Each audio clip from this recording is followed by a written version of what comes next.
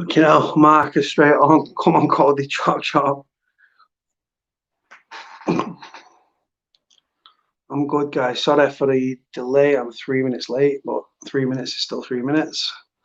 So let's do this. I've got to be careful because I feel like it's going to drop.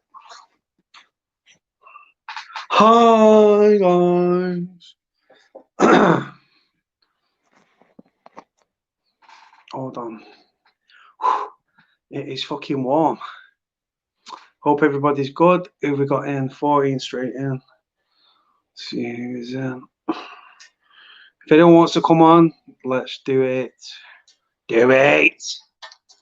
If anyone wants to dive on, let me know. My channel's just gone to the next level, man, with everything. Aren't I out yet? What are you talking about?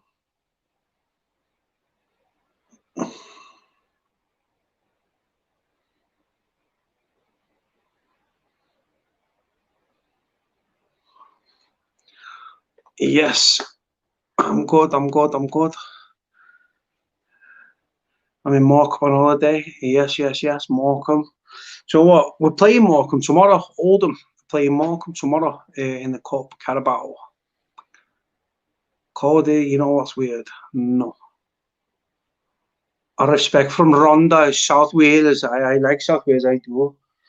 I think I've seen Randomness. I think he's got a couple of videos. I think he took some of the documentary and put it online. Robbie J, yes. Come on, Oldham. This is last season's, man. I'm just rocking last season's away shirt, but yeah. Akinwale Arabiki, the purple lucky, is in the house. He's in the house. If anyone wants to come on, guys, this channel is not about me anymore. Well, it's never been about me.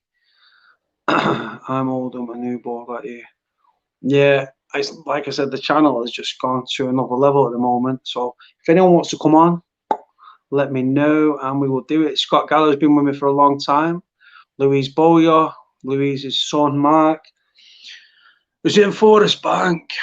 He's in Forest Bank. Lou, if you want to come on and talk about Mark and prison and being the mother of a prisoner and the difficulties and the cost and all that good stuff, feel free, Mum.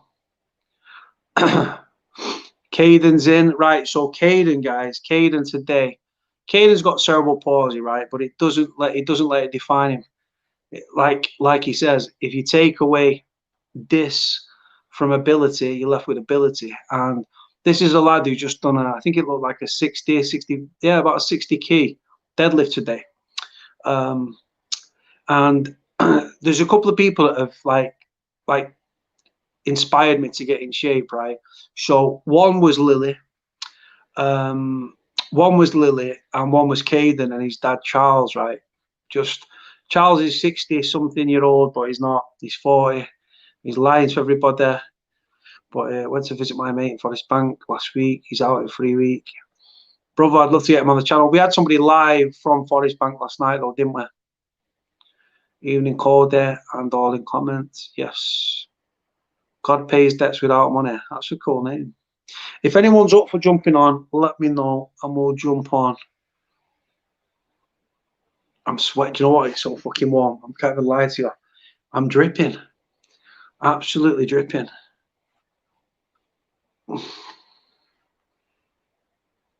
It's one of those days. It's supposed to be 25. Been 25 degrees here in Manny today. If anyone wants to jump on, just let me know. I don't even want to sit here and talk, to be honest with you. I just want someone to come on and just take over. So I've got a little latte thing. I told you, now I've not sold it, bro. I've not sold it, but they're just there in the drawers, aren't they? But yeah, there's a kid on last night live from Forest Bank, which just fucking tickled me. Get these freezer open to grab those ones. Oh, what, when he leaves? Yeah, man. Some people buy them. That's the crazy thing about it. Get these freezer open. So what? Honestly, it's so warm. I'm gonna have to whip this off. Right. If anyone, I don't even want to talk. I just want someone to come on. Lou, if you want to come on, you're more than welcome. There, Louise, just message me, WhatsApp me, and I'll send you a link. And then you press on the link, and ta-da! All I would advise you to do is make sure you've got battery on your phone, because if you don't, yeah, Louise. Never actually seen Louise like face to face, like whether it be a video call or in person. I've not met 99.9% of my subscribers. I just randomly bump into them at the supermarket. The beard, right? I'm already thinking about shaving the beard. It sort of looks just horrible, doesn't it? But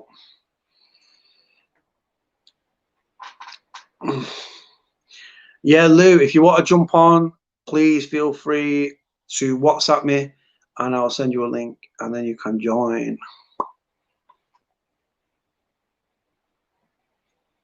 Really enjoyed yesterday's one with Andy and with Kieran. That was deep, man. Really powerful stuff. What's going on with Darren G? I'm not sure, brother. I'm not sure about what Darren's up to, but just know wherever he is in the world, that I support him, and his message is an important one. And L5 alive. It's as simple as that, man. Try just a mustache. Nah, bro. A mustache would look wrong, you know. It really would look wrong.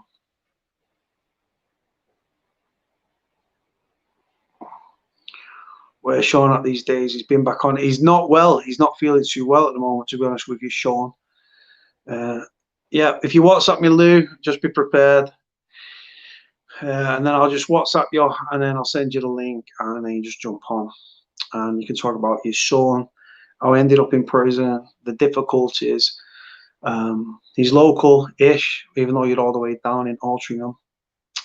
So yeah, the channel is just going to a new level at the moment, guys. I'm blessed, and it's all thank you to subscribe by the name of LK. LK, it's not Lorraine Kelly, or just look at my growler. No, it's not. But yeah, LK told me about StreamYard. I'm now on it.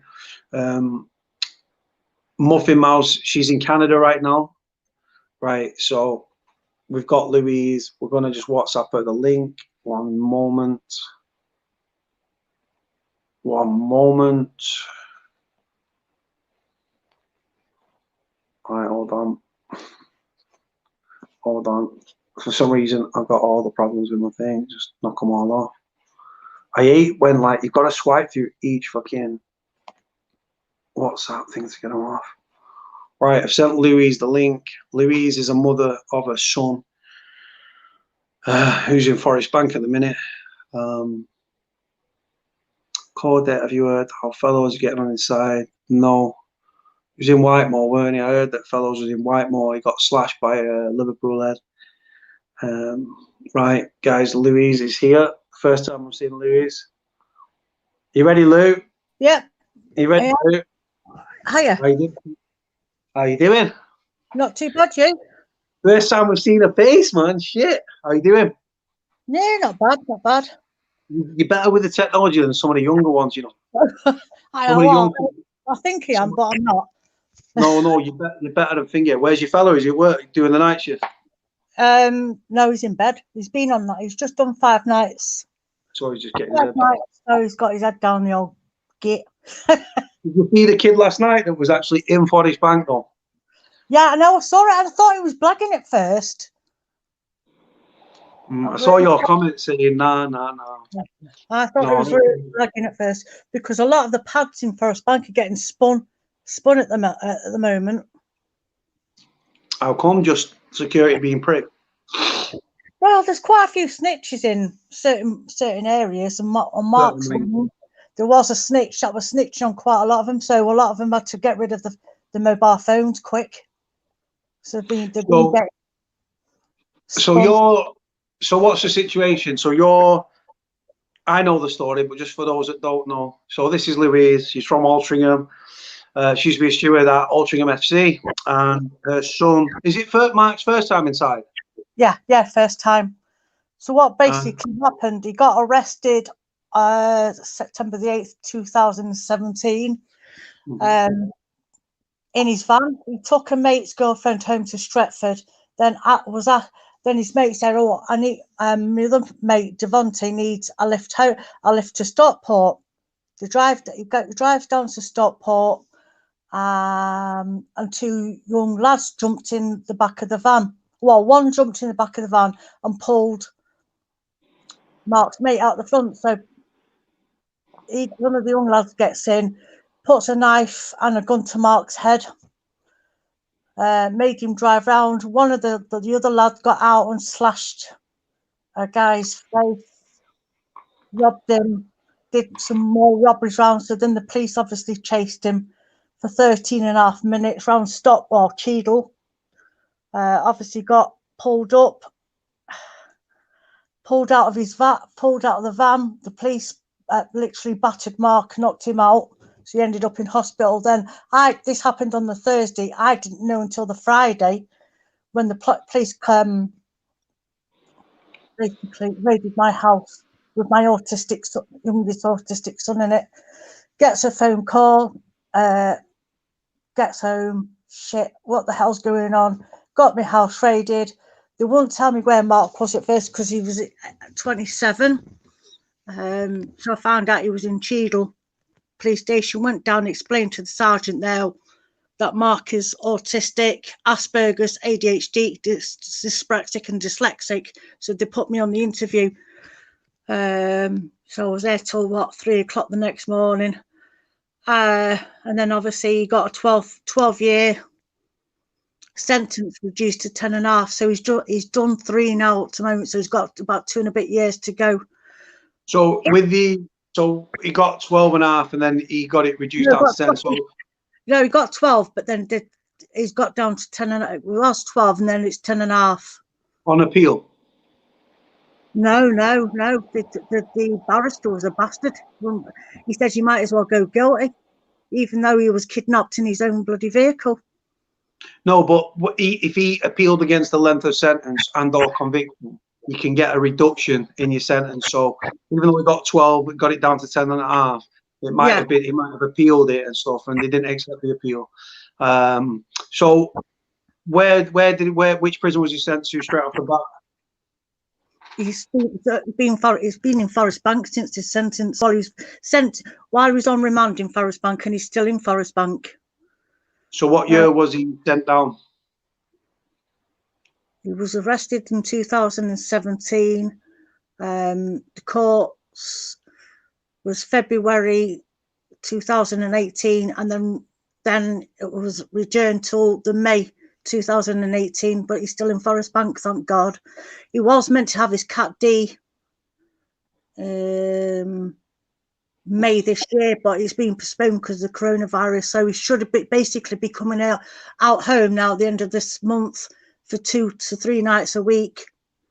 Normally, it's on hold. It's been hard. It's been hard because at the first 6 months of him being in prison, he was going to kill himself. Oh, I had a really rough ride with him, but he's a lot more settled. He's a head listener, head cleaner, done all the courses that he can do while he's in there. So just have to bloody wait and see now when he gets his Cat D. The same January now. I've been in touch with the probation officer. And he said he should have had it in May this year. He said they could have got the ball rolling, but the government arseholes, a lot of them. I found some of the older staff in there are absolutely brilliant. Absolutely, I can't knock the old staff, but it's some of the young ones are a bit as if they know it all. I just tell them to basically go and fuck themselves. So, what was Mark charged with? Do you remember what he was actually charged with, roughly? Well, at my house, he found a machete and a taser that was broken. That didn't work, so he was charged with those 2 things. He could have got a 5. He could have got a 5 for the taser. It's a Section 5 fine. Yeah, but I don't think they did him for it, did they? But what was referenced the police chase and all these incidents he got? What did he get done for? Do you remember? There's quite a lot of things, if you can remember rightly, but I haven't got all the paperwork on me at the moment. But I know he's got Section 18. So just to explain, Lou, so with the situation now at Forest Bank with visits, how is it working at the moment? Well, it's once a month at the moment. I last saw him in February. I saw him in the end of February. And then in March, I got the coronavirus, so I couldn't go and see him. But Jack did, my youngest son. Then it was on lockdown, so I didn't see him for 19 weeks. So I visited him after 19 weeks for what should have been a 45-minute visit, but it ended up being an hour visit.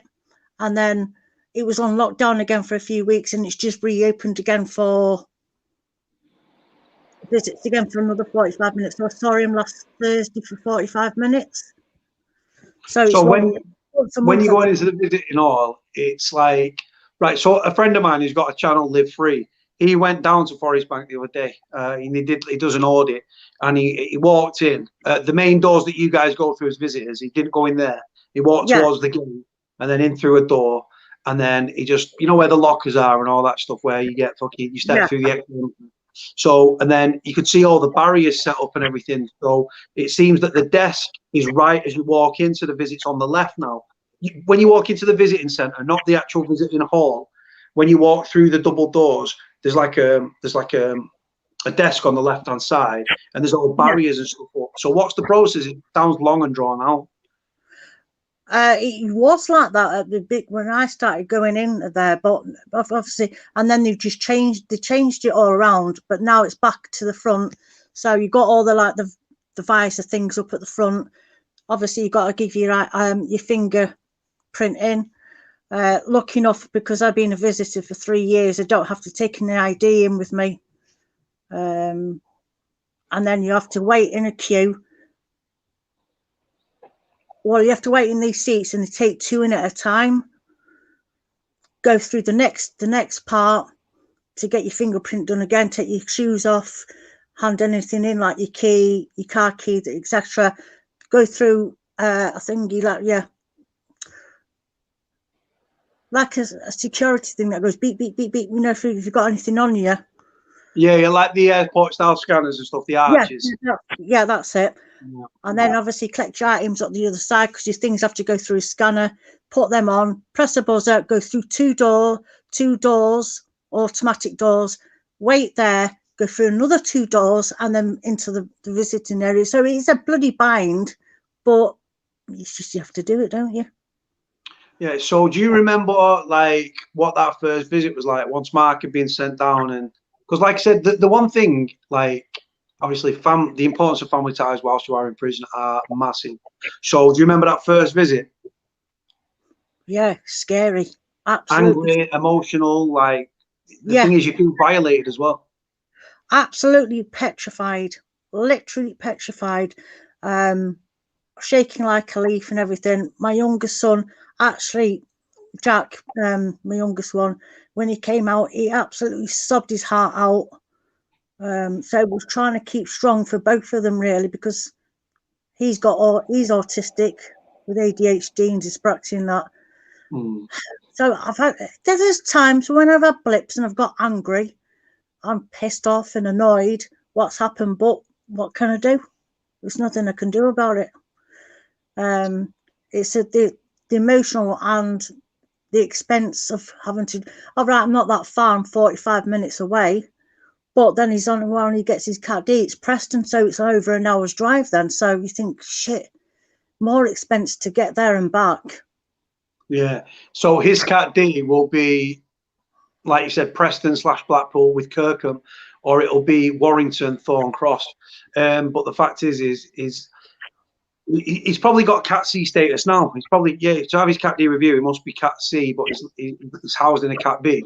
So like with you, I'd love to know, Lou, the breakdown of how much it costs per week. Well, obviously before coronavirus, because obviously corona's fucked everything up, and the prisons have got prisoners where they want them, locked up behind the door for long, sustained periods of time.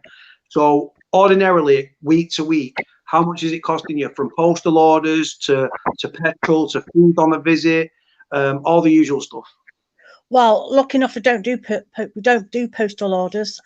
We do PTS payments. Yep. So we just put payment straight into like his account thing there, which works out cheaper for us, but you still have to pay. So if we put £50 in, it's costing us another £2.50 to put that £50 in. Petrol wise, because I drive, so it takes me like 45 minutes there, it's probably costing me about £12-14 petrol to get there and back. Then obviously the canteen, where you can go and buy sandwiches or pot noodles or chocolate, things like that. By the time you bought, like he likes his big baguette, so by the time I bought my baguette, 3 drinks, a couple of chocolate bars, £7 odd. So this is the thing, and then you've got, like you said, once you're convicted, one visit, like you get your visit a week. He's probably enhanced, so he gets that extra visit a month as well. The thing, like I don't think people take in consideration the effects. Number one, it has on family, then psychologically, emotionally, and the financial burden of having somebody in prison. There's no such thing as a money tree, and when you've got somebody in prison like your son, who's said, like you said, 10.5 years. It's a long, it's long and it's an expensive do. And the thing is though, prison's hard enough. So how hard was it on his, like you said, his ADHD and things like that? It must have affected him. Yeah, it did. It did actually affect him. He was ringing me up for the first, I'd say for the first 6-7 weeks. He was ringing me up every day, 3 and 4 times a day. I'm going to kill myself. I can't cope. He's 6'2" and about 17.5 stone, so he was quite a big lad. But within 4 weeks, he dropped 3.5 stone, just like that. Within 3.5, 4 weeks, he just looked ill. He looked yellow. He wouldn't go outside. Oh God, it was a nightmare. I want to kill myself. How am I going to cope? I'm going to write a will. I'm going to leave everything to Jack. It was things like that. So I just have to talk to him, and then obviously when I came off the phone, I would break down crying. Looking off, my partner Phil has been good, and he's been there to support me. And there's times when I've gone absolutely hate shit. I've just told him to fuck off. I've got in my car and just drove off, and I've drove to Wales and back just to calm myself down. So it was hard as a parent. And how's that affected you, sleeping wise, psychologically, emotionally, and things like that? It must have taken its toll on you as well. Well, I'm averaging about 4 hours of sleep a night. So the rest of the day I'm absolutely knackered. Plus, with me having health problems with fibromyalgia and rheumatoid arthritis, and my diabetes, it knocked it all out of pot. So I've had to go on more medication to try and keep it all calmed down. More medication for depression. I've had to up that again in the last few weeks. Yeah, but like Phil, like my partner says, I don't know how the hell you do cope with having 3 and 4 hours sleep a night and then just go and do what you need to go and do, like I go to work or things like that. He said, I don't know how the hell you do it, but I have to, don't I? I have to keep my head up. Yeah, but the thing is, a lot of when people talk about like prisoners and prison system, it's more often than not that they don't mention prisoners' families, prisoners' partners, prisoners' children. The domino effect of somebody's criminality is massive, where it impacts the family. Now, the family are not guilty of anything. They're just guilty. All they're guilty of is supporting and loving and supporting their loved one through a sentence. Like I said, Mark's local to you, but if he was shipped hundreds of miles from home, the financial cost goes up, and you might not be able to visit every week. It might be once a month, or once every 2 weeks, or once every 3 weeks. But the family suffer immeasurably, and people don't really talk about it, to be honest. There's not enough. I don't think there's enough help and advice out there for families who have like lost a loved one to prison, like their loved ones in prison. Yeah. It can be hard for people that have got. There's one lady that I know who's got a son that's in prison, and it's a good few hundred miles away, so she can only go once a month. I don't really want to name her on here because that's fine. She's got her own issues to deal with, sort of thing. So she can only go once a month to see her. so she has to stay overnight with her husband before the visit, sort of thing. So it's a lot of strain. It is a lot of strain on families. Like you said, I'm not too bad because I'm only like 45-minute drive. But if it was further, it would kill me. It would literally kill me to get there and back and things like that. That's what I mean. And like I said, money's tight for everybody. And like I said, especially now with this COVID stuff. I mean, Forest Bank is one of the prisons that's like I said, doing visits. There's a lot of prisons that are still not at that stage. Did you do the purple visit thing, or did you not? Did you not get into that, the purple visit, the video call thing like this? No, I didn't do that.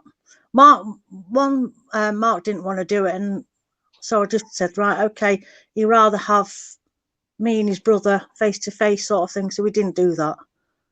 So you didn't bother with him? No, as long as he said, I'll ring you once a week, Mum, that was fine with me. So I don't mind. Some weeks he might ring me a couple of times a week, but most weeks it's just like once a week. And like I said, he's progressed though, even with the issues that he's got. I mean, prison's hard enough as it is without having like Mark's conditions, like you said, ADHD. What else did you say? He's got dyslexia, dyspraxic, autistic, and Asperger's. And like I said, a friend of mine I was in Forest Bank with a kid. He was a cleaner with me on the induction wing, Derek, and he had Asperger's. Now, prison is hard enough, but if you've got, I wouldn't like to see prison through the eyes of somebody with Asperger's or with any, doesn't matter where they are on the spectrum of autism. I would not like to see prison through the eyes of somebody with any form of autism, because it's hard enough being without these mental health conditions. But it must have been such a shock to his system and to yours. And like you said, in the first few weeks, you're talking about suicide. How did you cope with that? Because it'd be very easy for you to just you like you said, you've got depression and all these things. So how did his sentence initially affect your mental health, and still do? At first I was fine. The first few weeks I was quite angry the way he was treated by the police and that. So I actually got a police officer done that battered him, because the police officer was overheard saying, "Oh fucking hell, oh, we haven't fucking killed him," because they knocked him completely out. So that was hard work. So I got him suspended for 12 months. So I'd say the first month was hard, but it did get easier. Obviously I went to the courts. When he was in court, I flew through all the court things. My mum said, "I don't know how the hell you coping." I said, "Well, he's my lad at the end of the day. I'm there to support him."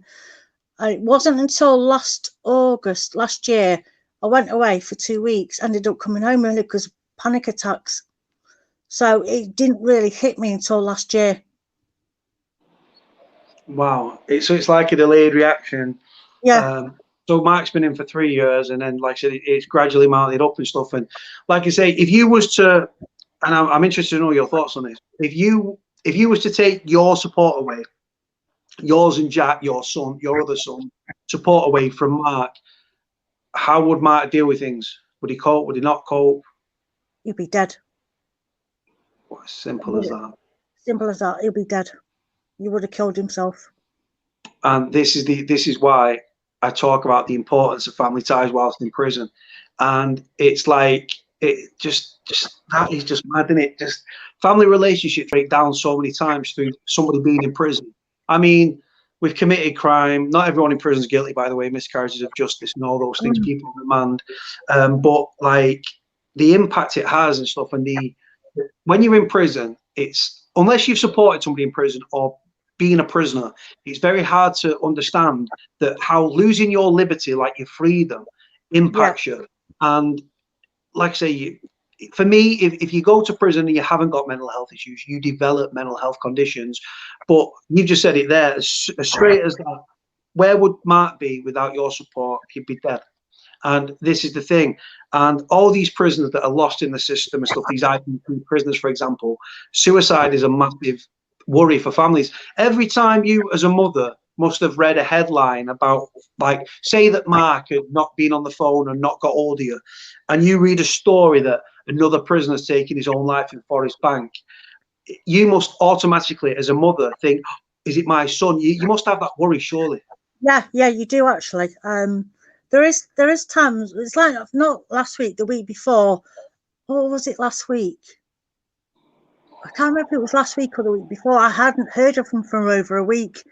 Well, I started worrying, so I rang Forest Bank up, got in touch with the chaplain. The chaplain's no Mark. Said, look, can you do me a favour and find out if Mark's all right, because I've not heard of him. Yeah, we'll ring you back. So actually they did do well, and they did come back to me and says, right, yeah, all the phones have gone down. He said when the phone's back up tomorrow, he'll give you a ring. Lucky enough he did. I said, what's going on with the phones? He said, well, they're saying that they're being bugged. So they cut all the phones off, so no one could get in touch with the families or anything. So that's bang out of order. Why has nobody put anything out on the website about the phones going down? Then it would have put parents, uncles, aunties, grandmas more at ease, rather than getting bombarded phone calls. And the thing is, the call, obviously the prison calls, the prison phones they're all recorded and everything, and they all go through the PIN system. But yeah, this is the thing, that lifeline. Say you was in your cell and you're suicidal, and in that moment you need to speak to your mum, the missus, whatever the case may be, and then phones are down. That could be the difference between life or death for some inmates. Yeah, basically. Yeah, as you know. Go on. As you know, this body's been coming out of Forest Bank for the last few years. There's just no support for them. It's scary, literally scary. The one thing, I'm going to be doing an interview tomorrow with a woman. It'll be very interesting for you to watch. I'm going to be talking to her tomorrow with touch base. This lady worked in HR at Forest Bank, and she had a file like this of corruption within the prison. She went to Matt Spencer, who, as you know, is the director or the governor of Forest Bank. He said that he would look into this. This was a few years ago. He said he would look into it, and because he doesn't want to lose his post, the paperwork vanished. It was gone. And this lady, I think she was harassed and hounded, and she ended up leaving her job. Her son was actually a prison officer at Forest Bank. He was on a night out in Bacup, up on the hills where he lived, and he was hit by a drunk driver, and he sadly and tragically passed away. Oh, Jesus. The reason that I know about this lady, Paula, is because Margaret McDonough, whose son Michael, God bless his soul, passed away on the 19th of February 2018 in Forest Bank. This lady, this Paula, this lady that worked at Forest Bank previously, had read about Michael McDonough's passing and reached out to his mum, and they came together, and she brought some flowers and all this sort of stuff to pay tribute to Michael. And that's where she explained that her son was an officer. He was hit by a drunk driver. She was trying to be a whistleblower within the prison. And a lady that I set the McDonough family up with, a journalist, Jess, this lady, because Forest Bank had ignored her complaint about the corruption, what she did, she actually took it to the journalist, and the journalist has actually got the evidence in her possession. I remember you talking about that lady. I remember having a conversation about this lady that worked in the bank, in prison, in that prison. Yeah, and so I'm going to be speaking to her tomorrow. I want to get her story. She's got so much to talk about. There was officer inmate relationships. There was officer to officer affairs where they was married. And she's going to tell me the story tomorrow. So I'm going to record that and I'm going to upload it. We're trying to fix a time for tomorrow at the moment. But the thing is, what's Mark told you about life within the prison from his experiences, the good, the bad, and the ugly? Oh, God. He hates being, well, on the wing he is, his wing's opposite the nonces. So he said at night time, and I've heard it at night time on his wing, I think it's quite funny. You can hear him banging on the doors. Yeah, fucking nonces and all that palaver. He has actually got a few mates that are in the same prison as him. They're on different wings. What wing's he on? if you don't want to say, you don't have to. It's all I'm saying is it's a sea wing. I don't know. I'm not saying if it's 1 or 2. Yeah. Because one of the landing, one of the ones or the 2, I can always get mixed up. I think I always get mixed up which one it is, but I know that one of them is the VP wing, full of the wrong uns, and the other VP wing is H2 up at the top part of the jail. Yeah, he's doing all right. He's keeping his head down, trying to keep his head down. So that I'm just letting the dog out. Oh, this. Hold on, you're frozen, Lou. You're frozen. You're frozen. Hold on. I don't know if we've lost Lou, guys. I don't know if we've lost Lou. I don't know if we've lost Lou at all. She's frozen, guys. Hold on. Oh, Lou, yeah. whatever you've just said in the last 30 seconds, we've completely missed. You was at the kitchen and it froze on your face. Oh, right. Yeah, sorry about that. I was letting the dog out. It's not your fault. It's not your fault. Yeah, so it's been quite stressful. There's times when I want to do a runner and not bother, but I have to. I have to make sure my lad's all right at the end of the day. Like your mum came to visit you when you were in there. It was hard on your mum, because you've told us the story about your mum. It's hard as a parent. It's like grieving for somebody that's not died. That's the only way I can explain it. A lot of people actually say that it's like you're grieving for somebody there, but they're still alive. I was talking. I don't know if you saw last night's one. We did a 6-hour something interview with Andy, who went through the care system, the young offenders, ended up in prison. He was IPP'd off. He got a second strike for a street robbery, and then left prison. He was homeless. Travelled down to London, and then he met a lady, like loved up, had a child, little daughter Casey, and then he ended up he's going through the family court. She's using the kid as a weapon, and he said that, and this other guy Kieran came on, and Kieran said the best way I can describe it is like you're mourning for somebody that is still alive, like you alluded to, but it's different circumstances, but the sentiment's very much the same. So what's Mark told you about the horror stories within the prison, the corruption, the good, the bad, and the ugly? What's over the years? Corruption, flaming heck. There's more corruption coming through those doors from screws than there is people going visitors. 1,000%. Phones getting snuck in, drugs getting snuck in. Drugs were coming while it was shut down. Drugs were coming in big time, absolutely big time, and mobile phones. While on the lockdown through the 10 kilos of drugs getting thrown over the fence or over the walls. Mobile phones getting thrown over the walls. Screws are turning a blind eye to it all. Not all the screws are bad there, but a lot of them are just. So a lot of them run high as a kite. He said, "Oh, lads that are taking spice. Oh," he said, it's just another world. There was a guy that died not long after that. Young Michael. Not long after, he was an older guy. He was sharing a pad with another elderly guy, and it hit him. So Mark, obviously, because of his head listener, had to counsel him for a good few weeks until he got over it, because he obviously found his cellmate dead. You're talking about the prisoner you're talking about. I can't think of his surname. No, I can't. He was called Raymond or Ray. And yeah, he had severe. I covered the story. I spoke to his family. He had COPD.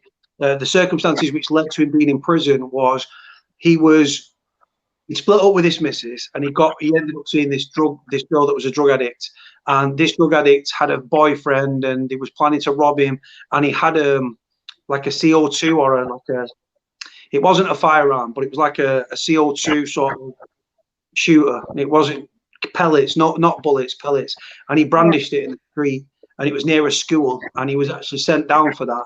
And when he was in prison, he had COPD, chronic obstructive pulmonary disease, and his oxygen thing was running low and everything, and he sadly and tragically passed away. And his pad mate that you're referring to, I was told by his former partner that you got a text message. Yeah. That when he got his former partner said that he had dementia. The person he was sharing the cell with had dementia. Right. Which why are you putting, unless that person's a nonce, why are they putting people with fucking dementia in prison where they don't know where they are from 1 minute to the next? It's disgusting. It's absolutely, yeah. Because Mark said he had dementia. Because my dad had dementia and died with it 8 years ago, he knew all about it. So he went in and he just talked, because he's dealt with granddad having dementia, so he knew what he was doing, sort of thing. Yeah. And he kept him going, sort of thing. But he said, he said he's been threatened, and also he was threatened by one of his Codys. Yeah. And he just stood there and just stared right through me. Say, "You're a pillock." There's a couple of the screws got hold of his Cody, dragged him to one side, said, "Look, you can't be threatening Booyah. You're on report." So that made it a little bit better for Mark, because this Cody ended up getting 16 years and's got to do the full 16 years. So it didn't work in his favour. This is the thing, and the one thing about Forest Bank fucking hate me, by the way, because I've done the job that I've done and I've exposed the prison. We've spoke a lot over the last couple of years, and you've helped me, and I've tried to, like I said, do my best and get the stories out there. But I've had prison officers, serving prison officers that I won't name, obviously, that have contacted me, that have fed me information about prison officer arrests, corruption within the prison. It's probably one of the most corrupt prisons I've covered, because there's corruption happening in every prison at some level. But Forest Bank, the corruption is absolutely phenomenal. It really is. And I have a very big problem, Lou, with the fact that the prison are getting fat and rich. This is a private prison. Sodexo houses about 1,600 prisoners, give or take. And it's a private prison in Pendlebury in Salford, just near Agecroft Cemetery, and it's run by Sodexo. And the first aim and the last aim of a private prison is financial. It's about profit margins, right? And they're getting fat and rich off your suffering, Mark's suffering, and prisoners suffering, and even prison officers as well. Because prison officers, I don't think prison officers are well treated there. But I'm not a screw boy. I'm for the prisoners. But there are a lot of good officers at Forest Bank. But corruption is absolutely, honestly, astronomical. Yeah, it is. But it's costing Mark. I said to Mark, "How much is it costing for them to keep you in here per year?" And he said 30,000 quid a year. Yeah, they say on average, the average it, they reckon about £40,000 per year, which is, it sounds like a lot. But if you look at Norway, for example, prison doesn't work, right? But Norway, their model when it comes to prison, the sole purpose of prisons in Norway is different to the UK, and it was solely based on rehabilitation. And where it costs 40 grand a year to house somebody in the UK, in Norway it goes up to 120 grand, which people might think 120 grand, but just cut it and save it and don't bother with them. It pays dividends when they've got the lowest reoffending rates anywhere in the world at 30%. But 40 grand, it sounds a lot. And the thing is, it doesn't work. Prison actually creates more problems. Now, when Mark doesn't sound like he was a criminal at all, like you said, he got caught up in something that was in the wrong place at the wrong time. Yeah. But you just have to deal with it, don't you? It's just, but the one really thing that gets on my nerves, when we go on visits, when it's on like normal visits are back on and up, there's nonsense sitting in the same room as families that have got little children in there. Don't think it should be like, shouldn't be done. I'm sorry, because obviously Mark will say nonce. And I'm saying, what? So I go up and complain. So why are these fucking nonsense in here when there's families in here with kids? Oh, exactly. But they've got to have visits like everybody else. No, can't they have them on a fucking Monday when everybody else isn't here? Shouldn't be allowed. I'm sorry, but you shouldn't be allowed. Yeah, you're 100% right. So when you go into the visiting hall at Forest Bank, when you walk in, obviously you go through, you do your fingerprint thing, and you enter into the big room and everything, and then ordinarily the nonces are the ones that are kept nearest to the main, the main desk, the main table, the main Scrooge big desk. The ones that are nearest to the desk are the wrong ones. Yeah. And the only reason they're not filled in is because you don't want to lose your visit. Because if you walk out and then just smash somebody as you walk past them, you're going to get ripped off your visit. Your visit's going to be closed. Going to get put on closed visits. You're going to get a nicking. But these paedophiles are in visiting rooms where children are running up and down, young children. Yeah, exactly. Little toddlers, like 2-year-olds, are up and down like they do, because kids are kids. They can't keep still. And that's the way they don't, that from a child's point of view, everybody's the same. They don't understand that there's horrible people around, do they? They just willy-nilly walk around like they do because they're innocent, and the nonsense shouldn't be really in there. And it's scary to think that when these sex offenders are in the visiting hall around people's children, the kids are running up and down, toddlers and stuff running away. It's quite possible that these sex offenders are looking at these children in a sexual way, and they could actually be getting aroused watching kids in nappies and playing and running around, which is disgusting. And like I said, they should be deprived to be in the safe for the safety of the children. They, like you said, on a Monday when there's no social visits and it's just legals, that's when they should be open to have their visits, all of them. It's just, oh, why don't they put them in oh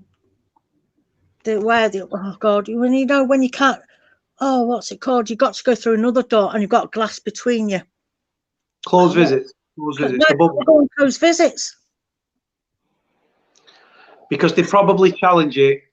They probably go to the European Court of Human Rights and probably cite that it's a breach of their human rights. They've not been caught bringing drugs in or parcels or whatever, or positive drug tested, so they probably argue. And the way that we live in this politically correct system, it'd probably be overturned anyway. But yeah, you're very, very real in what you said. At the back end, you've got a couple of rooms there that kids play in, and there's toys and stuff. But you have got sex offenders in the same room as prisoners' children, and it's fucking wrong. And it's happening in prisons up and down the country. Like I said, that these people are kept separate. They shouldn't be in the same visiting hall as us. And yeah, I'm interested to know your thoughts and feelings, Lou, on sex offenders. Can you rehabilitate a sex offender, in your opinion? No. And what should happen to sex offenders, in your opinion? Shot through the eyes. Basically, I knew. I don't know if you remember me sent you a link. There was a guy. Well, because I was a safety officer at Altrincham Football Club for quite a while. And obviously I gave it up a couple of years back because of my health and things like that. Now, there was a guy that used to work at the club. Nobody knew until 12 months, 18 months back, that he was doing indecent things to a baby, showing videos. Yeah, God knows how many photographs up on his computer, his mobile. He got 25 years for it. I'm sorry, but he must have been, like I said, to get 25 years. He must have been really fucking depraved. Yeah. And well, we're all depraved. I've got a really big problem with, like I said, with sex offenders in the system and everything. Like I put a radio program out a few weeks ago, probably 2-3 weeks ago, and it was File on 4, and it's the BBC. And what they did, they interviewed 2 sex offenders. They must have wrote to them or whatever. They got access to 2 wrong uns, and over the prison phone, they interviewed them. Now, they changed the voices, but these 2 sex offenders said that on these sex offender treatment programs, they said they'd be in a wing, in the nonce wing, and it's not just, doesn't just house nonces. Like I said, we've gone over that in the past, vulnerable prisoners, and they put them, all these wrong uns, in a room, and they ask them questions. Prisoners are asking a sex offender about why he did it, what he did, how it made him feel, going into detail, and it was actually arousing and turning these nonces on. No, sorry. No, that's what I mean. And like I said, so how was, because you've experienced this now and you're still going through it now. How do you cope with it? Because like I said, every time you see a negative headline, every time you see violence, every time you see, do you remember recently there was a story, well, it was a while back now, about the helicopter that landed at Forest Bank. Yeah. An air ambulance. Yeah, I got that story out, but the prisoner said that it was taken by the air ambulance. They flew in, they landed, and he was taken to the hospital on road rather than by the air ambulance, but the air ambulance was there. Every time you see these, like, if you can't speak to Mark and then you see a negative headline, because you can't ring Mark, you've got to wait for him to ring you. So when you're seeing negative headlines, suicide, this, suicide, there must be a thing in your head thinking, okay, now it could be my son next, it could be my son now. Yeah, it does go through your head. And then I'm very anxious. So the first thing I do is get straight onto the phone, say, right, can you put me through to the chaplain? Speak to the chaplain. No, your Mark's fine, this fine, that. So really, I've got quite a good relationship with the chaplains in there. And they'll say, no, your Mark's fine, because they all know him. Yeah, he's fine. But like you say, you're thinking, oh shit. It's like that, the staff car that got burnt. Obviously, I told you straight away, what the hell's going on here? Another one's been done in the last week or so anyway, so something's going on here. And you know what the weird thing was with that incident was, somebody tipped me off, and then I contacted the Manchester Evening News. You know that I've got good links with the paper with journalists that are just exceptional, good journalists. And he rang me up. He said, "Hey, Cody, go on." He said, "Not only did this Scrooge car get burnt out, he was driving without a license, with no insurance." And I just laughed down the phone. And he said, the story's going to be going up in about an hour or two. So he let me know that this Scrooge car wasn't even, it wasn't insured, and he was driving with a provisional license. So he actually got sacked because of it. Yeah, that's right. Yeah, because Mark told me that the same story. It's just, you're thinking, way. But another one was, I think another one was targeted. It was like either last week or the week before, from what Mark was saying. Obviously, he doesn't tell me over the phone because he'd rather say it face to face sort of thing. But he said, "Mum, it's fucking rife in here with the drugs. It's fucking rife." So I'm glad in one way that he's not into that kind of thing anyway. So he's not stupid enough to take spice or whatever. But it's stressful as a parent. And my mum's been once to see him, and she's in her 70s, bless her, and she won't go. It literally frightens her to death. She's not used to this kind of thing. Whereas I'm used to it because Mark's dad was always in and out of prison anyway, so it didn't bother. It does bother me, but then it doesn't, because I was so used to Mark's dad being in and out of prison. So, and then when Mark was like 18 months old, I just thought, can't be doing with this anymore, and just walked out on him. And I remember seeing the mugshot of Mark, heavy set lad, big lad. I think he got a beard, or he had a goatee or a beard. Yeah, big beard. Yeah. I think you said that the copper fucking smashed him with his baton, and his fucking head was out here, weren't it? Or his eye? No, he had a black eye on the mugshot. Yeah, his eye looked like he was. I thought he was going to go bloody blind. He has to wear glasses because he's blind as about without glasses. So I had to get his spare glasses from home and take them in. Oh, it might take 2 weeks for him to have his glasses. I said, fuck off, he's blind as a bleeding bat. Give it him. It's stupid. The one thing is with that jail, like I said, Mark's in a comfortable position because he within the prison, within the job and everything, he's like the head listener within the prison. He'll get on with the screws. He'll have a working relationship with the officers. He'll know who the dickhead officers are. He's in a very comfortable position. When he gets his Cat D, he's going to have to start all over again. That's the sad thing. But at least he'll be in open conditions then, at least. Well, he said about the Preston. Is it Kirkham? Kirkham, yeah. Yeah, Kirkham. So go to Thorn Cross. It's only about 20 minutes from where I live, but he said it's only a small prison, so I don't know if I can get in there. But the thing is, he's trying to wait to get his Cat D. You said, I think you said January now because of the coronavirus. Yeah. My opinion on the coronavirus within prisons is that life, even though I think we're possibly heading back towards a second lockdown, it appears that people can go to the pub, people can go to restaurants. The weird thing is, you can't go to your mum's for a brew, but you can walk into a pub full of strangers, go to another pub full of strangers, right? And then that's fine, but you're not allowed to your Mars. It's fucking stupid. But they've got prisoners where they want them now. They've got them. What's Mark's regime at the minute? How long's he out? Well, he's going to be. It's different for Mark. He's the head listener, and he works within the prison. But what are the other lads doing? He can't do it. He can only do it on certain wings. He used to have the freedom of the whole prison, basically. Apart from the only one he wouldn't go on with, where the nonces are. But he used to do the whole prison, and he can't now at the moment. He's still got a bit more freedom than the rest of them. Because he also goes down to the wherever when the new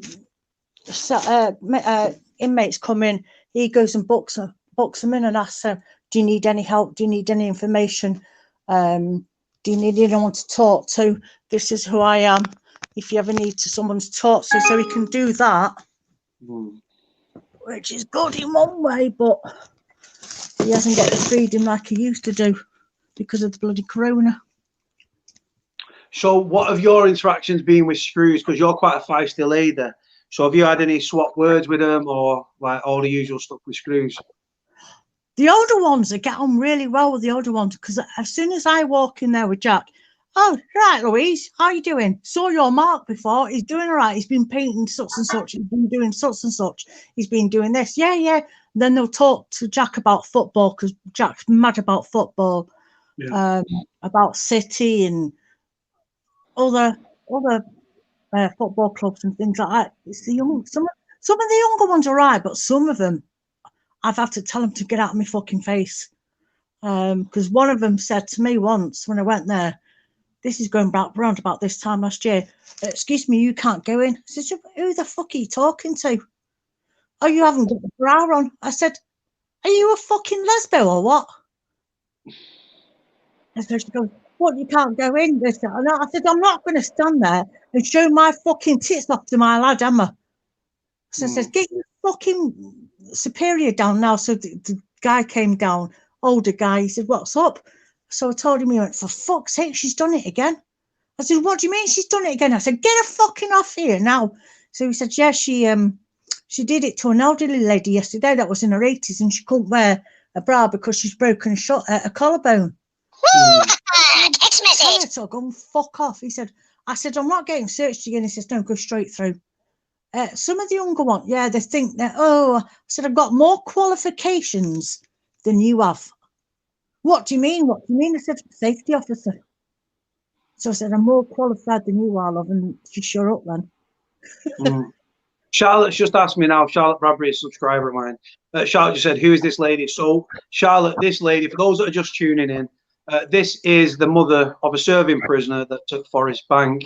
We're just talking about the difficulties supporting somebody whilst in prison, the emotional effects, the psychological effects, the financial effects. And we're talking about Forest Bank, which is my former prison. It's where Louise's son is still locked up. We've got just over 2 years, Lou? Yeah, just over 2 years left. He's already been given his Cat D review. But because of coronavirus, they're pushing it back till January, which is, like I said, I've got my own opinions on that. I think it's bollocks. But yeah, so Louise, I've known Louise for a few years now. And it came about through YouTube and everything. Obviously, having been in Forest Bank, covering Forest Bank. If you search anything on Forest Bank, my fucking channel comes up. I know that Screws watch my channel from Forest Bank. I know that senior management, and I've exposed this prison. I've been given help from certain people to expose these prisons. I had a serving prison officer who used to feed me information about the prison, and it's one of the most corrupt prisons in the UK. I genuinely believe it is. And how the governor, or director, which is what private prisons called Governor. Matt Spencer, how he's still in post is beyond me, because the guy is corrupt. Apparently, according to this lady that I'm going to be speaking to tomorrow, Matt Spencer, the director of Forest Bank, he wants to move to like Lake Tahoe in fucking Italy or whatever it's called, and wants a nice little like Riviera sort of life, and he wants to retire and move to Italy with his missus and his kids.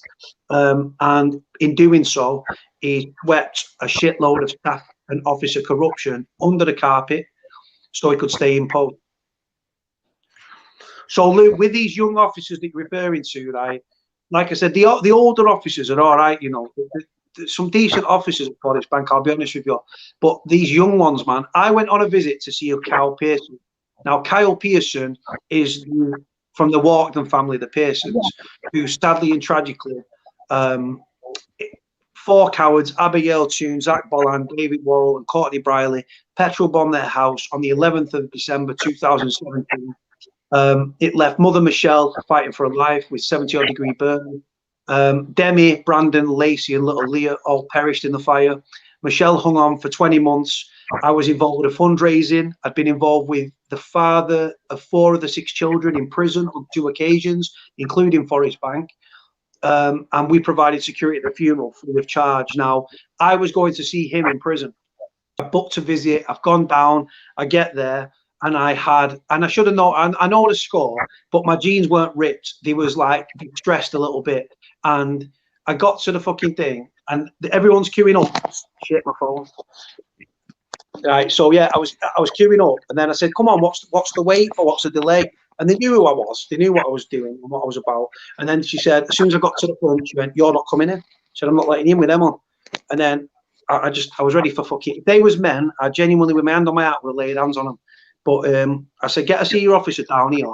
They said, "Move." I said, "Nah." And then I said to the fact there was a guy behind me, and he was dead polite. He said, "We're trying to get." I said, "Mate, I'll step to the side. You don't lose your visit. You guys get through." I said, "But this is fucking bullshit." And even the senior officer that came down said, "Yeah, I can't see a problem, but because of your attitude, they're not going to let you in." And they said, "The next step's the police." I said, "Well, fucking ring them then." I came away. Go on. Yeah, but what makes me laugh is you've gone in there with jeans, all right. They looked ripped, but they weren't ripped. There was guys gone in there with bloody shorts on. There's women that gone in there with short skirts on. You can see the bloody fucking flower pot and everything. You're like, whoa, you're letting them in. What the hell? This is the thing, and the fact is, they knew, because I've exposed the prison, and they know that I've got the channel. When I was in prison and I left jail, one of the boys got hold of me on a mobile phone. He said, "Bro, they think you was filming videos whilst you was in prison, bro, because I used to film in a corner of the room and it looks like a cell."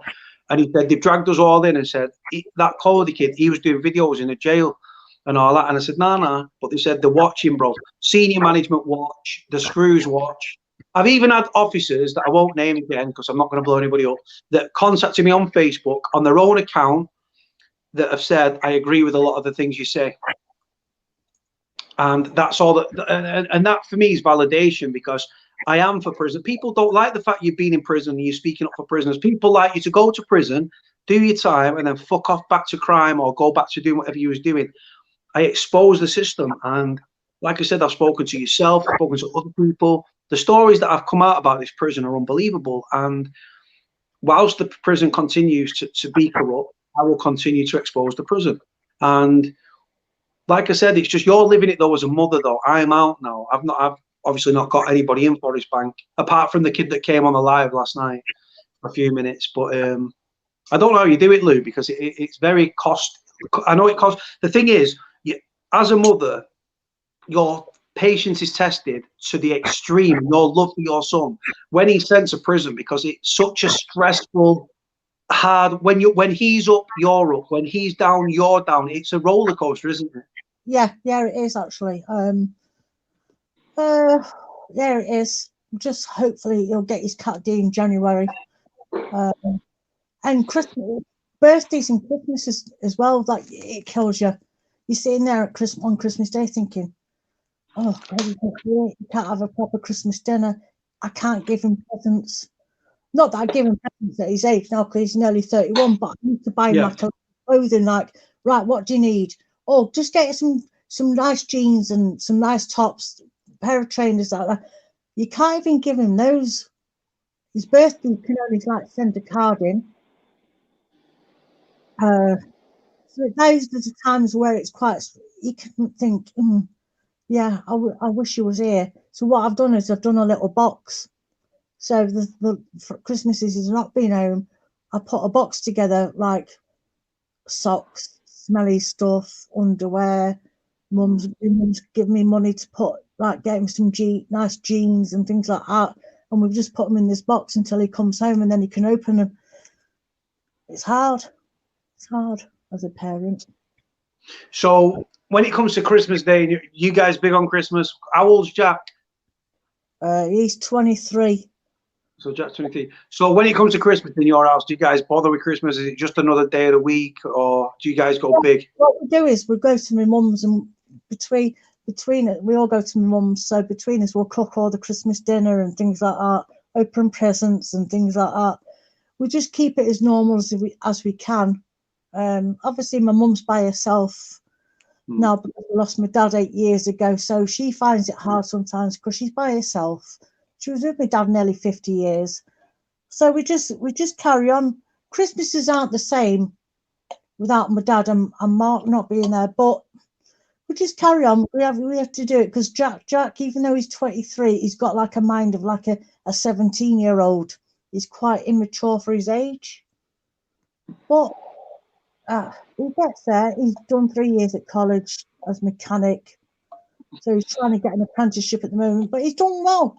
He's done well at college. He got his level 3 last year, which is equivalent to a university degree. Yeah. But he has got a mind of a 17-year-old, bless him. So when you're at your mum's and everything, you guys all set the table. Like you said, sadly and tragically, your dad's passed away due to dementia. God bless him, may rest in peace. So it's like there's two. You probably don't. Some people, I know mothers that set places at the table for their son, for their partners, whatever. They literally, even though they're not in the room, they set a space for them on the table. Some families do it, some families don't. And even when you're all sat round and you're pulling crackers and you're having a drink and you're having a laugh, your thoughts are not very far away from your son Mark in Flourish Bank.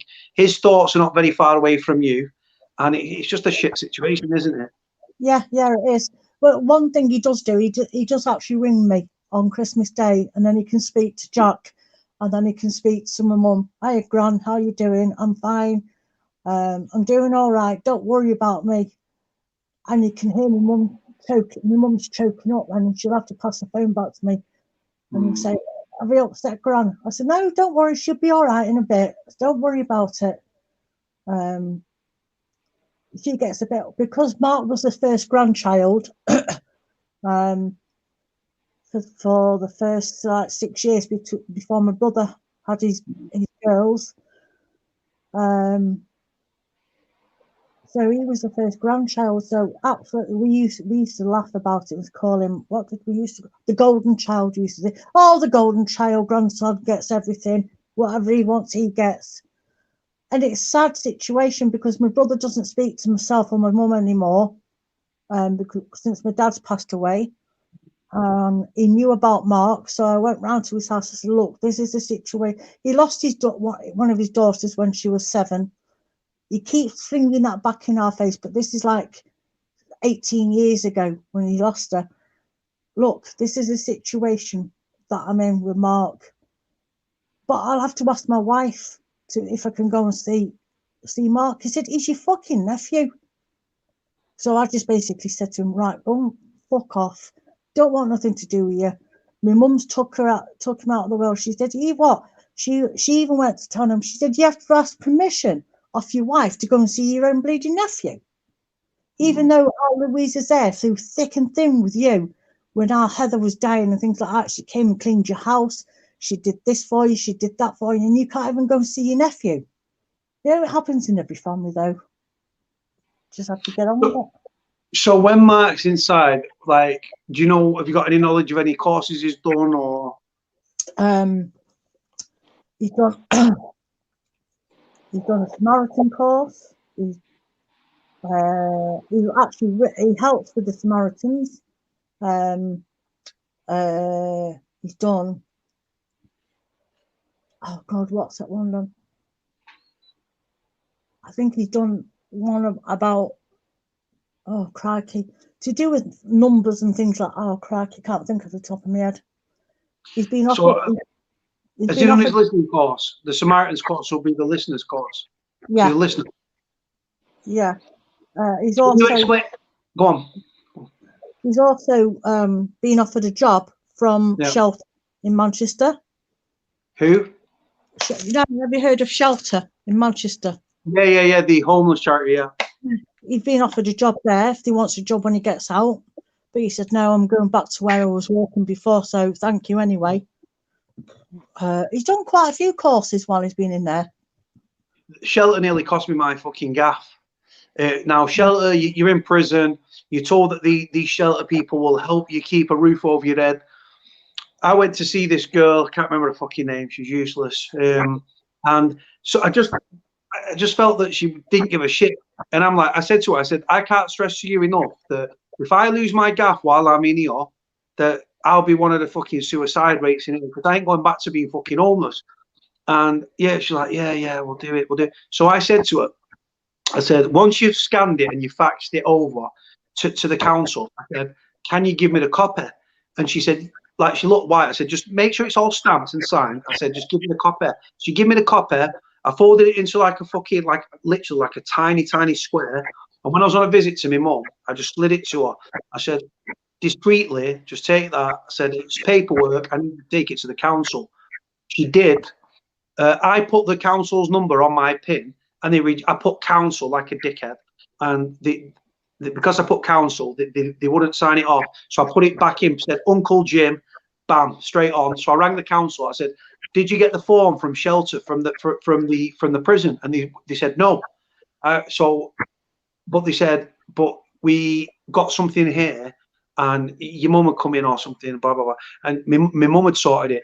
So if I didn't give it to my mum, chances are I possibly could have lost my flat that I had at the time. I've since moved, but so this is the thing. So I was bouncing over the Shelter. I said, you lot are fucking shit. I said, you know what? I said, you guys are here. You're getting fucking paid. I said, you've got prisoners' lives in your hands. I said, I'll tell you straight, if I lost my gaff, I would go back to, I would take my own life. I'm not going back to being homeless. And they didn't give a fuck. And I just thought, you know what? Thank God I had the initiative to not fully put all my eggs in one basket with Shelter. And I did it myself. I got it stamped by Shelter, got it filled in, but I handed it to my mum. My mum went to the council, and I fought tooth and nail, and I managed to keep my gaff. But things could have been very fucking different, you know. Yeah. Louise, I just want to make reference to this here. Someone just put Wolfie. Hi, Cody. Been watching a while now. Just got to give you a follow. This woman is amazing. You should be proud of yourself. I was in Forest Bank back in 2015. So he's saying you should be proud of yourself. You're a great mother. And he's been in Forest Bank himself. Thanks for that remark. Yeah, it's nice to get a bit of support as well of people. Obviously, I'm on a couple of groups, like support groups, for husbands, wives, parents, girlfriends. I'm on and I've met a couple of nice people that have got family members in Forest Bank, and we chat we'll message each other every week. How are you doing? Have you been on your visit? And that keeps your spirits up as well. So what are the sort of people you've met when you've been in the visiting hall, when you've been sat waiting to go in? What sort of people have you met from what backgrounds, from what areas? All kinds of backgrounds. Solicit quite a few. I've met some right ruffians, but I've also met some really nice ones as well. Now there's one lady that I used to talk to before we went in on our visit. A lovely lady, like in her early 60s. Lovely lady, well dressed. She used to come with her eldest daughter. Got talking to her, and I said, if you don't mind, why is your husband in here? No, he was like in his 60s as well. She said, well, he did something stupid by carrying drugs for somebody and got caught for it. I said, oh, well. And I've not seen her since because obviously I think he might have moved. But yeah, you meet some nice people in there and you meet some right dead legs and you're like, oh, what the fuck? How many, like with these people though, like you said, different walks of life and things like that. Like I remember when I used to go and visit Dominic in Strangeways, and we used to get the mad mix of people. Some people were from working class backgrounds. Some people had never had anything in their life. Some people were middle class. But like I said, when it comes to prison doesn't discriminate whether what your sexual orientation is, what the color of your skin is, what your religious beliefs are. It fucks everybody, and it doesn't just fuck the prisoner. I used to, when I was in Strangeways on remand in 2013, 14, I was like, I said, my mum was talking to me, and I was like, you don't know what I'm going through in here. I was a dickhead, right? And I wasn't thinking. And I was like, you don't know what I'm going through in here, blah, blah, blah. And then my mum, and then the fact is, the longer I was in, the more I realized that your family, your mother, your partner, your sister, your brother, whoever's supporting you is strapped in on the fucking worst roller coaster ride you're ever going to go on in your life. And because, like I said, I saw it, and then I saw my mum going through it. I thought, fucking hell, this is affecting her. I'm sat in jail. She's running around for me. I'm sat in fucking jail. She's the one that's running around and sending me fucking 50 quid a week here and 50 quid. She was working, Lou, minimum wage, right? 60 odd hour week, right? She was living the other end of Southport, right? And she used to travel 2.5 hours to come on a visit because she doesn't do motorways, an hour on the visit. Then she'd go to the gaff, to me gaff, right? Then she'd travel 2.5, 3 hours back because she doesn't do motorways. She goes down East Lancs, right? And I'm sat there like twiddling my thumbs and stuff, playing fucking computer inside. And I'm thinking, wow. And that's when I started to develop a conscience and see and think, you know, if it wasn't for my mum and that support network, my time in prison, I would, well, number one, I would have lost my gaff. If I lost my gaff, I would have lost my life because, and it sounds dramatic, but I genuinely, with my hand on my heart, I would have taken my own life if I would have lost my gaff, right? So if it wasn't for my mum, say my mum turned around, Lou, and just went, nah, fuck you, you're on your own, I would have been fucked. I'll be honest with you, I would have been fucked. So I owe a lot to my mum. So when I was in Forest Bank on the third and final stretch, I was a cleaner on the induction wing, working long hours, 7 days a week for fucking peanuts, £10.25 a week. And I went on a visit. I rang the guy that she was with at the time, and he said, oh, has your mum told you about a heart? I said, no. He said, well, she's having heart palpitations and tight chest. And then she's not sleeping, and then she's not eating, and she's traveling 2.5 hours on a visit and an hour on the visit and 2.5, 3 hours on the way back. And for some reason, this guy's words turned the light bulb on. When I had the visit and I'm sat with my mum and I'm looking at her bags under her eyes. She's working 60 odd hour weeks, right? She's not getting any younger. She's working minimum wage. She's sending me 50 quid a week in, right? And she's tired and she's like this breathing. Because she smokes, she's like this. Because she's got that sort of, she's going to develop COPD, right? Yeah. And I'll tell you honestly, with my hand on my heart, that I was on this visit and I was looking at my mum, and finally the fucking light came on. And I'm sat there looking at her and I thought, she's talking to me, and all I'm thinking is, what a selfish prick I've been, right? And we stood up, and we don't hug, we're not huggy people. And I give her the biggest bear hug ever. And I had tears in my eyes. I thought, the male macho bullshit. I'm not going to cry in the visiting room in front of the boys. And normally I just walk, I get my ID card, I go straight back through the door. I actually watch my mum walk, do a little fingerprint thing, leave. And then I went through, and fucking hell, my headache was, I had an headache because I was trying to hold tears in. And I've gone back to the pad, and everyone else was locked up. And I just went to sleep, and I cried my fucking eyes out, you know. And I thought, you know what? I ain't doing this no more, you know. And you know what, Lou? I left prison 3 years, about 8 months ago, right? On the 10th of September. No, it's past. I've been out 3 years and 10 months. And you know what, Lou? I've not committed a criminal offence. I've not been arrested. I've been spoken to by the police on 2 occasions. One was the counter-terrorism police, which was to do with a letter that I sent to somebody. I wasn't at fault or anything like that. They just wanted to speak to me.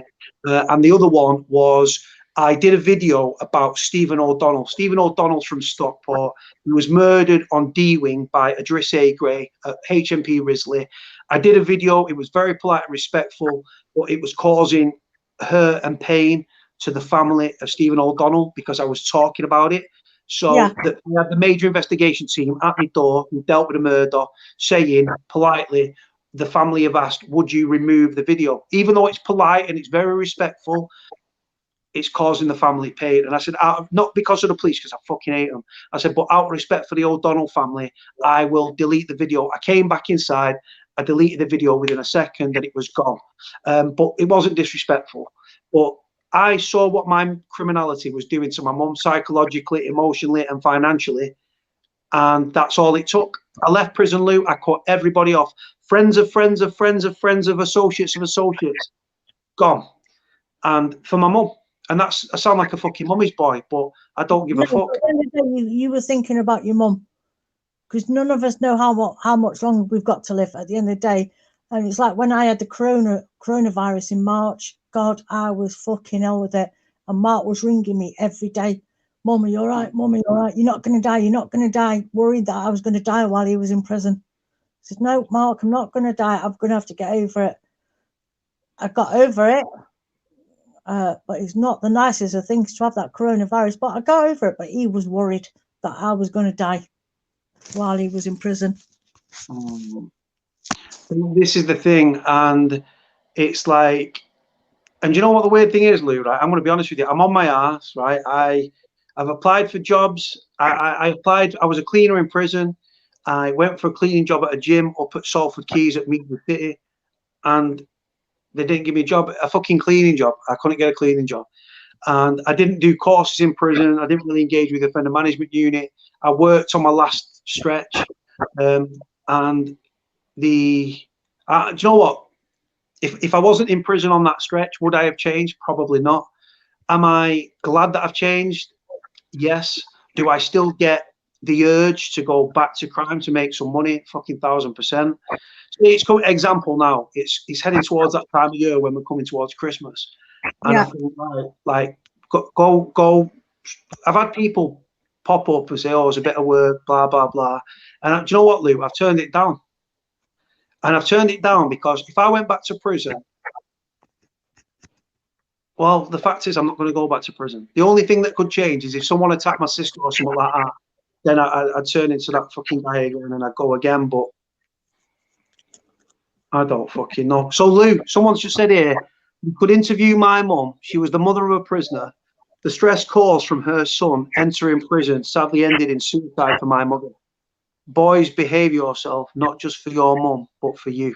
And that's from Dwayne Pike. That is powerful. So it sounds like the stress of this lady's son going to prison, or this guy's brother, that the mother, the stress that was caused on the family, from what Dwayne's saying, God bless her if she did. Sounds like his mother actually sought suicide, which is just fucking so sad. That is sad, that.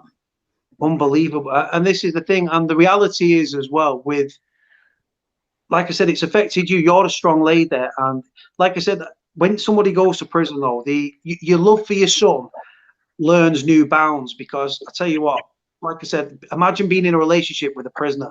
It's so hard. We're hard work when we're free. When you go to prison, we're even 10 times more fucking hard work. And you know what the weird thing is? Not for a lot of people, but there are a lot of prisoners in the system that if they didn't have their mum there, they would be fucked. Some people, it's their relationship. Some people, it's the mother. Some people, I know so many hard bastards, and they idolise the nana. Yeah. Yeah, what annoyed me more than anything, because I live in a small village, and it's some of the neighbours' snide remarks. But you live in a posh area of Altrincham, don't? Well, Altringham's a posh area as a whole. I live in a council house, but in a posh area.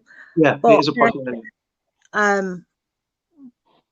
So a couple of neighbours' snide remarks on Facebook, things like that. Snide remarks on the Manchester News when it was in. So I just went banging on the fucking doors. You got a fucking problem? Come and face me. Don't go sneaking behind my back. I give them what bloody for. They were, some of them one particular lady, she was gobbing it off about Mark and things like that. I said, you don't know nothing about my son and you've got no room to talk. People in glass houses should not throw stones.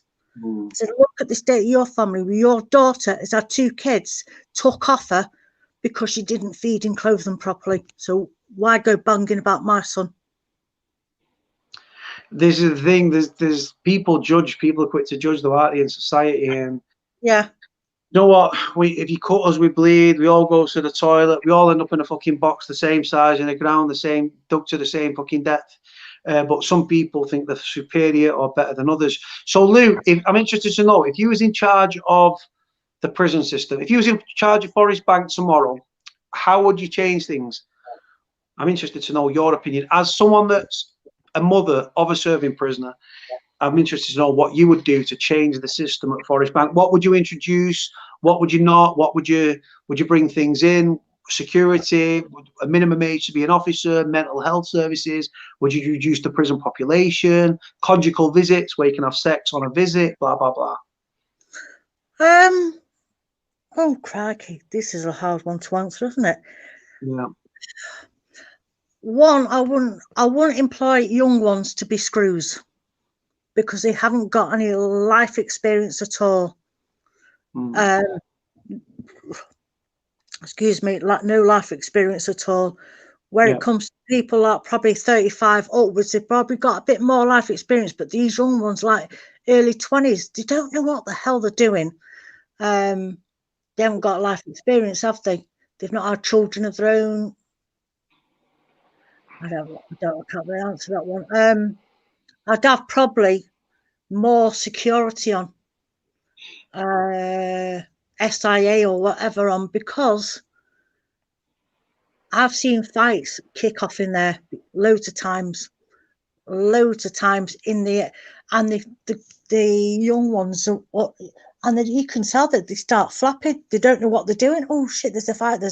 Like, whoa, come on, get in there and get stuck in, love. Don't worry about it.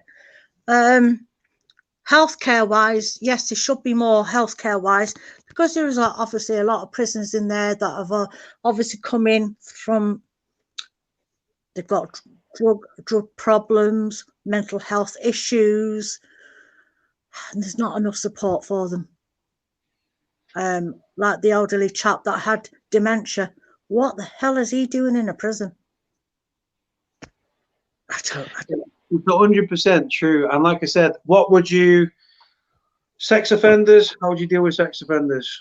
Fucking hell, I wouldn't have them in the, they should really, I'm not being funny, but they should make a couple of prisons within certain areas that only house nonces. I'm just trying to find the name of the prisoner from Forest Bank. I know he was called Raymond. I can't think of his fucking surname. It's really irritating me. God bless Raymond, by the way. He was called Raymond Lucy. That's it. Raymond Lucy. That was the one. Yeah. Sorry, yeah. So Mark got on with him well, really well. Yeah, and with the sex offenders, it's you can't rehabilitate it. For me, if I was in charge of the court system and sentencing, for me, like I said, I would bring back capital punishment for these people, because if you can't rehabilitate them, they're always going to be a danger. And somebody said to me the other day, there's a prison officer that I interviewed on the channel the other day, and he said, Cody, he said, I love me women. He said, but if you said to me tomorrow, like obviously we're talking about paedophiles, he said, if you said tomorrow that it's illegal to be with a woman, I would get caught, I would end up in prison. He said, but even though I was in prison being punished because being involved with women is illegal in this like crazy world that we're talking about, he was obviously referencing paedophiles, knowing that it's wrong. He said, even though I know it will be wrong and I'm in prison and it's illegal, I would still be attracted to women, just like these paedophiles are still attracted to children.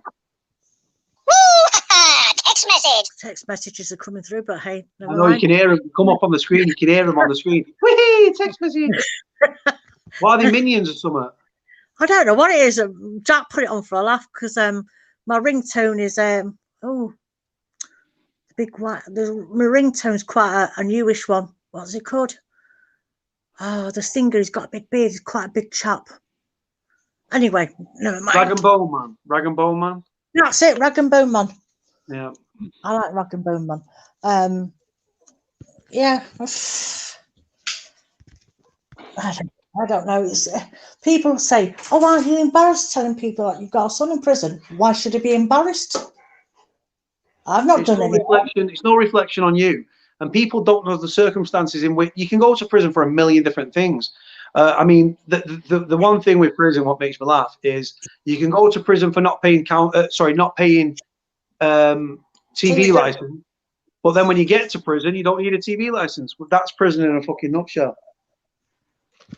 It's stupid, literally stupid. Mm. So, who else have you got to talk to? Are you going to get off, Lou? You're lucky to get off. No. I'm quite happy sitting here. But is there anybody else that you need to talk to while you're on here, or? I don't know. You know what, Lou? The one thing I've learned is, Lou, I'm interested. You've been a subscriber for a few years now. What do you make of this new format with the dual screen, and I can have up to 10 people on these fucking things? I think it's brilliant. It's great. It is a good start. It is. You've done well with it, Cody, to tell you the truth. I'm trying to change it up. Actually, you've done really well. And I've been watching the videos that you're doing, or the lives that you've been doing, and you've had really interesting people on it. Really interesting, real characters and that on it. Have you seen the guy Sean from Pontefract, the machete guy? Who's he? There's a guy, right, who came on the channel, didn't know him at all. I just said, who wants to come on? He sent me a text, I sent him a link. Come on. He'd been in prison, and he was addicted. Well, he still is addicted to Class A's. Look, someone just put on the screen, Sean's a legend. So what he did was he was addicted to Class A's, and this fucking bully. Right, and what he's done, he's gone through the back door of this house and he's got in. Oh yeah, what's that? Was he sat on the person's bed? Yeah, that's him. Yeah, Crazy Sean. Yeah. Crazy Sean. So he literally got into the house. He's got a machete, and he actually sat at the end of the bed thinking, "Do I go through with this?" And he thought, "Fuck it, yeah." And he just started fucking attacking the window. I thought it was funny. Yeah, look at this. So Holly Doll here. I don't know who Holly is, but she's new. She put Cody, big respect to this woman, standing by her lad and doing what needs to be, like doing what he needs. Thanks for that, Holly. Yeah, I've seen Holly put a few things on in the last few days. Yeah, thanks for that, Holly. There should be a thing on your screen that says chat, and if you press chat, you'll see all the comments. I don't know if it's on your phone. It should say chat or comments or chat. Whatever. Has Laura not been on tonight? Laura's been on. Yeah, Laura's on the call. If Laura wants to jump on with you, you can talk to Laura. Laura, do you know the backstory with Laura's story that she might be going to prison? Yeah, I've been watching her, and I can see she's quite stressed out about it. I don't know the full story, but right. Well, I'll tell you what I'll do. Stay on the line, and I'll drop her a message. I'll see if she's about. 1 second. Hold on 1 second. Let me try and find her. Laura, is Laura still in here? She's gone for a bath. Right, 1 second. She'll be watching. Stay there, Lou. I'm going to go sideways for a second. Okay. Stay there. Oh, for fuck's sake. While you're doing that, I'm doing it to the toilet. Stay there, Lou. Hold on. Right, so where is... For fuck's sake. I'm having a nightmare here. 1 sec.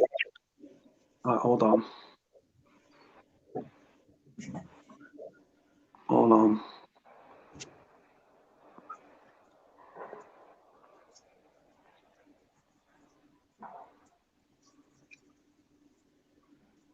Right, stay there. I don't know where the fuck I've gone. Right, we're there. We're the right way up. Right, Lou's gone for a toilet. I've just been trying to send Laura a fucking link. Clint is there. Siobhan looks probably gone for a bath. I've sent Laura a thing, yeah. So Laura's gone for a bath. Right, hold on. I'm going to try and get her on. Stay there. She'll fucking come on. Hold on. 1 sec. Let me just message you.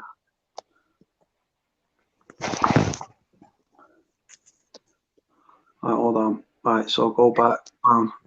Right, we're there. Wee. So yeah, Lou. So yeah. Yeah. Is she having a poo? Is she having a poo? Akinwale wants to know if he was on having a number 2. No, we don't call it. We don't call it pizza. We call them cackers. Crackers. Caca. But yeah, so like I said, so with the thing, right, Lou, I did an interview a while back, right, and I was talking about, oh shit, I'm fucking sick of this. Right, stay there, I'm having a fucking mare. Right, hold on. Laura just said, give me 10 minutes, I'm in the bath. Hold on. And we've actually had a boob end up falling out last time when she was on the bed. It happens, Lou. So yeah, so I'll explain about Laura's situation. So Laura suffers with mental health issues. She's bipolar. I hope she won't mind me speaking like this. She's probably watching anyway. So Laura has no confidence, like I do, like a lot of people do. They have no confidence. She talks to a few kids that are in the system. She likes the black guys, and this guy was like on her, like flirting with her and all this stuff, made her feel good about herself. She liked him. He was working. He was conditioning her, knowing that she's vulnerable, knowing that she's naive and that she's gullible. And then he knew where she lived, and he started to put pressure on. She was texting him, "I don't want to do it. I don't want to bring drugs in. I don't want to bring drugs in." But this guy knows where she lives. She's a mother of 4 kids. He was worried. A car picked her up, took her to the prison. She was passed 2 parcels with an ounce of cannabis in each one. He was caught taking the drug into the prison because of intelligence, and she's now facing a prison sentence, and she gets sentenced on the 25th. I think she'll get away with it. Tell you the truth. Yeah, she's pled guilty, but I'm hoping that she doesn't go to prison, because prison will be. You've got to look at the situation. Kids could end up in care. She could lose a house. It's that sort of situation. I think she may get away with it, because once she's got children, yeah, 2, it'll cost the government money to put her children in care, and 3, she's got issues with the health and things like that. Mental health. Yeah. Nobody's perfect. We all do stupid things. No, she shouldn't have done it, but we all do stupid things at the end of the day. Do you know what, Lou? The thing is, she did it under duress. She's a single mom, 4 kids. Money is extremely tight. She did it for the Laura money, but she when she wanted to back out, they was on her case, and she was made to feel that she couldn't back out because she was worried for the safety of her and the children. She did it. She didn't give any names or anything like that. She's not a grass, but it could take her to prison, and it could have knock-on effects for the children and things like that. Holly's saying that she thinks she'll get a suspended sentence. It's Laura's first offence as well. That's another good point as well. It's a first offence. She's a mother of 4 kids. She's the sole carer to her kids. She's got mental health. She's bipolar. Yeah, there's a lot of things in her favour. If I had the money, I'd go down and support her. But what I did, Luke, have you seen Lily on the channel? Don't recall. Right, so Lily she's a mixed race girl, and she was sentenced to 8 years in prison, 6 years, 7 months, and then 15 months from a Proceeds of Crime Act order. And she came on the channel. Well, I put her in contact with Laura, and she's giving like advice about going to female prison, possibly for Laura. Right. Okay. Yeah, but then it's a knock-on effect, because at the end of the day, who's going to look after those four kids? Because it's not cheap to put them in foster care. It's at least £450 per child. That's what I mean. And this is the thing. They're going to be taken away from the mother, who's obviously there for them 24/7. Mm-hmm. They're going to pine for the mum. They're going to be wondering where mum is. She's worried, are they getting to school? Are they being looked after properly and things like that? So, do you know what? She said to me, Lou, she said, if I lose my kids and I go to prison, she said, it'll probably do me in. And that's the sad thing. And this is the thing. And do you know what the weird thing is? Do you know what the scary thing is prison drug dealers, Lou, sometimes what they do, they'll tip off a screw that a parcel is going to come in, with a certain visitor, right? So you've got a small amount of cannabis, 2 ounces of cannabis, but then they might tell a screw, oh, I've overheard there's a prison visitor called Bam Bam Bam. They're going to be bringing in a parcel on this day at this time. And then the prison staff are in a heightened state thinking, right, all they've got eyes on is this person. So the drug dealers actually grassed up the person that's going to be bringing the drugs in. They arrest that person, they detain them, and then a much bigger parcel actually gets through. It's known. It's happened. Well, it happens in every prison, though, doesn't it? She won't be the first one to do it, and she won't be the last one to do it. There's women being caught and taking it in Forest Bank. I don't know what happened to them, to tell her the truth. I know there was one woman that was on a thingy on the wall saying about this lady who took 2 lots of drugs in. Yep. The Forest Bank, and I'm sure she got away with it. Yeah, she did. Yeah. But the thing is though, Lou, Laura, do you know what? It's strange you mentioned that story. When Laura was looking about people that smuggled drugs in, what they've been sentenced to, she sent me the story that you're referring to, the woman that was caught twice. But the thing is, if Laura walks in thinking, well, she's done it and I've done it, so I'll get what she's got, the sentencing can vary from judge to judge. The home situation, example, that woman might have had really worse mental health conditions. She might have had cancer. There's loads of things that could have been that the judge give her suspended on 2 occasions, right? But the fact is, when you get caught once and you do it again, right, she should have probably gone to prison the second time. Yeah, should have done, but obviously she must have had like issues. But Laura complained that she'd be worried about her children and things like that. She's just got to play on about her children and their own health. Well, I stressed to Laura, I said, you need to get to a doctor. Go on, Lou. She probably, as well as how frightened she was that she was going to get attacked if she didn't do it and things like that. She had threats towards herself and her children that they were going to get killed. And I don't know if that's true. I don't know if that's happened, but if it did happen, surely they've got to protect her and her children. This is what I mean. This is the thing with so she's got a pre-sentence report on the 16th and she's up for sentence on the 25th. Like I said, if I had the money, I'd travel down there to support her. Lily's going to be there. Lily's a subscriber that did videos for the channel. She's got a friend going with her, a male lad, a straight member, like never been in trouble. But Lily lives down there now, and she's going to go and support her, which is brilliant.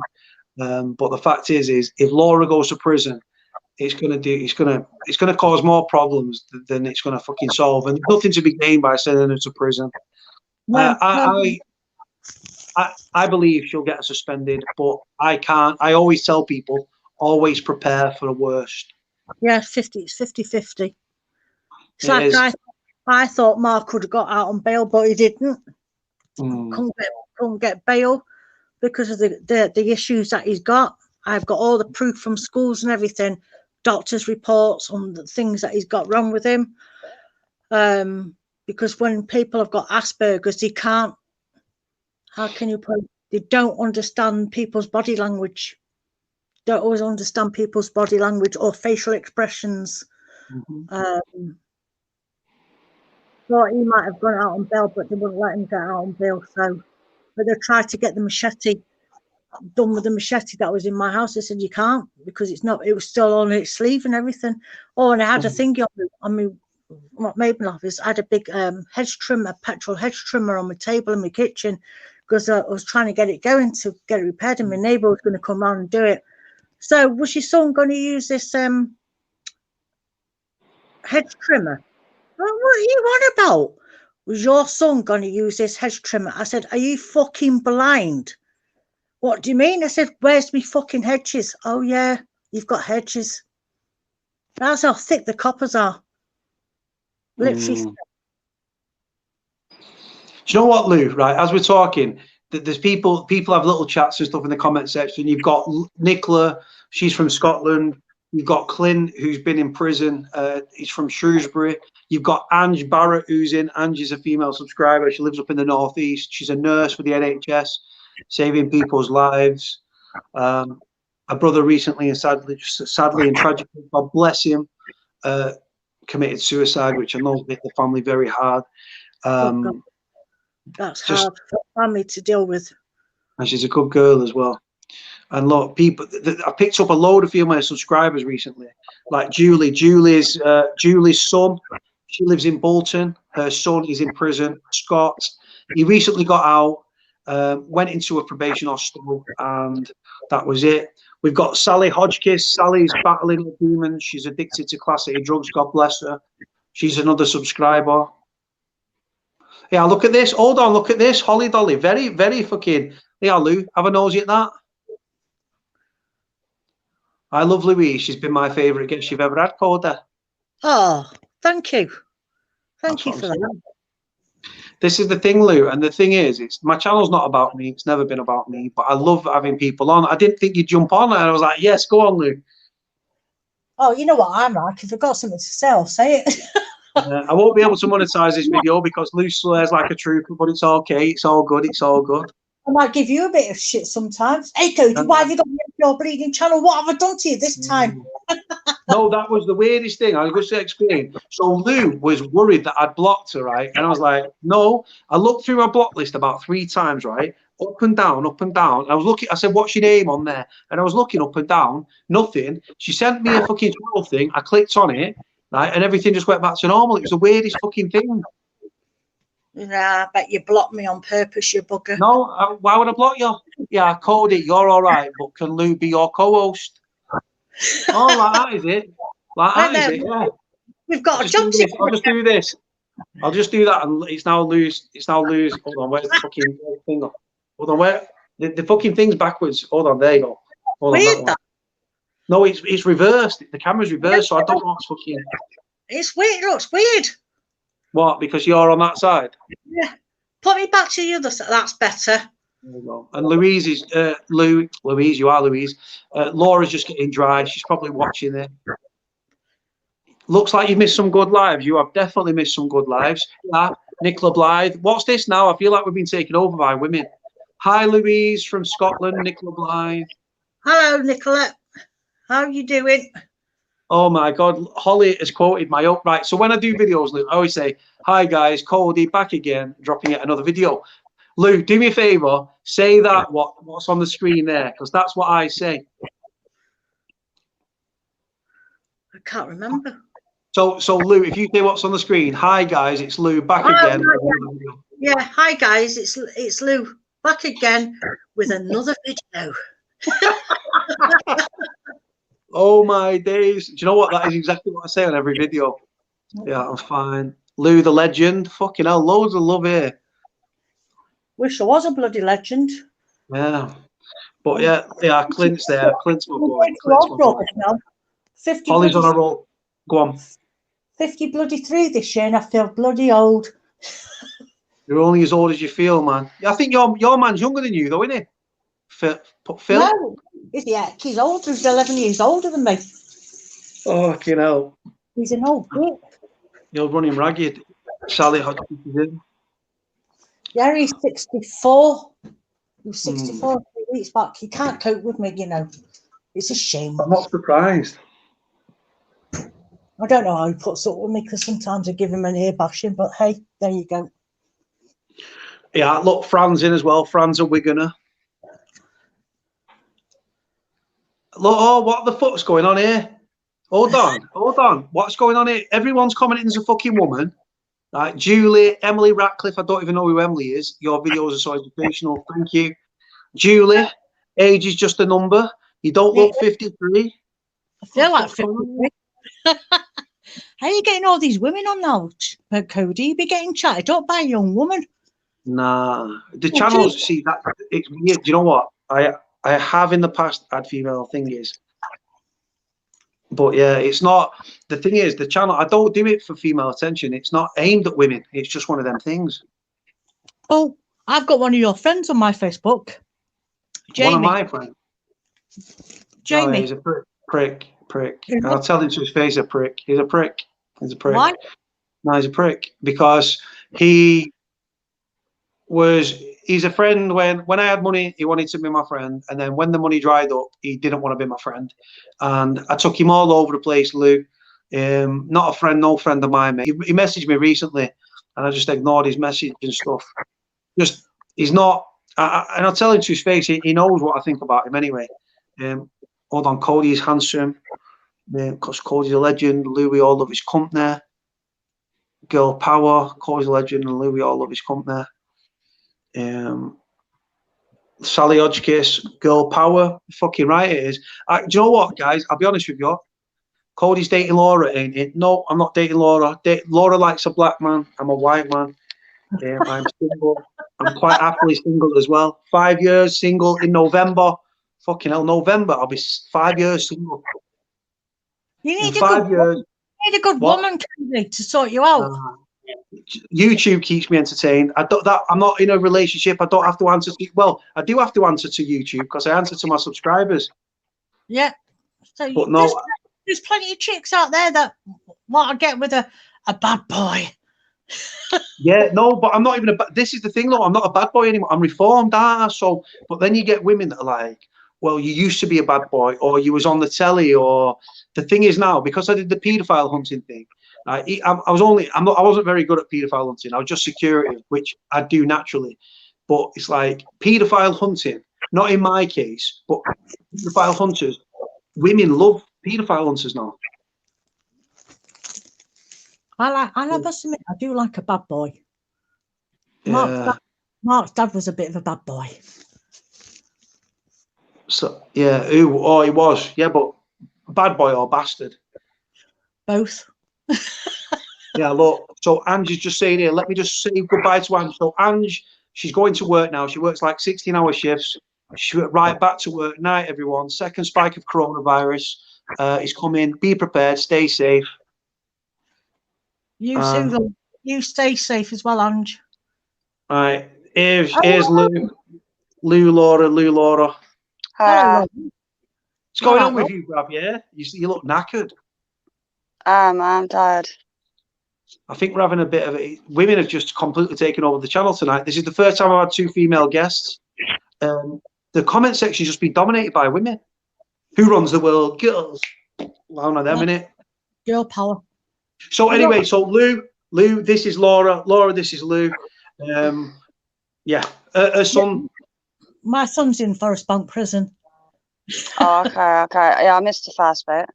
Yeah, he's been in there 3 years now. I've got another two and a bit years to go. But hey, you have to get through it. So how are you doing anyway? I'm okay. You look dead awkward, Laura, when she does these lives. She looks like she's like rolling her eyes and all that. Like, I hope my titty doesn't pop out on the screen again, bruv. Yeah. No, I'll put a top on. Yeah. I hope Declan. I don't know. No one's heard from Declan. I don't know if his missus beat him up and left him in a fucking heap in the floor or what. Yeah, he hasn't got me on Insta either. Do you know what? I'm having a Lou and Laura sandwich. Fuck it. Get me in the middle. You'd love that, wouldn't you, Cody? Oh, no, we won't go there. We won't go there. Keep yourself to yourself. I'm an happy man. I'm a happy man. I'm in a Lou Laura sandwich here. That's the first time for you, is it, Cody? We'll destroy you, Cody. No, do you know what? Honest to God, I'm just like, my whole comment section. Right, Holly here, who's commented, she said that she used to do parcels or whatever back. I don't know what she was referring to, possibly, right. But I don't know what she was referring to, but I don't know if it's the same sort of thing. Clint, I'll pop up on the next live. So, Laura, what's happening with you, bro? Nothing. Who rang you the other night at that time in the morning when I was on the phone to you? I've got to go, yeah? My fucking phone's ringing, bruv, yeah? In a bit, bruv, yeah? Nah. Yeah, just someone. We won't talk about that on the live. So, Lou's son got 10.5, he got 12 years, then he got reduced down to 10.5, probably on appeal, and he's in my local prison where I used to be, Forest Bank. I won't say too much, but people that have got people in Forest Bank and serving prisoners feed me information that I then get to the media and expose the prison. And Lou's son is in Forest Bank at the moment. Okay. What? Fucking speak then, bruv, yeah? What's he in there for? Like attempted or something? Lou. Basically, what happened? He got kidnapped in his own van. It's a long story. Took his mate's girlfriend home, got kidnapped in a van, his own van. 2 guys jumped into his van that they didn't know. One's jumped in the front, one's jumped in the back. Mark had a knife and a gun to his neck and head. He was told to drive round, so he was driving round. One of the guys jumped out, slashed a lad's face with a machete, got a police chase for about 13 and a half minutes. This happened on the Thursday, and I didn't know anything until the Friday. So obviously he got 12 years because he said it was not IPP. What's the other one? Joint enterprise. Got done on joint enterprise.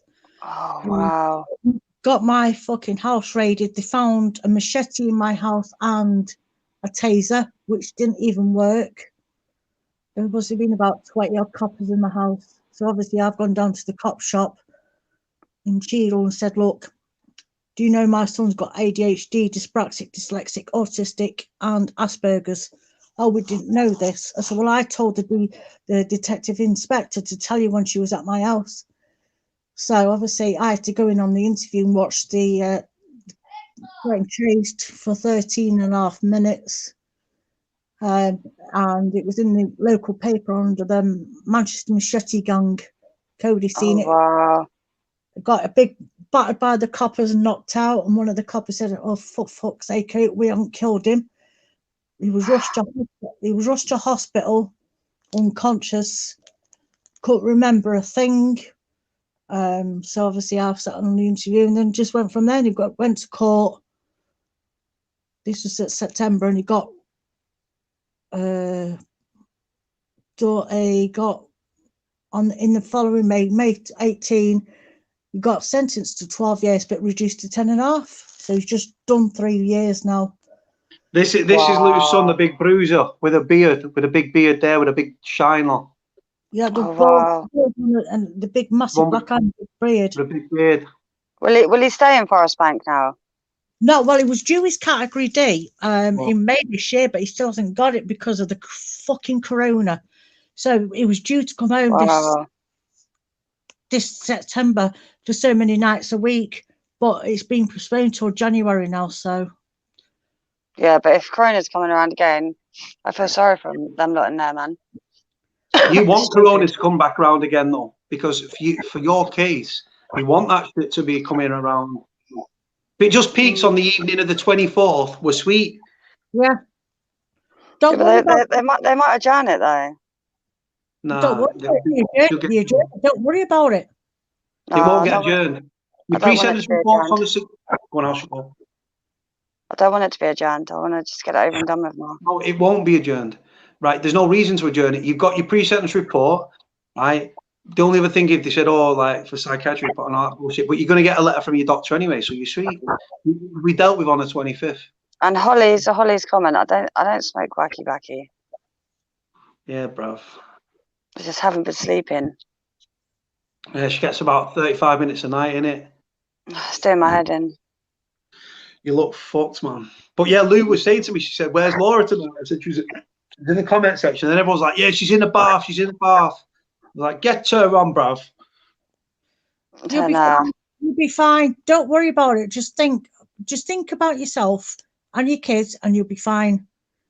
Just play with them. Look, be honest with them. Yes, I admit that I did it, but I was frightened because I was getting threatened for my own life and my children's lives.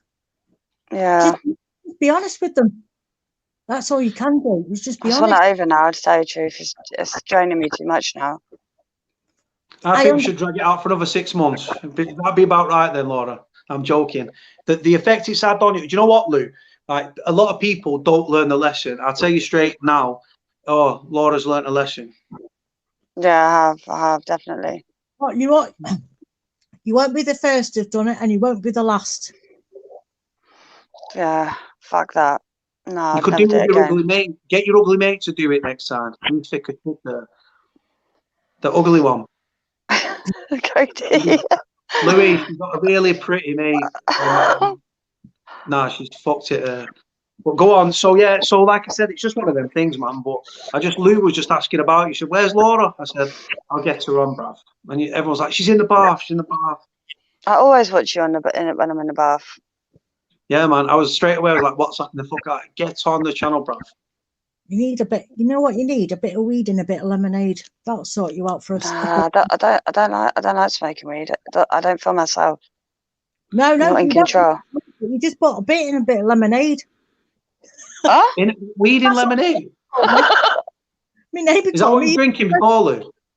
Why? What's this? Weed in lemonade? What the fuck? I've never heard this. My neighbour. I won't say who he is. He likes his weed, and he knows that I don't sleep very well. I'm averaging 3 to 4 hours a night. And he said, "Right, I'm going to make," because he smokes. He said, "I'm going to get some lemonade, and I'm going to put a bit of weed in it." He said, "And it'll knock you out." Did it knock you out? I haven't tried it yet. All right. Fucking hell. But yeah, no, it's like. But my ex was bad on fucking weed, and it made, even though he smoked it and I didn't, I was fucking paranoid. He wasn't. I like the smell of it, but I just can't smoke it. I think it smells like sweat, me. That's like a date rape to me. That knocks me out. What does? Weed. What's this? Akinwale or a bit of chemistry between Cody and Laura? What's going on with this shit? Cody, after my court case, we're going on a date. End of. Shut everybody up. I'll stay with you for the weekend. Yeah, man. And then we'll do a wicked live. Do a wicked live. I'll get my channel fucking shut down or something. It won't be alive in the kitchen, no. No, in the kitchen. What's going to say? Have you heard from Lily? Have you heard from her? No, she phoned me. What day are we on? Monday, bruv. You know, I've lost a weekend. I think she phoned me Friday. Yeah, Friday on when I was walking to go and get Chas. Yeah. Which one's Chelsea? The American one? No, Amy's the American. No, Amy's the other one. Chelsea's the American. She's got 4 kids, Lou. God, rather you than me having 4 kids. I want another 4. Yeah. You mad or what? Yeah, man. This is the problem. I wanted 6, but ended up with 2. But there you go. But the thing is, Lou, she's racist because she wants 4 little brown ones, 4 little mixed race little bambinos with blue eyes and really curly hair. Declan's got really curly hair. Does that count? No, it doesn't. We stop doing that. All right, bruv. Is that the guy that was getting a bollocking off his missus the other night? Yeah. Oh my god. I feel sorry for the kid. I feel sorry for the kid. But fucking like, because he was giving it the big one to me, giving it, "Oh, you Cody, you bald bastard," and all this. And then his missus said one thing, and he sat there like this. He's like, "I'm gonna go now," and then he messages me on Insta. And he's like, "Oh, I had to walk out." I was like, "Go back home, man." Stop. I broke my light, Cody. What's that? I broke my light. How come? Because I tried doing something to it, and yeah, all the electrics blew. Yeah, I need to buy a new one. You need to find the remote, bruv. No, I broke it. Lou just pulling the glasses down, having a quick glance, and then just popping them back up on her head. Blinders are back without my bloody glasses on. I can't see the comments. I'm like, oh. Lou, right. Laura lives in like a nice area. She calls it Windsor, but it's not. It's fucking Slough, right? I live in Windsor. But Lou lives in a posh part of Cheshire called Altrincham. But she's like, I'm in a council house, but it's a nice area. Yeah, but where I am, it's like everyone's bought their houses. It's like, yeah, I'm the only loud family. No, but I've got on the top of my road, on the top of where I live, I'm on a little estate, but on the top road, you got houses that are worth £8 million. You're not in Bowden, are you, Lou? You're not in Bowden? Yeah, I'm in Bowden. You're in Bowden, yeah. Lou, Laura, I'll tell you some of the streets near Lou's. I don't know where exactly Lou lives, But some of the houses, millionaires are up there, Kingsway and all that. There's multi-million-pound houses in it, Lou. Multi-million, you can say. They got footballers. We've got a house that just been built a few years back, £20 million. Mm. Yeah, but Cody, where you live is a nice area. Yeah, it's all right, bro. Well, it was until I moved in, and then it brought the crime rates went up, the insurance fucking policies went up. But no, it's nice here where I am. I'm blessed, man. I live in a quiet neck of the woods and stuff, and I'm fucking living a quiet life now. What's happening with Savage? He's in Dubgate. Where Spoke to him today. Where you Spoke to him living? today. Cody, where you living? Me, I'm just on the border of Salford, just like Manchester 7 postcode. So it's pretty quiet. I'm not far from Broughton. Just live a quiet life, me. Just quiet, out of the way. Keep myself to myself, away from all the bullshit now and crime.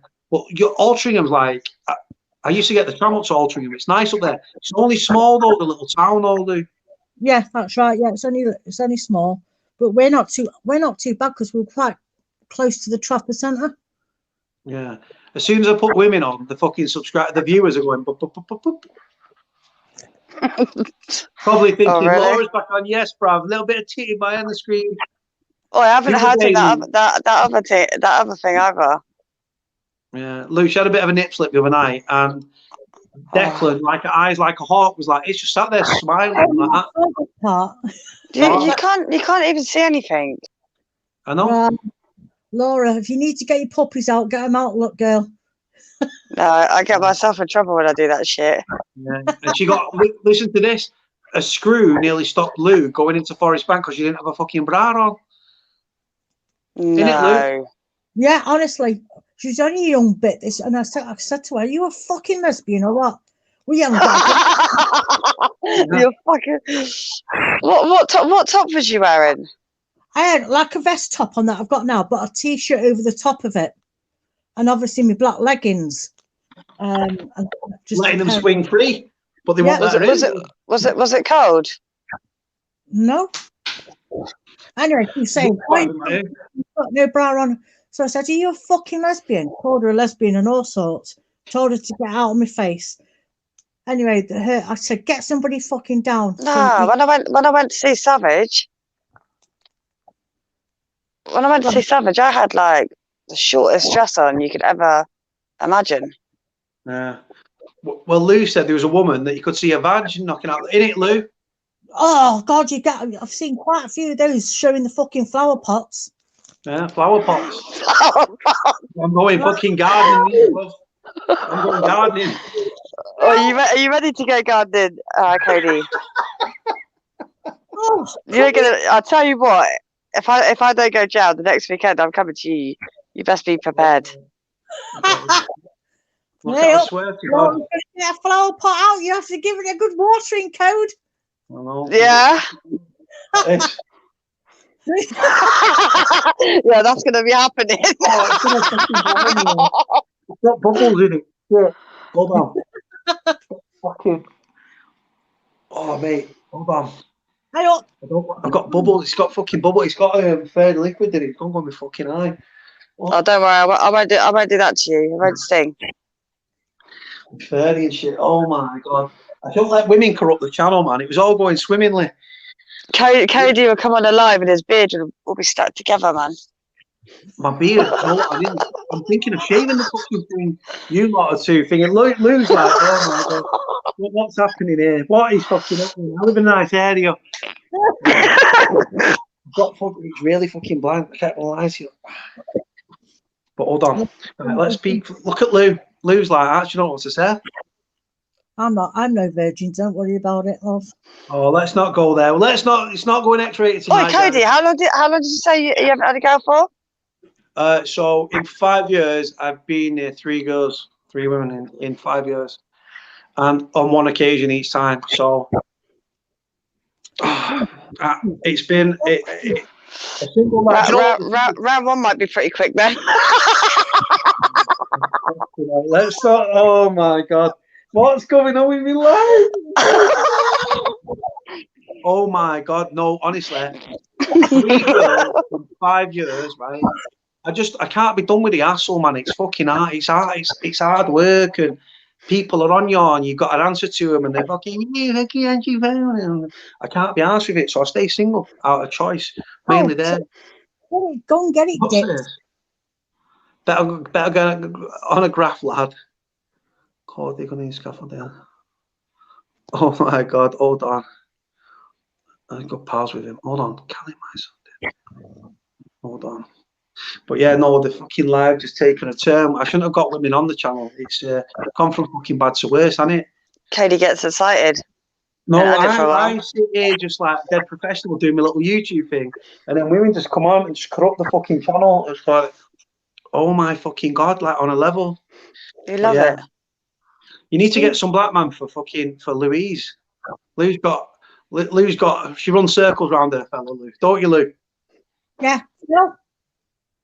Oh God, no, don't. Fucking ruthless with him. She's ruthless. She's ruthless with him. Well, where are you? He's asleep. No, you came wandering here. He's probably in the dog now, the old dick. What's happening here? I thought he was asleep. No. Well, he got up. You could hear me laughing. Silly old fart. You probably thought I had in here. No, ruthless, aren't you, Lou? Who wears the trousers, Lou? Me. Yeah, that's how it should be. Yeah. How could you be a bit like that, Cody? What? I'm just sweet and innocent here, just like just want my channels to grow for the numbers. Right, you go back to bed then. I beg your pardon. You keep it up. Tara. You're ruthless. Oh. What have I done? Hold on. We can see you. Hold on.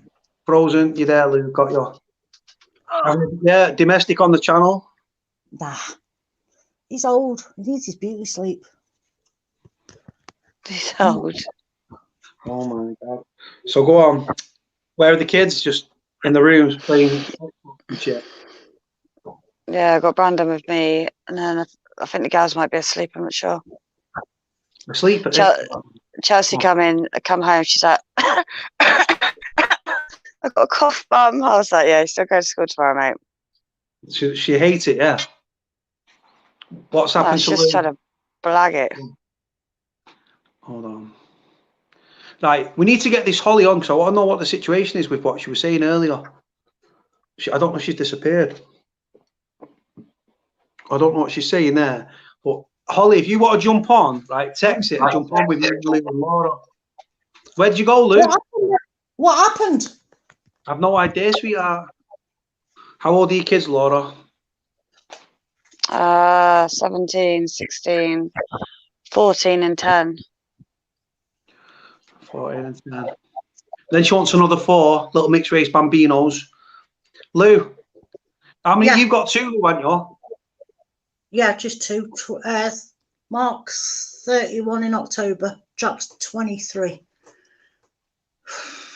And I've got none because I just can't stand the little bastards. And I think I shoot blanks, which I'm not even care. I'll take that. I don't like little bastards, kids. Little bastards, mate. The naughty kids, man. They're not. No, they are, but the little fuckers, man. Mama, what Mars, man? Fucking behave. And just the kids are little fuckers, man. You go to the house store. When they're little, you know where they fucking are. It's when they get older and they're driving all over the place. You think, where the fucking hell are they? My kid, they'd be 14, stealing cars. I'd probably be passenger, to be honest with you, doing lives and stuff from a fucking stolen car. But no, if I had a kid, the kid would be raised strict, you know. The kid would not be going down the same route I've gone down. The kid would be told right from fucking wrong. I'd want a little boy. I wouldn't want a little girl because they know how to manipulate and stuff. If you had a little girl, I reckon you should be wrapped around your finger. Yeah, exactly.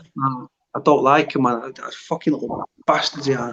There's a girl that I know. She's got kids, yeah. Nah, I don't like them. Like, there's a little girl now, a girl that I know, right? She's got like a little daughter, and the kid, I'd be like sending the kid money. I seen her in being her own bargains, and I give her a £5, and then I stick in a £5 in her hand. And she didn't want it, so she didn't want it. But this little hole in her hand was getting bigger, so she could get the money in it. I'm trying to put the money in her hand, but But you've got to be careful. You can't be nice to kids. People start nonce. You start running off and all that, don't you? Hold on, Cody. I'll jump on live tomorrow. Nah, fuck that. Jump on now. Don't even know who you are. Let's go. Cody, well said, Cody. You reach 18, I want nothing to do with you. That's what Laura's hoping. Kids get to 18, like, bye, mum. Got a little American kid. Huh? Hold on. She's got a little American daughter, haven't you? Yeah. Lou's very quiet. Is she frozen? Lou? No, I'm listening to it. I'm trying to read some of these things on here. Oh, Don't do it, Lou. They'll corrupt you, Lou. Don't do it. I could corrupt everybody's mind. Never mind them corrupting me. Oh, for fuck's sake. What's I know this is a bad idea. And then Lou was like, where's Laura? Thinking, right, she wants to get Laura on, so let's jump fucking Laura on. Yeah, Nicola Blythe won't jump on. Right, she said she won't. So you've got Holly and Thingy asking them to jump on. Lou, how much you smoke, you, Lou? Depends, about 40 fags a day. 40 a day? Yeah. Wow. Too many. Yeah, look, I'm with David Kavanagh, man. Look, life's hard, Cody, looking after yourself. Never mind looking after birds and kids. Brother, that's why there's so single mums in the world, because a man must look at a woman and think, you know what, you see her, she'll make a good single mum. And then they dip. Yeah, but they're the sensible ones. No, but my real dad's a dickhead, so I would have loved to have had my dad there, but would have probably done me more damage than good. Hold on, right, look at these. I'll jump on if you jump on. Holly and Thingy. Hold on, we're 4 women talking about jumping on the channel now. You'll have to come with Lou and Laura. Hold on. And show me your arms, Aki. I don't know who Holly is, by the way. But if people want to jump on, anyone wants to jump on, feel free to join the fucking shit show. You got the shit show. Yeah, that's what I call the whole thing. The whole channel's a shit show. Look, I'll jump on if you jump on. For the better. Yeah, but bro, Laura's kids give her a run around, bro, trying to answer her back and shit. Kids would be acting like the adults, and Laura's like, "Who are you speaking to, bruv? Yeah?" And the kids be telling her like, "I'm going out and shit." What's this? Laura's face dropped. What about? Yeah. Very nice. Yes, Cody. I'll jump on if you do. Lou, on your screen, does it say comments or chat or whatever? What's it say on yours, Laura? Mine's at the bottom, and then you go to chat, and then you go to comments. And then it comes up. Yeah, but I can't see the screen. Hold on. I want to jump on with Aki. Not really Aki, but if you like a black man, Holly, I think you're backing up the wrong tree with Aki. He's gay and he likes muscly men. You're a female. And he's gay? Yeah, Purple Aki's gay, man. Are you sure? Bruv, the guy goes around fucking touching people's muscles, bruv. He likes the male. That doesn't mean he's gay, though. Bruv, the guy's a gay man, brother. Bro, let me just fucking show you. Right, there's a documentary on YouTube called "The Man Who Goes Round Squeezing Fucking Muscles." Right, they'll never catch me. Cody likes smelling fucking asses or something. Hold on, Lou's knocked herself off. Hold on, she'll jump back on. Hold on, 1 second. 1 sec. Purple. Right, so check it. Right, so there, look, the man who squeezes muscles. What? And that's the guy that's on your channel? Nah, it's not him. It's not him. It's someone pretend. Hold on, Lou's back. Right, Lou's back in the house. Welcome back, Lou. You knocked yourself off. I did. I was being nosy trying to get the chats up, but I can't. Right, Dave's thinking. Dave, who third time in Berwyn, first time in prison. Really intelligent guy. He's like, these are fucking. He's like, what did he put? These are funny as fuck or something. These lives. That, oh my god, these are brilliant. He don't really swear, David. He's been brought up properly, but he's a wicked guy, man. I've seen Cody on here, Purple Aki. I've seen that Cody on here, Purple Aki. You mean I've seen Purple Aki on here, Cody? Surfing Tangents, I don't know who she is. Yvonne Max, there's loads of female subscribers jumping on. Do you know what? Like, I might as well just fucking do this and just leave it to the women's. Hold on. Who else is jumping on though? I have no idea. Imagine if Purple Aki and it was him and he came on. I don't think he's gay though. Bruv, you might be able to change his. You might be able to change his sexual orientation, Laura. I'll leave that up to you. But he's a 6'5" man. I've chatted to the guy. I've seen the guy on the tram, man, and he was gawping at me. I was fucking making paranoid. I said, "Going on like him, Wally." I was just thinking, like, just like dead like thing. I was like, "All right, bro." But I'm out of date, bro. You're not touching my fucking muscles. Hold on. Lou's just having a look at the phone. Lou, I don't know. You look like you're dropping off then, Lou. No, I'm listening to what you say about this purple. Lou, she's been drinking her lemonade, man. Yeah. Yeah, just what it's needed. Do you know what? There is, when the women come on, it's like they're a bit more of a laugh and stuff. But I've just got, there's loads of female subscribers tonight. That it's not normally that busy, but there's fucking loads of them. You're going to see if there's any around your area, Cody? I'm not interested, bro. Just fucking, they're hard women, man. They all be like, narky fuckers, like fucking, nah, just women. I just attract fucking crazy ones. I could be like the big duffers. Hold on. Got to be loving the live stream. I could be like the big duffers. Yeah, got to have a laugh on live stream. Hold on. Are Canadians allowed? Morag, if you want to jump on, sweetheart, I can send you a fucking link. She's in Canada, this lady. Let me see if she wants to jump on. I've completely lost all control tonight. The women are taking over. Hold on. Oh, is this the lady you was talking to me about the other day? Yeah, the Canadian lady. Yeah, she just came to my channel and she's been watching for a while with Donny, who she lives with. And say hi to the new subscribers. Hi. You're not fucking new, bro. You've been here for a while. Who? Digger the Dumps. Like, hi to your new subscribers. Hold on. I'm not new. No, you've been here for a long time, Lou. Yeah, and how long have you been? Hold on. Laura. What's that? How long? Yeah, I've been on for a while. I'm not sure how long it's been. Too long. Too long. That's the answer to that question. Too long. Thanks. Hold on. This is you lot. Who runs the world? Fucking women. Unfortunately. I don't know if this is a remix or what.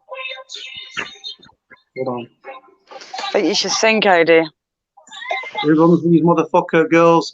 Lou just looks knackered. I think Lou just looks knackered. I'm wide awake. I've been sleeping most of the day, so I'm wide awake. I won't go to bed till about 4 in the morning now. Yeah, Lou's a night up. You get 3 hours a night. Laura gets 3 hours a fucking week. Innit, Lou? Laura can't even fuck his feet.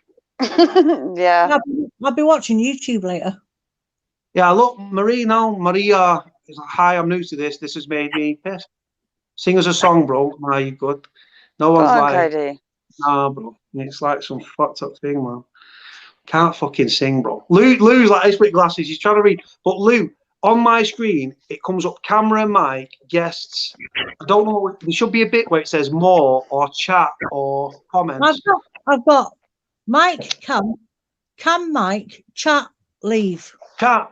If you press chat. I did that before. And then you press comment. And then it says private chat and then comments. But you can't see. Right. Oh, right. Okay. But when you want to come off of it, make sure you go to the X, because otherwise it will kick you off. Muffin Mouse? Who the hell's Muffin Mouse? Muffin Mouse. She's in Canada. She's Canadian. Ah, right. I sent her a link. Who the hell's Muffin Mouse? Hold on. Yeah, I've messaged her. If she follows the link, she'll pop up. I like the name though. Muffin Mouse, yeah. Hold on. Evening code there. Kieran's in. Kieran was on last night. Get on the live, Nick. You sort. What sort mean? You sort. It means like you're nice. Yeah, bruv. Do you know what, right, Lou? All that seems to happen in the comment section, subscribers are trying to either molest each other or seduce each other. Right, Muffin Mouse, Morag, I've sent you a link, babe. If you click on the link, you'll pop up on the screen. So we go from Manchester to Altrincham to Slough via Windsor to Windsor, all the way to fucking Canada. Oh my God. Your daughter would love it. She'd be like, "Oh my god, like she's Canadian, like Ma." I'm like, I live like 30 miles from there, huh? She's got a Canadian teacher. Oh, is that what she copies? No, it's our friends in America. Hold on, what's happening all the way from Wolves? Wolverhampton are in the house. So I've sent a link to Morag. She's not clicked on it yet. If she wants to join, Someone's in Jamaica that watches as well, isn't there? Trenchtown. In Trenchtown. In a government yard in Trenchtown. Is he on? Because he said he would come on live. Kieran Reid. Oh, look at Laura again. Like, he's black. He's in Jamaica. Yes, bruv. I'm moving to Jamaica. Kids, come on. We're moving to Jamaica, bruv. Yeah. Hold on. Enjoy catching up with your old videos during the day. Yes, brother. The old videos are probably the better ones. Then you invite crazy women on your channel that are just like, look at Lou sent a fella to bed, but he's just gone. Feels like, yeah, all right, sweetheart, no problem. I am off. Hold on. Iceland here. If you're in Iceland, bro, get on a live. If you're in Iceland, get on a live. So there's a guy saying he's from Iceland. There's a kid that's saying he's from Jamaica. I've definitely got Canadian subscribers. I've definitely got American subscribers. I've definitely got New Zealand subscribers. Hold on. Somebody's in. Hold on. Hold on. Hold on. Canada is in the house. Oh, wait, I got it. Hi. Hold on. Somebody's in. Hold on a second. Hold on. Is it on the TV, Morag? I'm trying to. I don't know how to do all this. Hold on. Okay. Power off. Right, guys. We've gone international. I've got it on my phone, but I've never done this before. Hold on. Right, hold on. It looks like it's daytime there. You there, Morag? We've got you. You can see me? Yep. Hi, Laura. Hi. Laura, you got Louise? Hello. Hi, Cody. I'm good. I'm good. This is the first time we've had 4 guests on, 3 guests. I'm completely bumped. It's a woman's channel now. Cody's loving it. Popping. So, Morag, whereabouts are you in the world so people understand? I'm in the middle of Canada in a province called Ontario. A lot of people know Ontario for Toronto. That's the main city. It's like loose women. I didn't grow up here, though. I grew up in Nova Scotia, which is the east coast of Canada. That's the closest to Eagle. It's on the Atlantic Ocean. Oh, and wow. I studied in England. I studied in London at the RSC. And then came back to Canada and started my life here. Don't blame you. And your mother's Scottish and your father was in the Royal Navy? Yeah, my mum was Scottish and my dad was English, and he came to Canada to build warships, to teach the Canadians how to build warships. But my dad died when I was 4. So that ended, and we didn't have any relatives in Canada, just us. So all my family's over there in England, Scotland, Ireland, and Wow.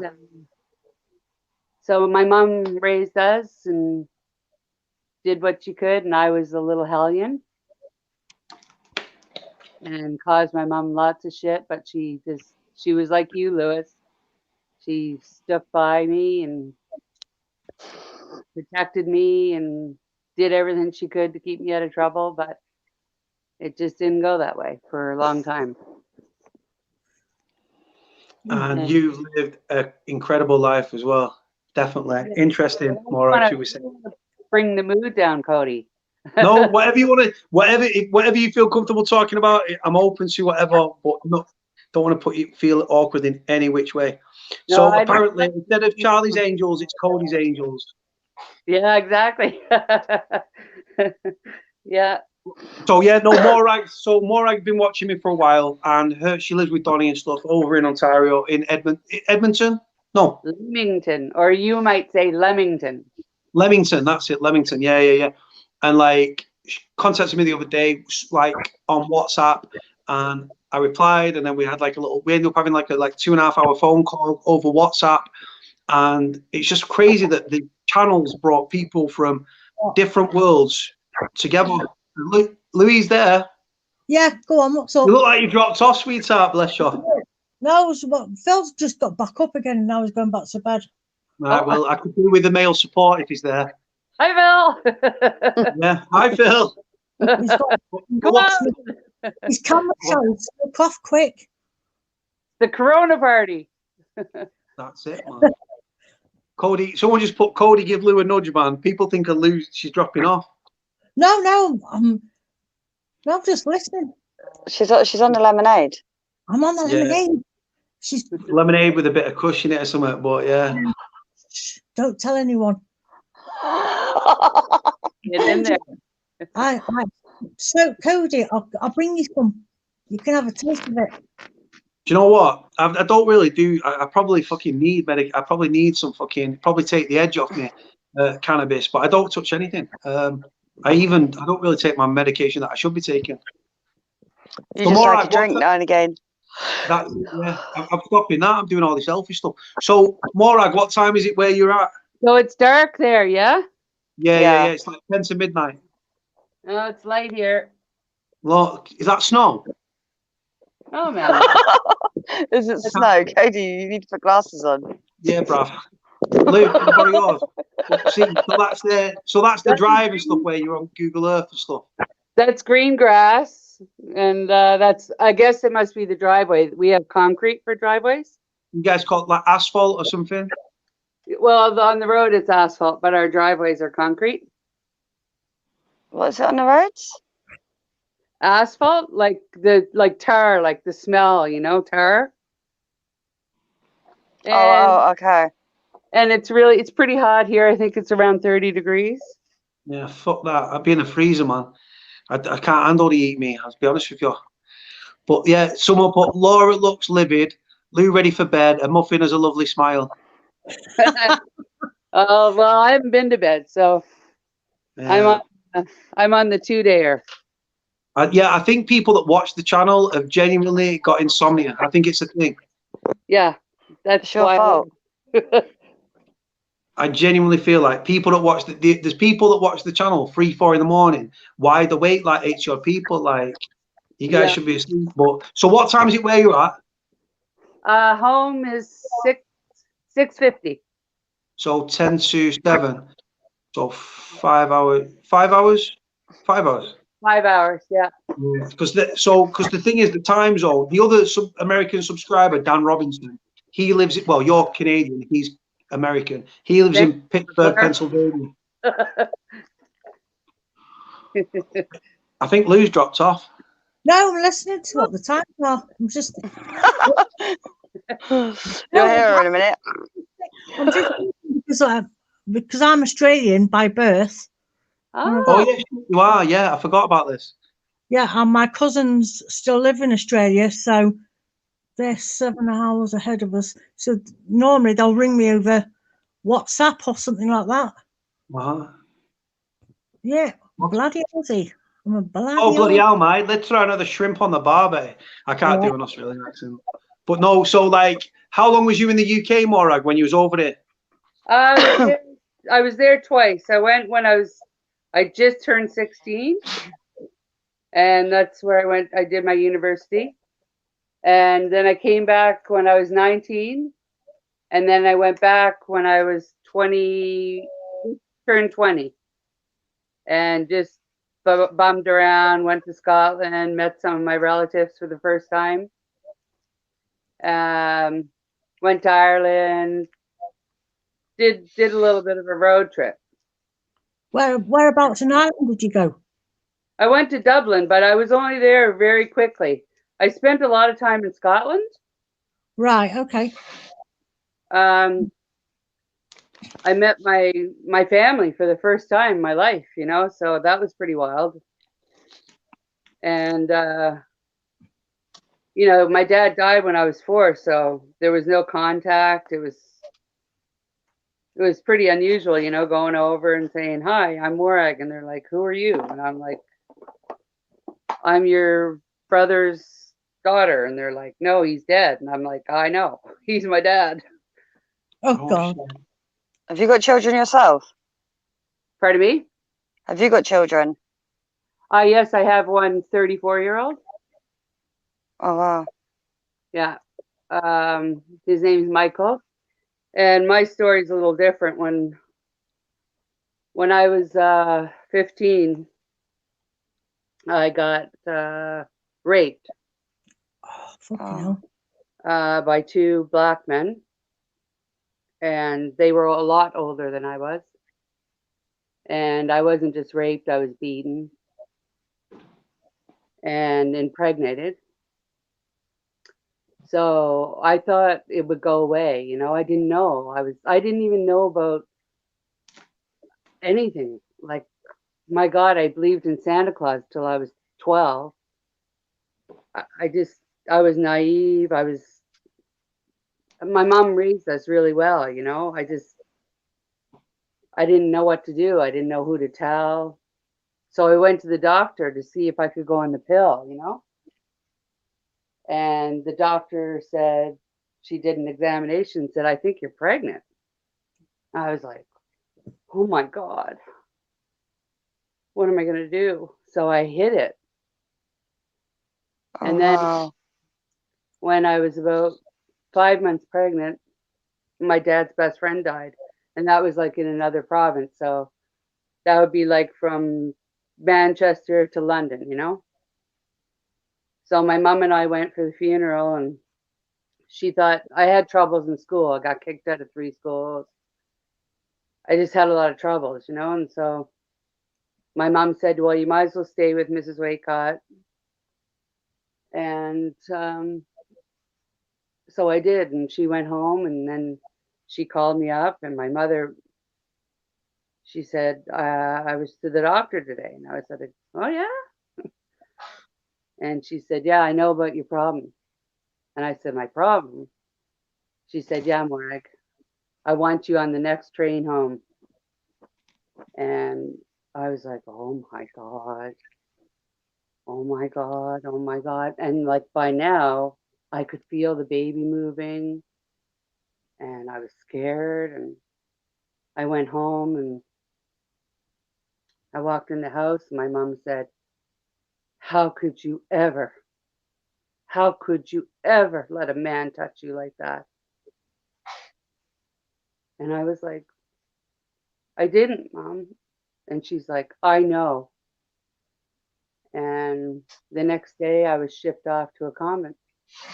Morag, if you Wow. don't, a couple of people in the comment section, if you don't want to talk about this, Morag, if you don't want to go there, let's not go there. I don't want to upset you, babe, at all. No, I'm okay. You sure you're But okay? I don't want to go on. I don't want to bring anyone down, you know? No, and you know what the thing is though? It's such the worst thing in the world, and there's not enough people that, like I say, I've done it on the channel, but it's a different thing from being abused to the sort of I'm going to change the concept back, because I feel like I've put Morag front and center, and I don't want to. I've made it that way. It's a bit more like this. Yeah. I'm I sorry, don't want you. ladies. I don't want to bring anyone down.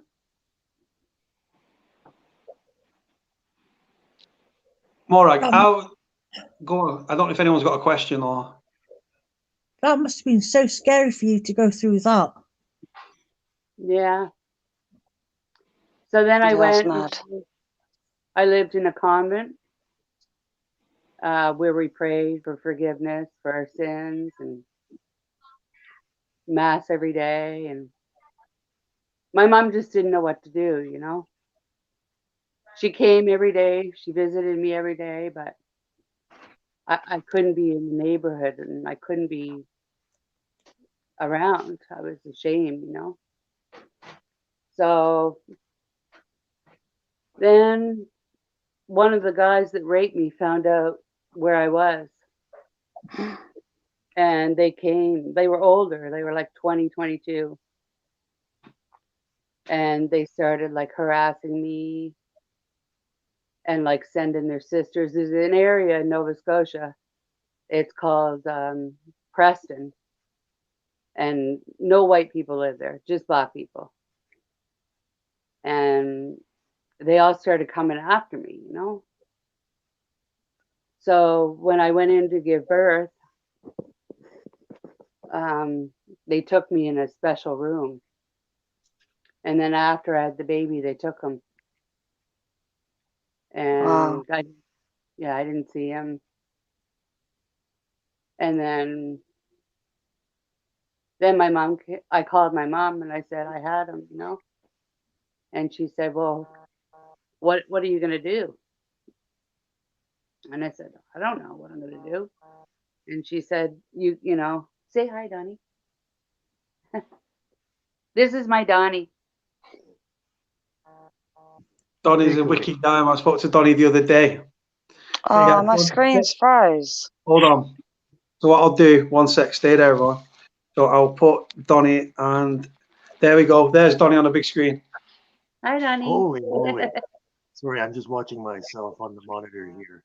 Hey, Cody, how are you then?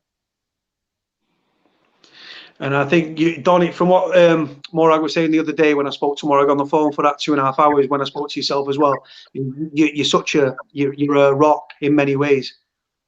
Yes, I'm as smart as any stone.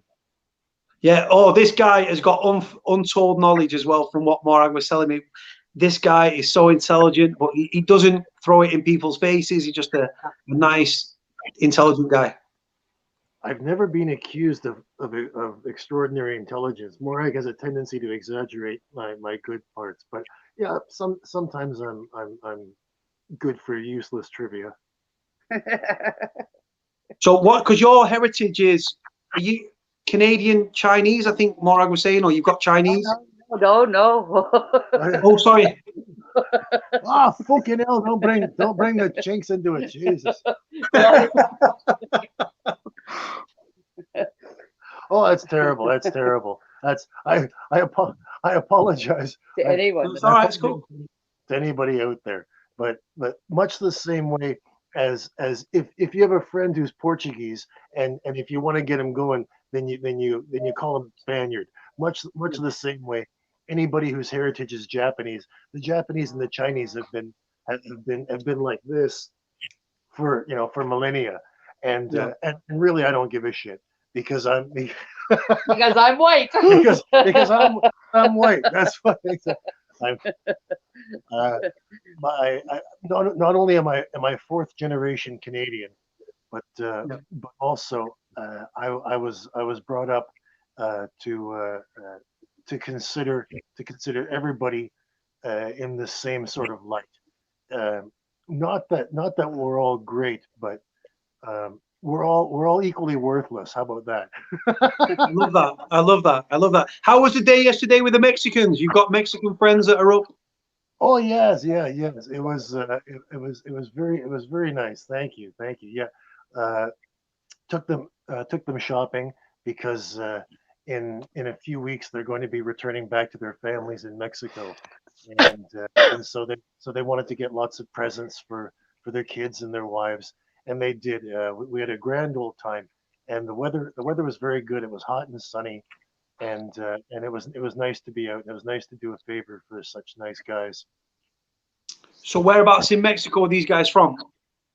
Well, they're from all over.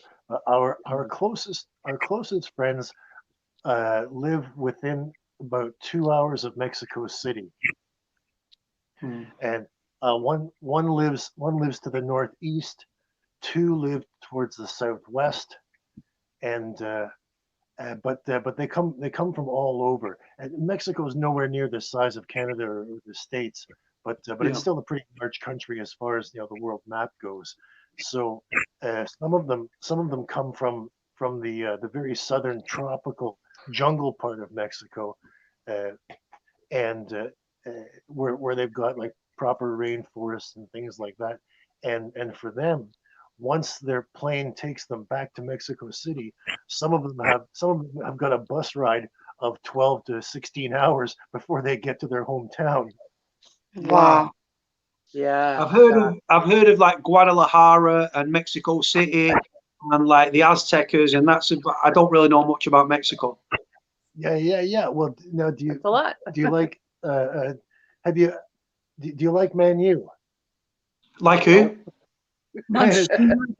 They're a football team. Maybe you've heard of them, Manchester United. Oh yeah, my city, man. I live in the city of Manchester, but I Oh, don't yeah. support them. This is my soccer team. Oldham Athletic. Exactly. Well, I don't blame you one bit. I'm from Toronto, and I don't support their hockey team either. Well, Dottie's referring to the little P, you know? Yeah. The first Mexican ever to make it to the Premier League was Javier Hernandez, El Chicharito. Yeah. Exactly, and he was from Guadalajara. Oh, is he from Guadalajara? The thing is with the Mexico, and it's probably a stereotype, is away from like spring break where people go to, what's the place called? Spring break where the Cancun. Oh, wow. Yeah, Cancun. The only other thing I know about Mexico is that the cartels and the beheading police officers, and I've seen some nasty stuff online. Oh yeah. Any like whenever we go there, we never go to any of the areas that border the United States, because those are the big trouble spots. Yeah. Wow. Although recently the resort communities of Acapulco and Cancun have also come under cartel violence, and it's horrible. It's the same as if we were to tour, let's say, the Middle East, and we would feel, whether it was Syria or Iraq or whatnot, and we would feel sorry for the regular folks that live there that get stuck in between the warring factions. Of course, we'd feel sorry for them because they bear the brunt of all the horror. And same with the regular folks in Mexico. So if you guys just look at the TV screen, there's a message for Morag on the screen. Just want to reach out through the screen and hug you, Morag. Mwah. Wow. Thank you. Stay there. Wait, next one. There's another one. Thank you, Yvonne.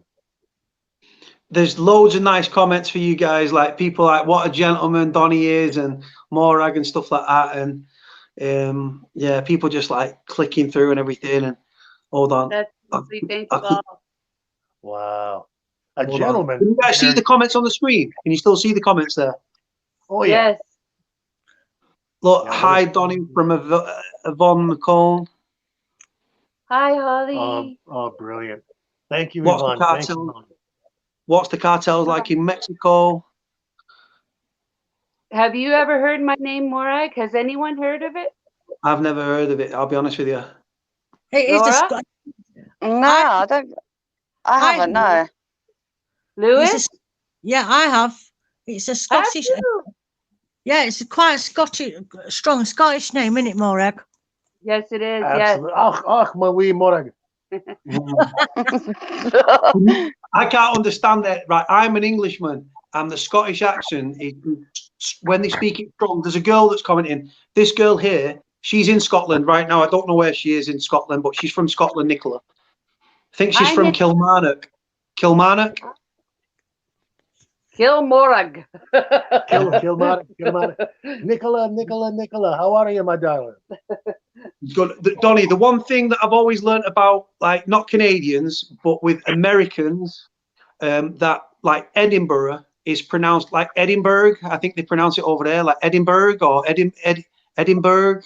Sadly, they pronounce it like it's spelt, and that's just sad. It's unfortunate. Yeah. Oh, hold on. So she's Kilmarnock. They don't say yes, they say Kilmarnock. Yeah. My mom never spoke real like that. She was brought up in a different area. But my aunties, like from Glasgow and the what is it called? The Gorbals. The Gorbals? The Gorbals was, so I used to write to a serial killer, right, called Ian Brady. Now, Ian Brady was born in the Gorbals district of Glasgow. Now, the Gorbals district was one of the most poverty-stricken areas of Glasgow at the time. and then he was the sheriff, which is like the Scottish police thing. They sent him down to Manchester to his step parents, and that's where he ended up committing all the crimes and the murders and stuff. Well, I have an auntie on my father's side who, when I went to meet them in Scotland, they all, my mom always told me, you're like your Auntie Rosaline. You're like your Auntie Rosaline. So when I went, I searched her, and everybody said, oh, Auntie Rosaline, she left her husband, she ran away, nobody talks to her. I'm like, oh God, maybe I am like her. Anyway, come to find out, she was married a few times and divorced, and husband died. She's a lovely lady, and she's been here several times. She's a whole lot of fun. She's a whole lot of fun. Even despite being a retired headmaster, she when you speak with her, she talks just like a regular bloke, you know. Anyway, her boyfriend present is quite a famous author, and he wrote a book about growing up in the Garwals, and he's still up to no good. Somebody just walked in. I feel like this house guest just walked in. Yeah, I've put it on mute a minute. Hold on. Oh, right. Sorry, Laura. Is it you? Yeah. Yeah, it's Yeah, cool, we man. have guests. So where are the Mexican friends staying? Are they in a hotel? Are they downtown or? No. When they come, they live in a farm. And our close Mexican friends live in quite a posh farm, really. Yeah, the farmers, even though traditionally for the last 200 years, this area has been the agricultural capital of Canada as far as fruits and vegetables are concerned, but because of advancements in technology, in the last 20 years, all of the farming that can be done indoors is now done indoors hydroponically in very, very large fancy greenhouses where everything is computerized. And Laura would love it here. Laura would love it up there. Yeah, because there's 5,000 Jamaicans that come every year. Laura, get your passport. I'm coming. Laura, get your passport. I'm coming. You'd love it. You'd love it, Laura. And then there's I'm coming before the 25th. Get out. Donny, go on. Laura, you go on. No. Yeah, I'm coming. Declan's on. Oh yeah, Declan's in the comment section. Declan's a subscriber. He came on live the other day and everything. So the one thing, Donny, that I'm jealous about with you guys is my favorite animal in the whole world, my spiritual animal, is the killer whale, and you guys have got pods up there and everything. Yeah. There's orcas all over the place, man. We got in Nova Scotia. Okay, well, yes, but Nova Scotia. In both oceans, Atlantic and Pacific, yes, sir. But I grew up seeing them almost bi-weekly. Yeah. Jealous. Yeah, but not here. I never saw one until I went to SeaWorld in Orlando. You sound proper. He's Scottish. Donny's accent sounded really strong Scottish then. I never saw him, so I went to Orlando. I'm fascinated by accents. I love accents. I love meeting people from different parts of the world because, of course, to myself, I don't speak with an accent. But for example, I have family from my mother's side. I have family just outside Atlanta, Georgia. And you all know, there they all talk like this because they got the southern drawl to them there. And so they y'all come on down here. We'll have a big barbecue. Go and invite all the relatives. Have a big party. Woo-hoo! Go and have a great old time, you know. And so when we went down to visit them, it was just hilarious because they loved the way that we spoke. They loved our accent. But hold on. So someone just saying here, Morag and Donny, a couple goals. And then there's another one about Donny's face. Donny has such a kind face. He's got a perfect face for radio, I'll tell you that. I'm telling you. You've got a good sense of humor as well, Donny, hasn't There's Donnie a lot never- of Canadian people down here. What's A that? lot, Never of my, finished- a lot of my kids' teachers are Canadian. Oh, are they? That's nice. Are they nice then? Yeah. Yeah, they yeah, bu- they are. No, they're really nice. Well, Donnie never finished telling you what he really is. Sorry, He's go on. half Chinese. Oh, And- yeah, that's right. My DNA is half Japanese and half Greek. But he was raised by pure Japanese people. He was adopted. Right. That's cool. Really, how Donnie and I met was going to parties. You know, I'd go pick up my stuff, and it was at a guy's house, and there was usually, I don't know, 20 guys around. Sure, all guys, all guys. Like, none of us had girlfriends. It was typical. And You I guys need to write a book, though. You guys, from what Morag was saying the other day, you guys need to write your own book, TV series, whatever. You guys have lived a crazy life. Absolutely. One time, not now, definitely not now, but one time, Yeah. Cody, I would love to tell you the story about the hurricane. That would be marvelous. The Oh, hurricane. yeah. Where was this? oh fuck, That was crazy. we'll give a teaser. We'll give a teaser. Go on. In October 2005. In October of 2005, the world unfortunately experienced Hurricane Wilma. At the time, Hurricane Wilma was the largest, most violent storm ever recorded in the Atlantic Basin. Not that I'm bragging. I mean, they're all hurricanes are shitty. Yeah. It's not a contest. There's no one-upmanship. But just Hurricane Wilma was the largest, most violent storm recorded in the Atlantic Basin, and it swooped in through the West Indies, and it walloped the specific part of Mexico where we were staying. But I would love to tell you that story, but it takes about an hour unto itself, and I need to run out to the shops and your show should sure as hell not be about me. Do you know what, Danny? Do you know what? You guys, I wish you guys lived closer, man. You guys are cool, man.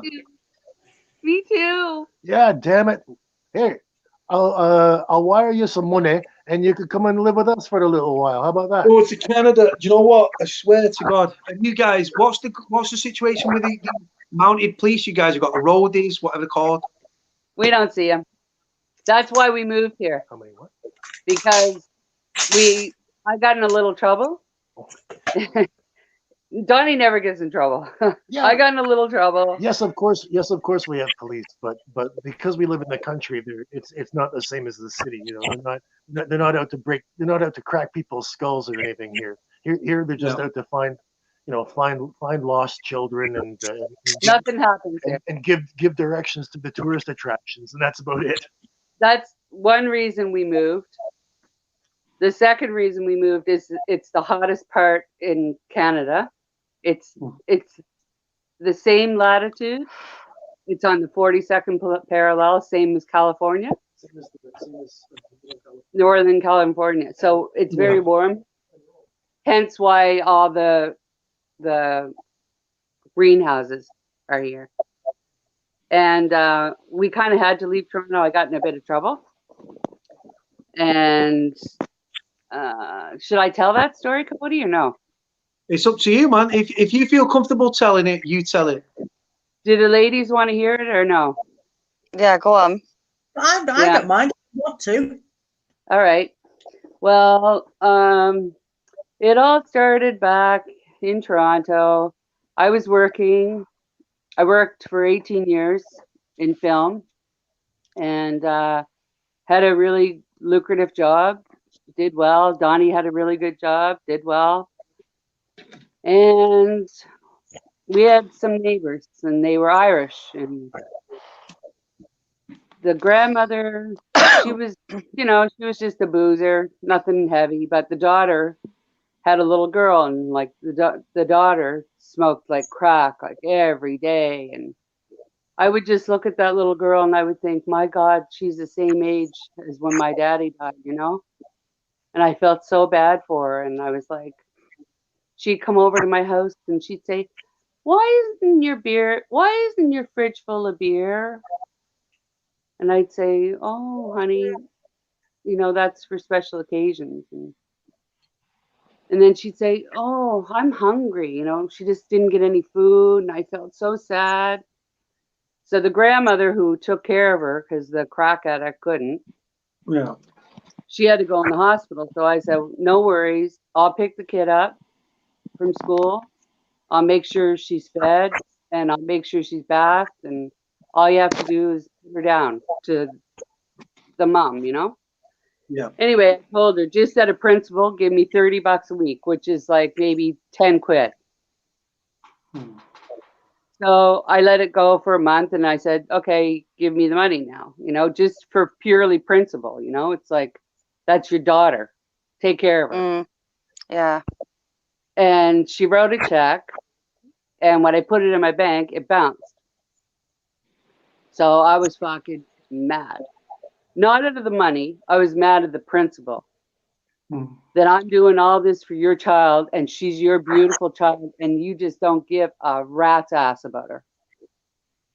And I went over to their house and I kicked the door in and I grabbed her by the neck and I threw her on the couch. And then the grandmother got a video camera out and started video cameraing me. So I went nuts. I grabbed the video camera and I threw it on the ground and I was like, okay, both of you, come on. I said, you're both equally saved, And I kicked the door and I left. The door was fucked up. And I went out and off I went. And the next day, Donnie and I were going to the theater. And that afternoon, I had a fire going in the backyard. And I was on the phone with my girlfriend. And I was like, oh my God, the fire trucks are out front. I was like, oh, look at all those sexy men. I was like, girl, you should see them, right? Anyway, I was like, wonder what they're doing. Anyway, only to find out the one next door called the fire department because I had a fire going in like a proper little chimney, a beautiful little thing. And the firemen kicked my fence down. And then they put the fire out. And then I came outside. I was like getting ready to go out. And she was over there on her deck laughing. And I just said, you fucking cunt. You fucking cunt. You fucking cunt. I said, that's the last of it. I said, I'm going to fucking kill you, you fucking cunt. And then it went not good. That night, Donnie and I went out, came home, went through our back gate, and I looked outside and there was cops. We lived on a corner. There was cops on every corner. And I was like, Donnie, there's 4 cop cars out here. I was like, what do you think's going on? I didn't even think of it. And then the next day, they stayed out there all night. They didn't know we came home. And the next day, I got up, turned the lights on. It was around 2 p.m. And bang, bang, bang, front door. Bang, bang, bang, back door. I'm like, holy fuck. I'm in like my underwear or something.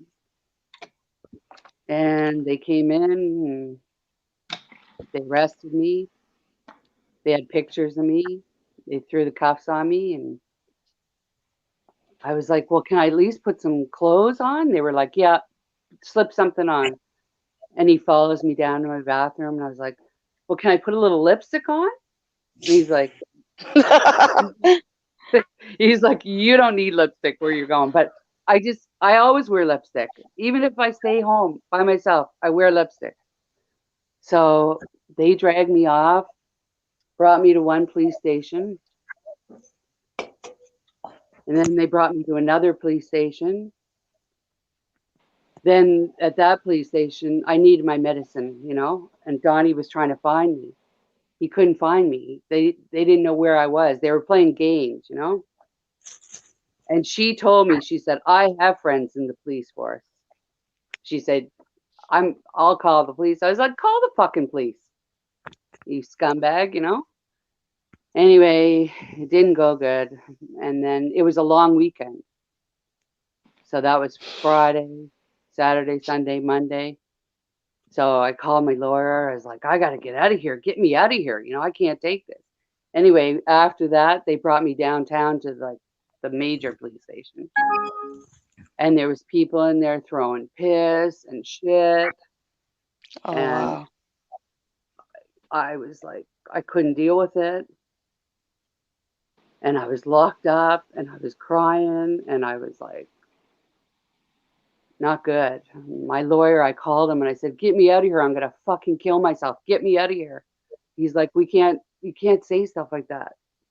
You know, I can't, if you say you're going to kill yourself, they're going to 54-40 it, you know? So then after that, they picked me up again, back in the hot box to another jail. It's like they were trying to confuse like the lawyer and they wanted me there all weekend, you know? So then it got to go before the judge.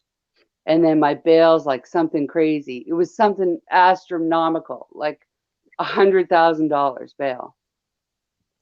So you got to put 10% down, you know? So that's like 10 grand. And the conditions were I couldn't return to my home. And in my my professional world, like, what am I going to do? Like, I'm going to lose my job. And so we had to call friends of ours and say, can I stay with you? Because I'm not allowed to go home. And, 10 grand to find just like that wasn't particularly easy, like on a long weekend. Anyway, he got me out and it was hell. But I said, I should be able to go back home. That's my home. I bought that home. The people that live next door, they rent their home. Not that that should matter, but that's my home. And I fought it for a couple months. Then I got to go back home. But I was pissed off, And so I did bad shit, Like I put nails in their tires and anything I could do. I did it to piss them off, And I had a good lawyer, so I wasn't worried about it. But every time we went to court, they didn't show up. Every time. I think it was 16 times we went to court. Of course, I have to pay because I'm the one being charged. I was charged with uttering death threats, causing bodily harm, break and enter. That's like, those are heavy charges in Canada, And like uttering death threats is the big one, right? So anyway, 16 times I went to court. Cost me a lot of money. And every time they never showed up. And at the end, my lawyer got me off, but he got me off with like, I forget what it's called, but like, it's still on my record, but I didn't plead guilty. It was dismissed without prejudice, is what it was. So that was bad, and we couldn't live there anymore because it was just a bad situation. So basically, I left my job at 18 years, and Donnie left his job at 22 years, and we said, fuck it, let's go. And so we moved. We moved like 3.5 hours away, and that's why we're living here. But you don't look like the woman to kick off like that. I'm not gonna lie. No, you're right. I don't look like a woman that smokes. I don't look like a woman that swears. That shocked me. You saying all of that, actually. I don't look like a woman that's got a 34-year-old kid. But I do. And that's Laura Lou, how old do you? Sorry to interrupt, Morag. Laura Lou, how old do you think Morag is? I'd say about 45, 46. Laura. I think She's got a. Hold on, let me work this out a minute.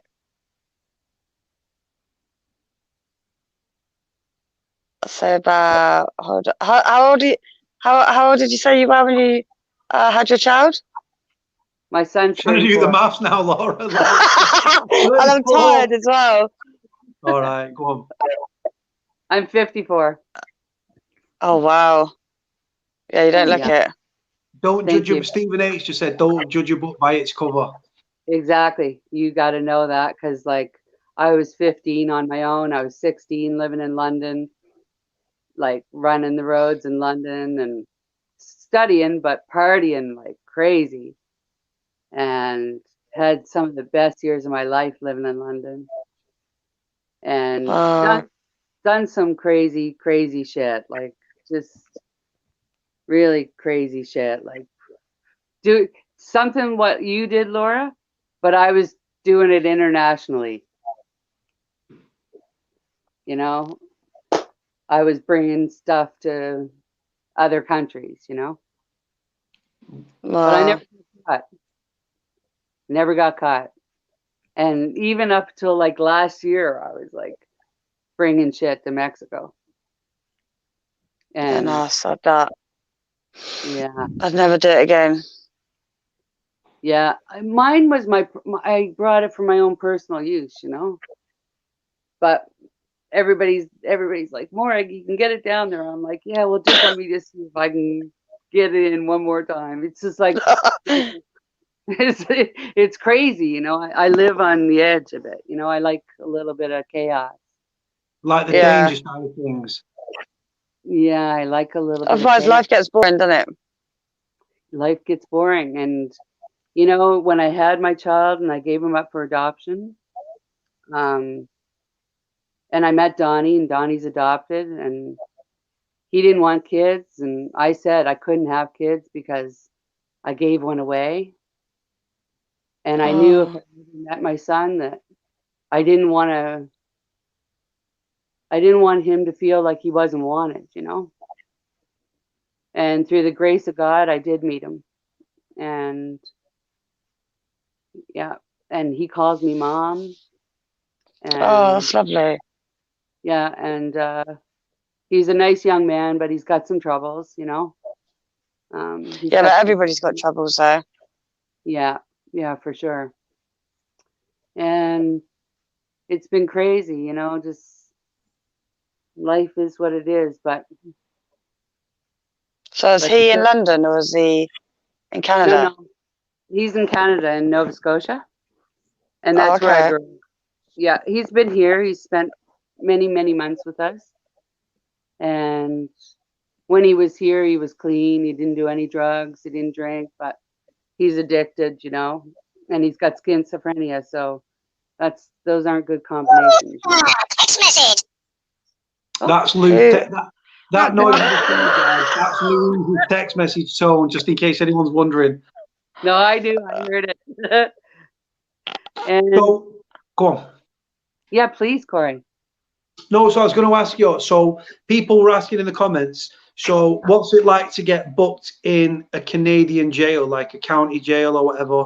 What's the? Well, first of all, I don't know what you guys are talking about. Bring your clothes, like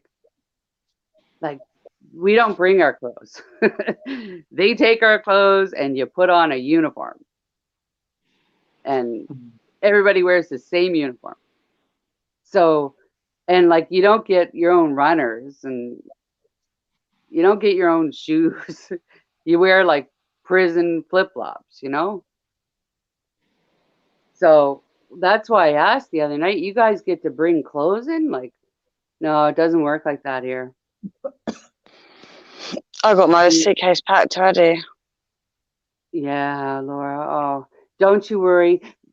Believe. Just believe and pray. And I just ran away to Canada now. Yeah, I hear you. Do a runner, but you've got those beautiful kids. Yeah. It'll be all right. Just tell your truth. Tell your truth. Honestly, tell your truth and let them know you've got children that you're fighting for, and you did everything to try to get them some money, you know, and you were forced. You were bullied. You know, Mm, there's around it. it's just hope. And Hope and prayer. that's glory to God, you know, pray and pray. And let me tell you, I've had some rough knocks in my life, but I don't know, there's somebody or something watching over, you know, and sometimes I think the prayers have a lot to do with, Yeah. Is so just, sorry about that to interrupt. Cody, somebody slagging me off on here because Holly keeps coming up saying different things. Has somebody been No, slagging me? no, sweetheart. No, some people are saying, Louise, are you live? And then someone put, Louise got a proper mum text tone. I love her. She's class, as you can see on the screen. Right, okay.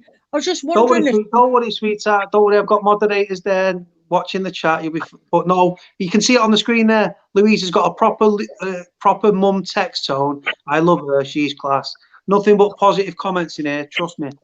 right, exactly. that's cool. Right. So Ryan said Morag is adorable, a lovely, caring woman. She's so brave. Wow, Cody. Fair play for letting her share her story. The thing is, I just want to make a point. Morag even showing her face coming on here is a big thing for Morag, and I know that it's a big thing, and I appreciate it. And before Morag, what I did with this layout here, when Donny came in, I put it back to this layout because you're the focus. If you want me to change it back to the 4 squares, I can do that, sweetheart. No problem. Yes, please. You want me to do that? No, right, no problem, sweetheart. Give me 2 seconds, and we will sort it. Hold on. So this one. Is that better? Oh yeah, that's lovely. I can see the ladies and I can see you.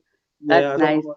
But yeah, so when it comes to Canadian cops, are they similar to American cops? Is it shoot first, ask questions later, or? Look, I've dealt with cops. They're assholes, you know. But to tell you the truth, like there's this, I don't know if you've got it all, the Black Lives Matter, all that stuff, right? Yeah.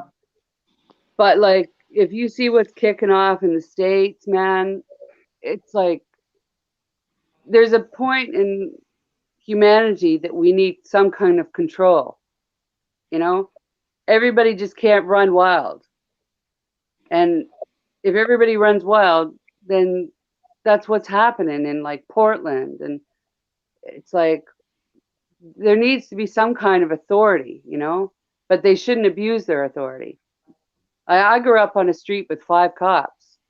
And let me tell you, like, they caught me doing some stuff, but let me off, you know? Mm. And I dealt with shitty cops too, you know? A lot of them. But I also say if we don't have them, like, what, everybody's just gonna go mental and like kill each other, and you know what I mean? It's like there's got to be some kind of authority.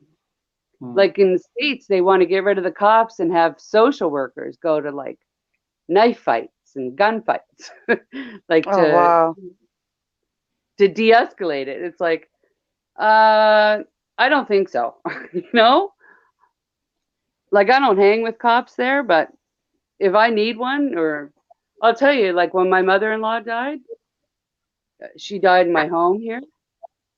Like unnatural causes. Nobody did it. She lived with us. She lived with us for 8 years, and she had dementia. And when she died, I was like terrified, you know, because I don't like cops, and the cops come when someone dies.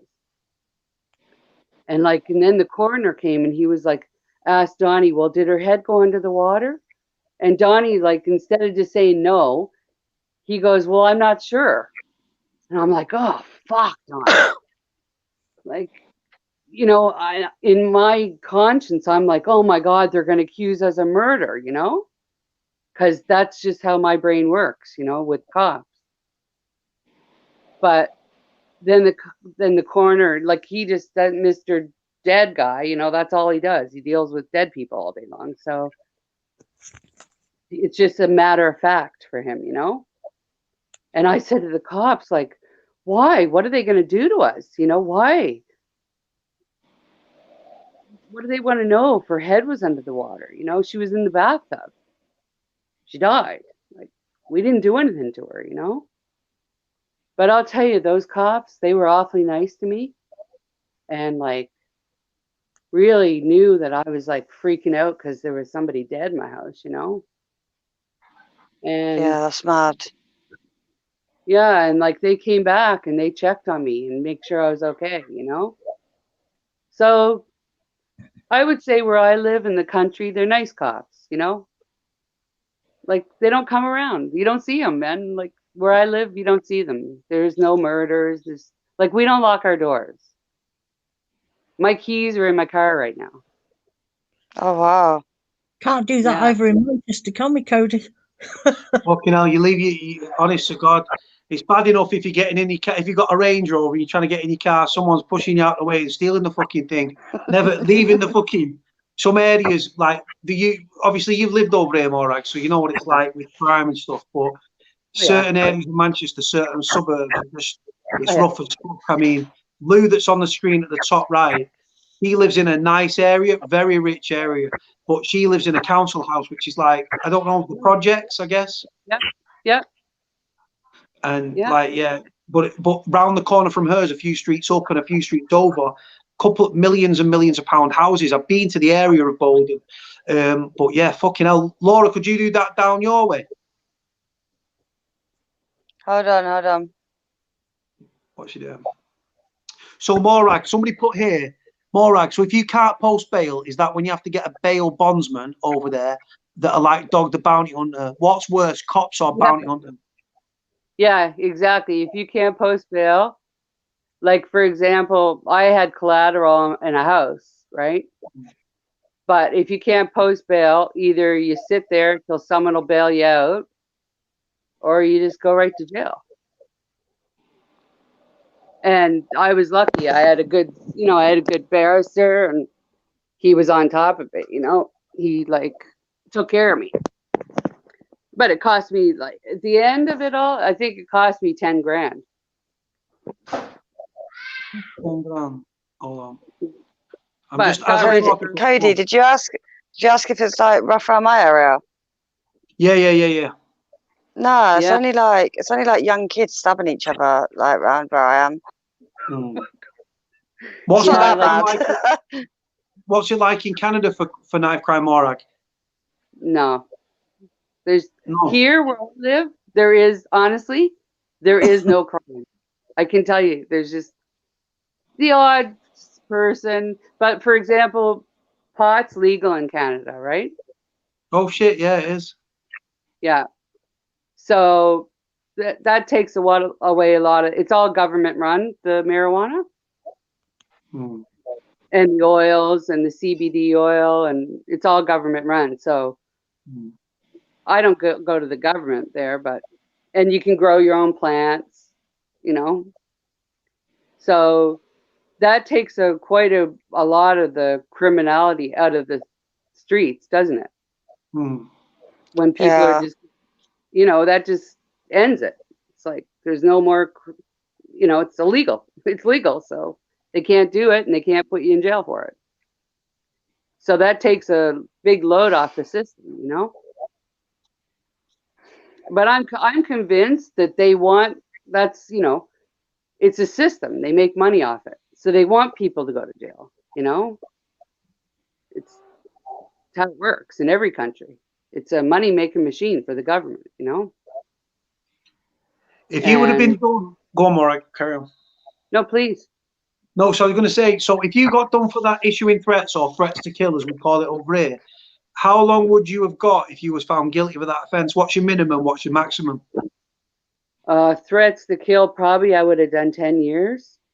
Wow. 10 years to life or 10 years to 25 or 10 to 25, maybe. Yeah, it's serious, Fucking hell.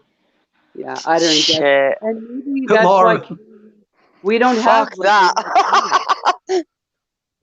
there's really not a lot of crime as it is. I mean, people, that murder their wives or beat their wives up or fucking child molesters. Yeah, all that. They're everywhere, right? But I was lucky. And also, like how you said, Laura, you don't look like you do that. Or I played the part very well, if you will. Like when I went into, they thought I was the lawyer, you know? Yeah. Yeah, I dressed it up and I put some glasses on and I got a black suit and I went in and I played the part, you know? That's why when you go into court that day, play the part. Yeah. You know? Wear pink lipstick, you know? I don't wear makeup like Well, put a yeah. little rosy on your cheeks or pinch them or something. And be like girly. And Yeah. believe me, it works. When I go outside without makeup on, I'm treated totally different than I am when I do. It's judgment. I just feel fake when I wear makeup. Like, yeah, I don't like being fake. Well, put a little lip gloss and pinch your cheeks and wear some pretty clothes. Cody, you come here, you give me a slap round the face. No, I told her. I told her. I said, get some CS gas, pepper spray, put it in your eyes, walking street with it, like, I can't see. And then I said that might use the sympathy vote. But do you know what? I don't think she's going to go to prison. But we can't always plan for the worst. That's I always tell her, plan for the worst. I just got to not pass out. That's what I've got to not do. Is Lou still awake? Have we still got Lou there? Yes, I'm still here. Lou's just like holding on. She's loving it. So Morag, right. The weirdest thing. Well, not the weirdest thing. I can't. You and Donny's sort of, because he's the yin to your yang. You guys are from. You guys are the complete opposite in the world, like in the spectrum, and yet you just connect on some crazy level. Yes, sir. He saved me. He said, like I'm like the girl that likes fucking riding on the back of Harleys and let's go get fucking crazy, you know? And Donny's like, he watched me date, I can't tell you how many people. And he was always there and he'd come for tea and listen to jazz. And I used to go like to the guys that pick some shit up, you know, and I'd go in and play pool and I'd take all their money and then I'd leave. I'd play pool with them and they were like, I was just like a cracker, you know? And then Donny and I started talking and he told me he was adopted. And I was like, wow. I said, do you ever think about your mom? And he was like, nope. And I was like, oh, wow. I was talking for myself, you know? And then after many, many times smoking and hanging out, he's asked me one day, he said, would you go out with me? And I was like, oh, no, Donny. No. I was like, no, we're better friends, you know? Like, I love you as a friend. Like, I value my friendship better than some date, you know? And then that summer he went down home, which is 22 hours away, driving. And he took pictures out in front of my mother's house and stuff. And then I saw them and I was like, holy fuck, he was at my mother's house.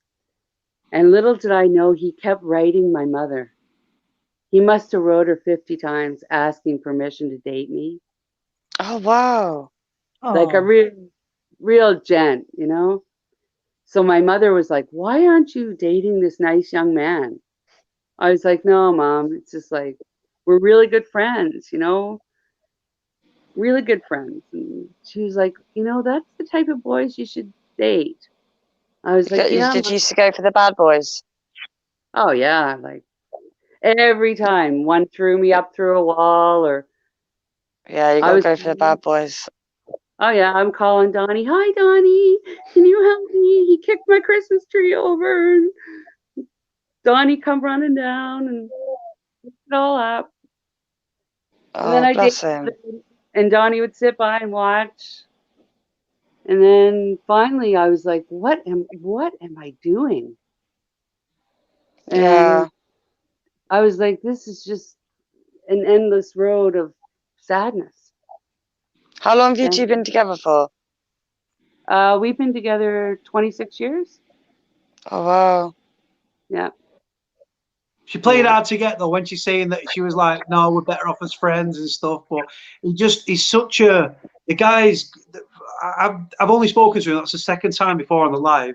I spoke to him the other day on the phone, and just what a lovely, just there's some genuine people in the world, and I don't need to be in Donny's presence to see how nice of a guy he is. And he just strikes me as one of those people that do anything for anybody. And there's a saying in life, Morag, right? People with the worst upbringings and the worst pasts can actually provide the best futures. And I think Donny definitely fits that mold 1000%. Yeah, like Donny had the most beautiful upbringing. He was adopted and raised by 2 Japanese people, and like beautiful people. Taught him good things. Taught him like, no, we're white. We speak English. We don't speak Japanese. Like his mom and dad went through the war, and they were put in prison camps here in Canada. And like that's another story that's just wild, you know. And they lost everything, and they were told either go to Japan or go to Ontario from British Columbia. And they had never been to Japan. They were born in Canada. So they fought and worked hard and provided, and they adopted 2 kids, Donny and Debbie. Debbie was killed, sadly, by a drunk driver. So Donny kind of like went off the rails. That's the only time Donny ever went off the rails, you know, when his sister died. And yeah, but that's understandable. Yeah, and he was in university, he was in his last year, and someone said something to him like, go fuck your mother. I'll be back. I'm just going for a week. Carry on. And he just went crazy on them, and he got kicked out of university for that. Oh, wow. Yeah, and then he never went back to finish his degree. He only has a few credits. He was studying, sorry, my brain gets mixed up.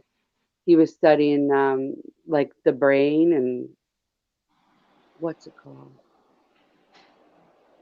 What goes on in the brain. Anyway, really smart, put it that way. And he never finished his degree, and he worked at the same job from 16 years old till we left. He worked there 22 years. Well, just packed up and gone. Yep, we left within 3 weeks of me being arrested. Wow. Yeah, we left all our friends. Both left really good jobs. Our friends thought we were absolutely nuts. And yeah, no, I've done that though. I packed up my house in like 12 hours with the kids and just gone. Yeah, sometimes you got to do it, right? Yeah, you have to. You have to. And then we moved 100%. here, and like, for the first, I would say, 10 years, it was beautiful. We raised a little doggy, and he was the joy of our life. And we traveled a lot. We didn't have the same income as we had when we lived in Toronto, but we did some traveling. And then Donny's mom came and lived with us, and then the fun was over until she died. And then our little doggy died. So oh, I've got 3 dogs. You can have one of mine. oh, I'd love one. Explain, Morag. Are you okay talking about the Salford link up and how the dog came about and everything, or do you not want to go there? Yeah, I can go there. Or or just edit it in your own way. Yeah. Yeah. Yeah. So, how do I start? Well, Donny won a cruise because he sold over $1 million worth of products at his job. Donny's really good, just put it that way. And so he got this cruise, a 2-week cruise. So we were like, fuck yeah, let's go on this cruise. So we went for a month. We stayed 1 week in Aruba. Then we went on this cruise, and then we had a week off on land. So we're on this cruise, and we meet these people, and they're from Manchester. And they've got like the big fancy cabins, you know? And we're down in like the poverty part, you know? And these people, every night, like we'd be up at the club and we'd see them, and they were just crazy. Anyway, they brought a bunch of E's on board, you know? And so it was 2 weeks. I don't think I slept maybe 10 hours of 2 weeks. And I mean, even Donny back then, Donny drank, and he was like tripping. We just had a really good time. And so there was this guy, Salford, two of them. One was on the run from a gang in Salford. He owned a restaurant, actually, to tell you the truth. And Mike, him and his wife, and Deb and Cliff were there. And I got sick, and so I went to the cabin. Anyway, this guy follows me around. Every time I turn around, he's there. And I turn around, and he's there. Anyway, this is the guy from Salford.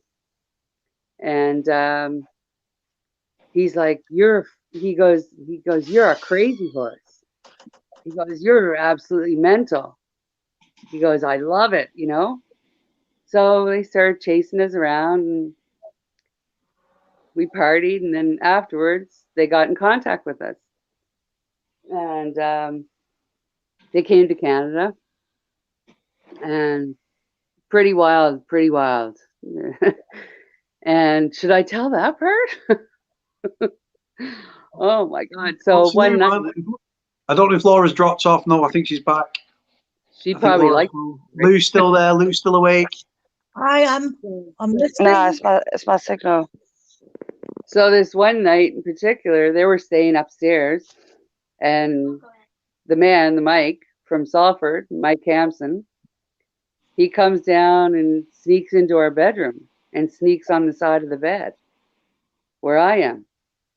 What? Like, yeah. I'm like, this is crazy, right?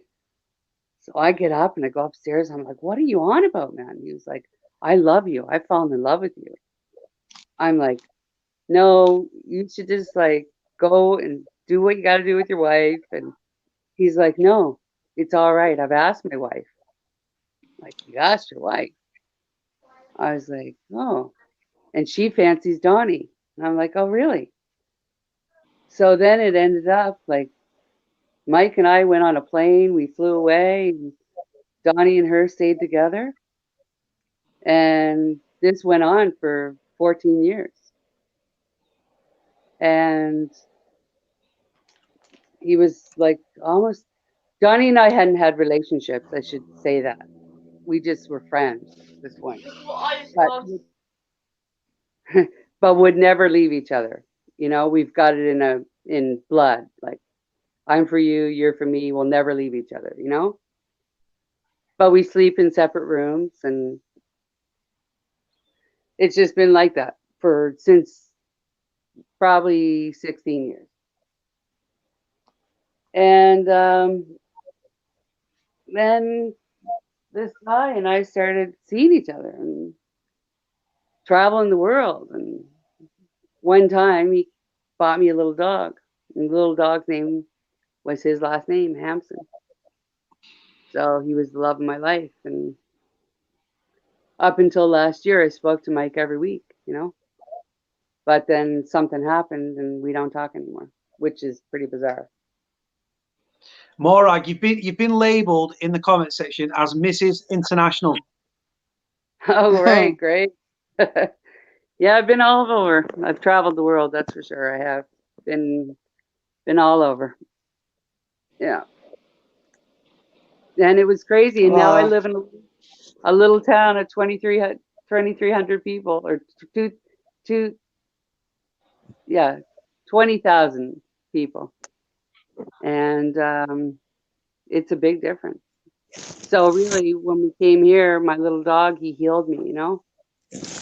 Donny, I went on walks, and I learned to love myself and learned to love my dog, and we've got a nice life. And no more problems, no more police, no more. Are you behaving now? Yeah, I don't go out, Laura. You don't go out at all? No, I can't go out. I'm afraid. Wow. I'm afraid to leave the house. Yeah. Yeah, I can't leave my room. I try even to go downstairs, but I can't. I get panic attacks. Oh, wow. And so, and then I just come back to my room. And Donny takes good care of me, you know, he understands. Yeah. But so that's why listening to everybody's story, it's given me strength. It's given me hope. Like every day I pray, I say, please, God, take me. Please take me out of the hell. Don't go there, Morag, if you don't want to. Do you know what? Like I said, I only spoke to Morag the other day, and like I said, this lady is you know, I think I've been through shit, but this lady's story is, honest to God, probably one of the mind-blowingest stories you'll ever hear. And the fact that she's even on here now showing her face, right, is strong. And like I said, this is the thing with a channel, like real people, real stories, and like what this lady's been through and survived and endured is, you wouldn't wish it on your worst enemy. And I only know a fraction of it. And Morag, right, listen, there's this magic button, Morag, right, at the bottom where it says cam. If you press it, it turns it off like that. If you ever need to turn it off, just knock it and turn it off. Don't talk about anything you don't want to talk about, Morag. I don't want to upset you in any way, shape, or form. Like I cry every day, so it feels good. I enjoy it. I need to cry. I'm like an unemotional person, and I don't really like that. Laura, she deals with her emotions, Laura, as well, don't you? But crying Yeah. is a good thing, you know. I'm not ashamed of Yeah, it. it is. No, man, I feel- nothing wrong with that. And my mom always taught me to let it out instead of keeping it in and cause you more problems. And I must say, on top of all this, I had the most wonderful, beautiful, caring, stand-up, first-class lady of a mother. And she took care of me, and instead of turning me in, she just let me go, you know. I was like, I'm running away. She's like, okay, pack your bags. But she never called the authorities, you know. She's told me, spread your wings if that's what you want to do. When it came to my son, she said, you know, are you going to keep him? And I said, I don't know. And she said, well, if you keep him, I will be a grandmother. I will not be a babysitter. And she was like, think long and hard about it. So it was my decision. That's what my dad said. If I want all these kids, then deal with it. Right. But I didn't have a dad, you know. He died when I was 4, and I was like, I can't do that to a kid. And I thought maybe 2 parents would be better than 1. And after my daddy died, you know, when I was 5 years old, the next door neighbor molested me. Oh, dirty dicks. And like not just molested me, but did some really bad things that now that's why I'm suffering health-wise. He put like beer bottles in me and Oh, wow. put vibrators up me. Oh, that's disgusting. In my bum. Oh, honey. Yeah, and I had like so many boils on my bum. And like I used to say to my mom, my bum hurts, you know. And like she would put hot cloths, and they were all big bumps. She didn't know what it was. I didn't tell her. Because he told me, you tell, I'll kill her. Wow. Anyway, years later,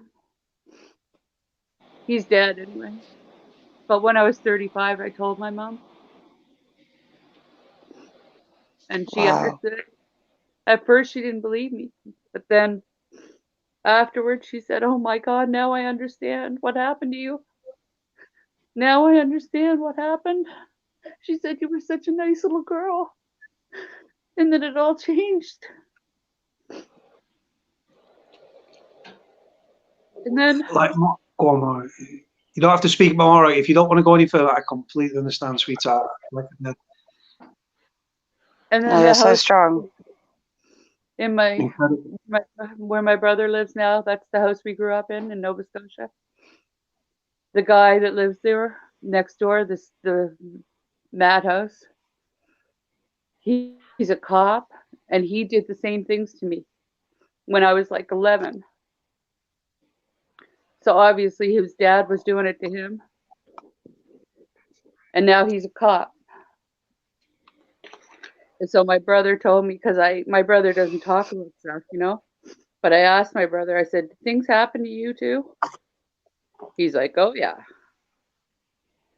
Wow. Yeah, and he says if he ever fucking comes over here or look, because I told him what happened to me. He goes, "I'll kill him. I'll kill him." So that's why I left where I grew up. That's why I don't put my real name. Mm. I'm still like terrified of the past. And when I go home, I see those people, but they don't know who I am. But I see them, and they're still doing the same thing. Wow. With Morag, see, just people that are listening to this, like I said, people have been through shit, but the shit we've been through is fucking unbelievable. And like I said, it's with your thingy, have you been like, is it agoraphobia sort of thing, or is it just like anxiety and things like that? It's a lot of things. It's pain. I've got a lot of problems in my body, in my intestines. Yeah, due to them fuckers. Yeah, I've had it my whole life, but it's getting worse. And now, I've had to open up to doctors because I can't use the bathroom properly. So I've had to tell doctors what I have to do to go to the bathroom. Yeah. And it's hard that. And then I have fibromyalgia like you, Louis. Yeah, it's hard having that fibromyalgia. Very. And I also have a very bad spine where I get injections in my spine and my neck. So I have a hard time walking. Like cortisone injections. Yes. See, this is the thing, and the one thing is like, I don't. I spoke to Morag the other day, and she was so open. The WhatsApp phone call and everything like that. She reached out, and I was in Canada, and I was like, "Oh my god!" And I just listened to this lady's story, and like I say, people that think they've got it bad just fucking take no. And do you know what though? Like, for all the funny stories that Morag's told, the shit that she's been through, and fucking absolute, what you've been through, Morag, would have killed so many people. Yeah, I was going to say that, Cody.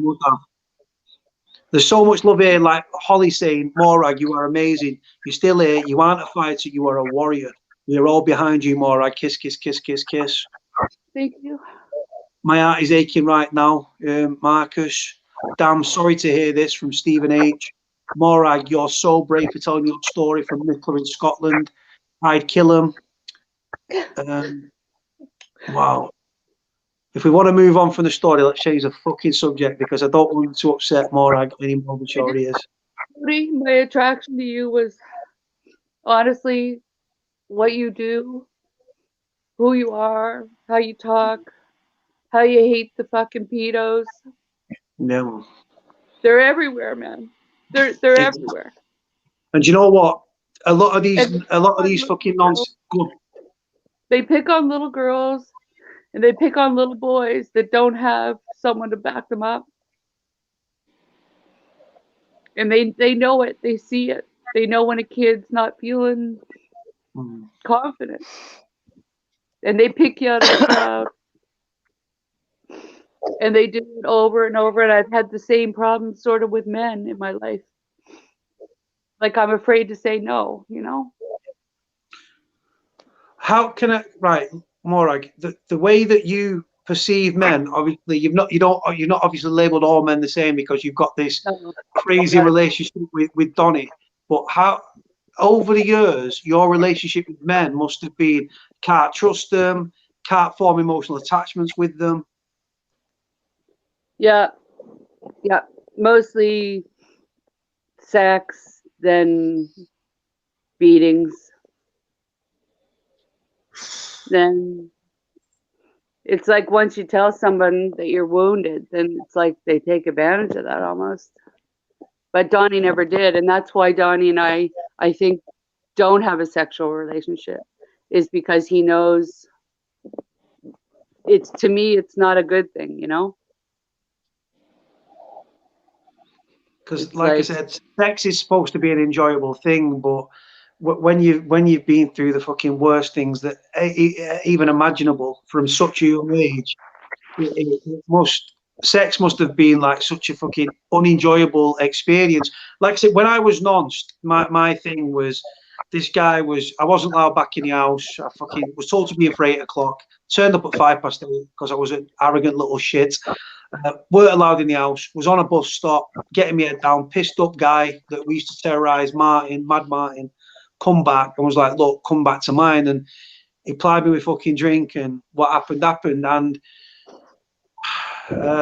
but it's not on the fucking same level, Morag, as what you've been through. And like I said, it's crazy that YouTube can do this thing where it brings people together, and it's just fucking raw, man. And I wasn't expecting you to tell your story. I was never going to ask you any penetrative questions or anything like that.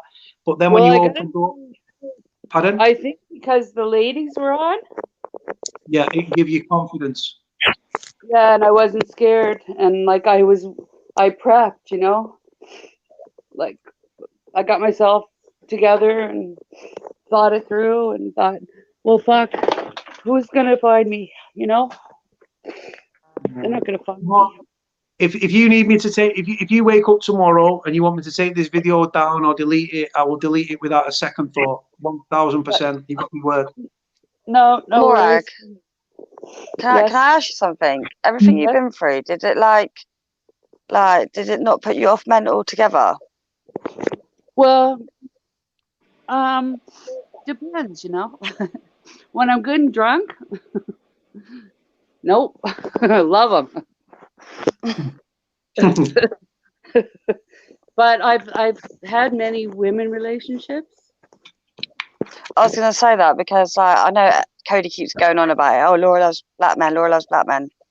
But it isn't because of the things that people say about black men. Like I don't trust white men like I do with black men because of what I've been through. Yeah, go on. Right. So well, yeah, like for me, I don't take a race and like for what happened to me, and I don't look at a race that way. In fact, like my mother taught me that we all have blood running through our veins. We're all the same. And that's how my outlook. So I've gone with black men. I've gone with Japanese men. I've gone with, it doesn't matter to me. It's the person, you know? It's the person. And the same with women. It's like, I'm not really sexually attracted to women. But if they're nice people and they're kind, and yeah, I've been with women because they're nice and they're kind and they're soft. And they're more about like, hugging and not. Yeah, a woman knows how to make another woman happy, don't they? Yeah. In a way that a bloke doesn't. Yeah. Yeah, I've been through. I've done that as well myself, but yeah. But for me, men are. I don't know. I never had a daddy, so like I always wanted that role, you know. And that's like Donnie and I are in a parent relation. Like I'm his mother, he's my father, kind of. It's very bizarre, but we love each other. If what had not happened in the younger years had not happened, and you still met Donnie, this guy just comes across as just a woman's dream. He's a good-looking guy. He's witty. He's got banter. He's got a heart of gold. Everything that you would look for in a man, Donnie is, if that makes sense. Yeah, his mom was a little disappointed with me. What his mum was? Oh yeah, back. Yeah, she was like, "You find good Japanese girl, Japanese good clean, Japanese good cook." Oh shit! And Donnie's like, and when Donnie met me, I had like platinum blonde hair. And like, Donnie was like, no, she's good. She cooks, she cleans, don't worry. She hated me. 15 years, she hated me. But Wow. then she came to live with me. And then I was gold. Then she hated Donnie. Oh shit! So then she was on your side of the fence as opposed to Donnie's. Yeah, the dementia made her Oh, into yeah. a really nice person. It can quite often go the other way. Yeah. But she became like a really nice person. Laura, have you got dementia? Because Laura's Dunno. quite feisty, and then she's nice. Sometimes I'm joking. Sometimes I think I've got split personality as well. Yeah, we all do, honey. Because I could be talking fine to you, Katie, and then I just like bug out, don't I? Yeah. I think it's when the kids stress her out as well. She'll get stressed with the kids, man. No kidding. And you want more? Yeah. Yeah. You. I Scrap love that being idea. pregnant. I love being giving birth. I love it all. Yeah. Oh, fuck that. I No, couldn't be a woman. I couldn't be a woman. I'll be honest with you. Periods and all that shit. I couldn't do it. I'm fucking like, it's hard. I don't like it's hard being a man, but being a woman with periods and childbirth, I couldn't do that shit, man. I'd just be horrific. But the one thing in a weird way, Morag, and even though you've like spilt your heart out and like everyone, the comments, you look back at the comments later and you'll be like, wow. But like, hopefully in some sort of, I mean this in a nice way, in a weird way, that like it's sort of therapy or it takes a bit of pressure off from what's in your mind or something. I don't know. it does. Like I told you, since I've been talking, I feel stronger. I actually like got up today and was like, okay, I'm gonna get up and I'm gonna take a bath and I'm gonna do like what normal people do. And I did it. I didn't leave my room, but I did get up and move and like I told Donnie, I'm gonna try today to talk, you know. I'm gonna try. And Donnie's really happy. Sorry, but who called me Benefit Britain? Like, you know nothing about me, darling. The person's gone. So Don't worry about fuck off. that. Yeah, gone. Don't worry about that. Hold on. And then people are obviously. I feel like Donnie's just walked in. No. Was he not back from the store? So it just says here, Donnie is a man, a true man. People just pick up on it. People have made in that few minutes that Donnie was on the screen. People just know that Donnie's just a fucking cool guy, and they know that you're a lovely lady as well. Yeah, well, thank you. Yeah, he's mint. He's a gem. So that's where my mom's last words to me. She took my hand and she said, "Donnie's a gem." You can tell. You can Donnie's tell. He's genuinely like. You can just tell his enthusiasm. He's such a ball of energy that this man could walk into a room like when you're down and you've got Donnie living, like you're living with Donnie. It must be just like this guy can snap you out of a bad mood. He can put you in a good place. It does your head in. Does your head in. Doesn't most blokes say when you're with them all the time? No, the truth is Donnie, honestly, is always happy. And like, for example, we'll go to the bank and they think he's suspicious. Oh, wow. Like when we go over to the States, we live about 40 minutes away from the States, Detroit. So when we go over there, there's never been a time that we're not pulled over, whole car ripped apart, because Donnie's they think he's up to something, but he's not. He's just a really nice guy. People like, this guy's too happy. Drug testing. Somebody's put in the comments, every woman needs a Donnie in their life. He would love to love y'all, believe me.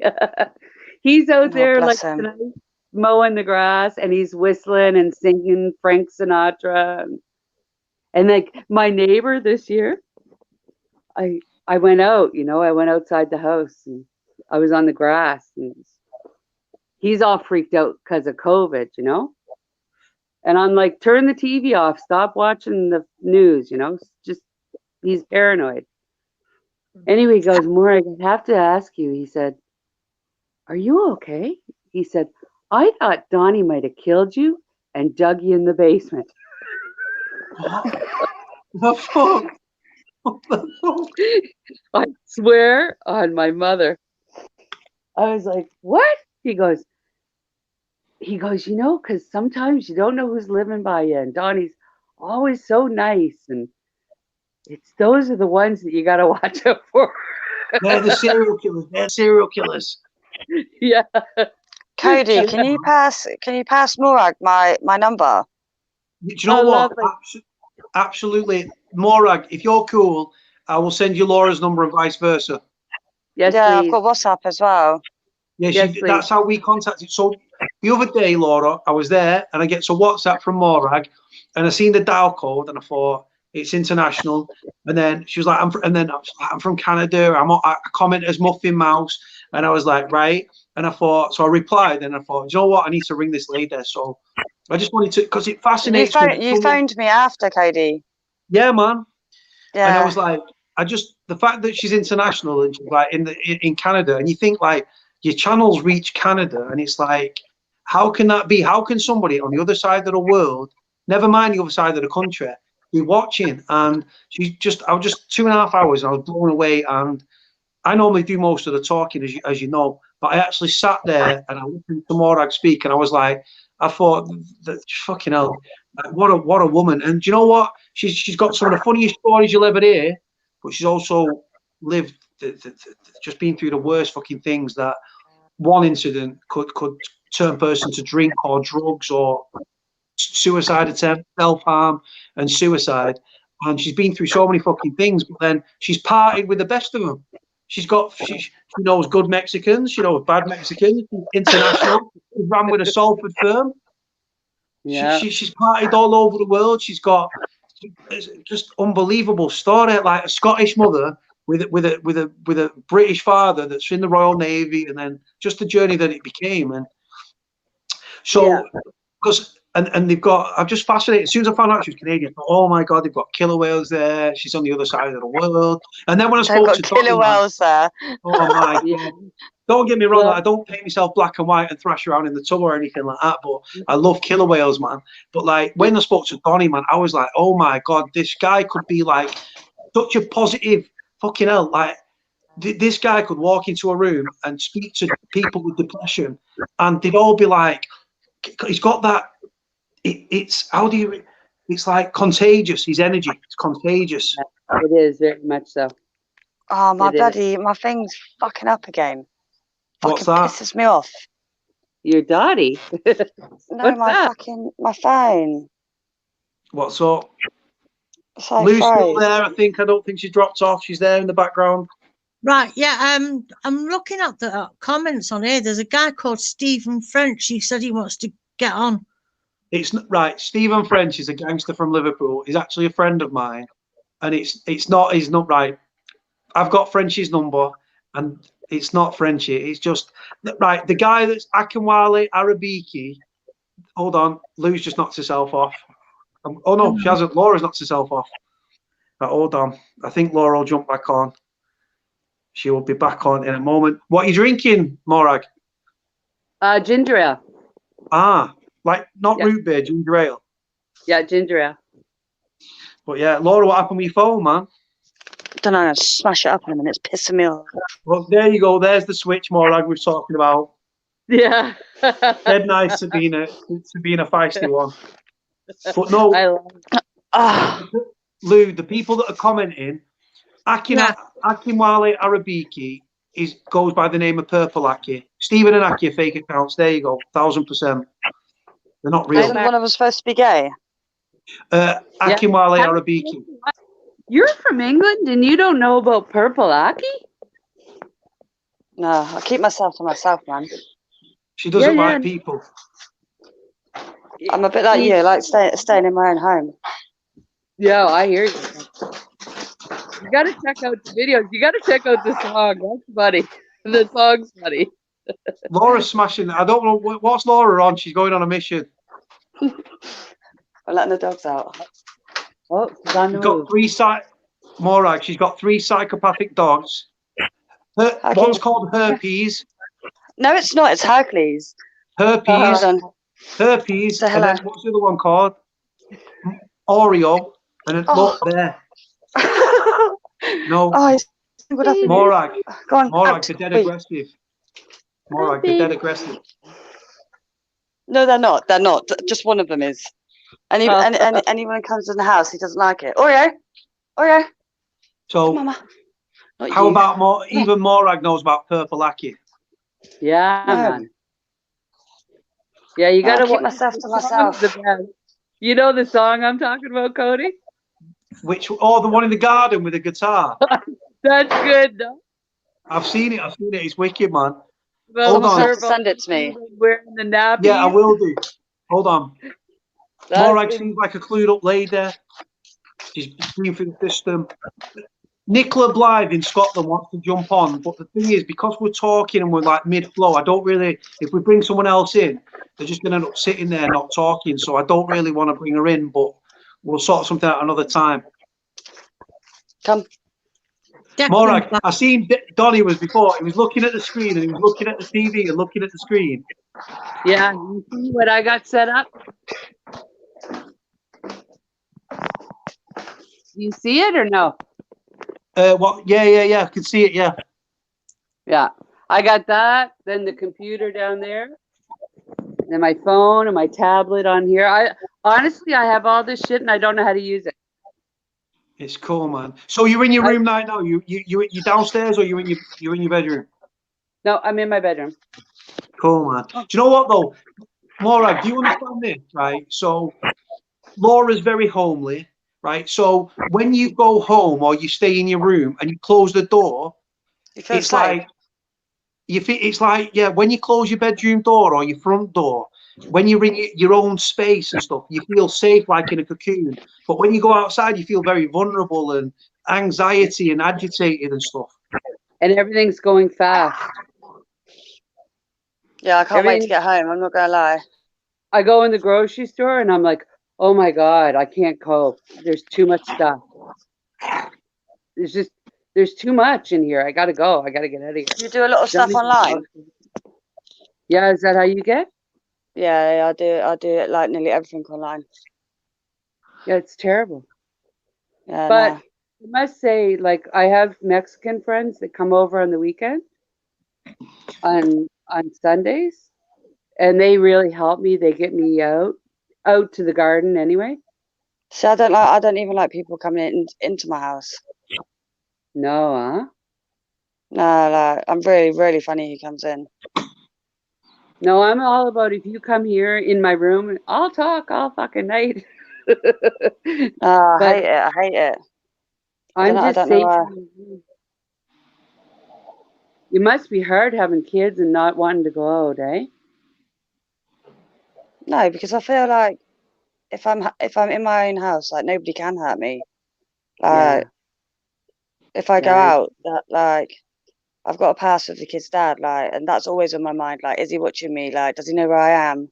And stuff like that. So I just think, you know what, I'll just stay in.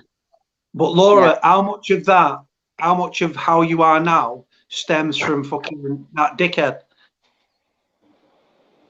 A lot of it. Yeah, a lot of it. Yeah, and like my mum left me when I was like 8, so I haven't really had a mum to bring me up either. So it's just been me and my dad. So yeah, and then when I had children at like 16, I was just like, how can a mother like just like be in their life for that long and then just cut them off? Like I've got a daughter who's got a heart condition. She wasn't even supposed to be here. So I got hold of my mum and I was like, look, like I've had 2 children already. Like, do you want to come and see your granddaughter? And she was like, no, I've got my own things going on. And I was like, okay, like, yeah, just left her to it. But funny enough, me and Cody actually found out where she was from and living. And I just thought, do you know what? Like, I even told my dad tonight, I was like, I found out where my mum lives. And he was like, are you going to contact her? And I was like, nah, like, why should I be the one that goes looking for her? She's my mum at the end of the day. Yeah, nah, I haven't got time for her. I'm sorry, that's the exact opposite of what I had. My mom was like, I can't fault my dad. Like, yeah, he's like my rock. I So think you're he's the only lucky. bloke that I'd ever trust 100%. And your parents, your dad's alive, is he? Yeah, but he lives obviously where I had the children. Their father lives quite close to where my dad lives, so I've never been back to my dad's house or their area in like 10 years now. Wow. So I see my dad like 4 times a year.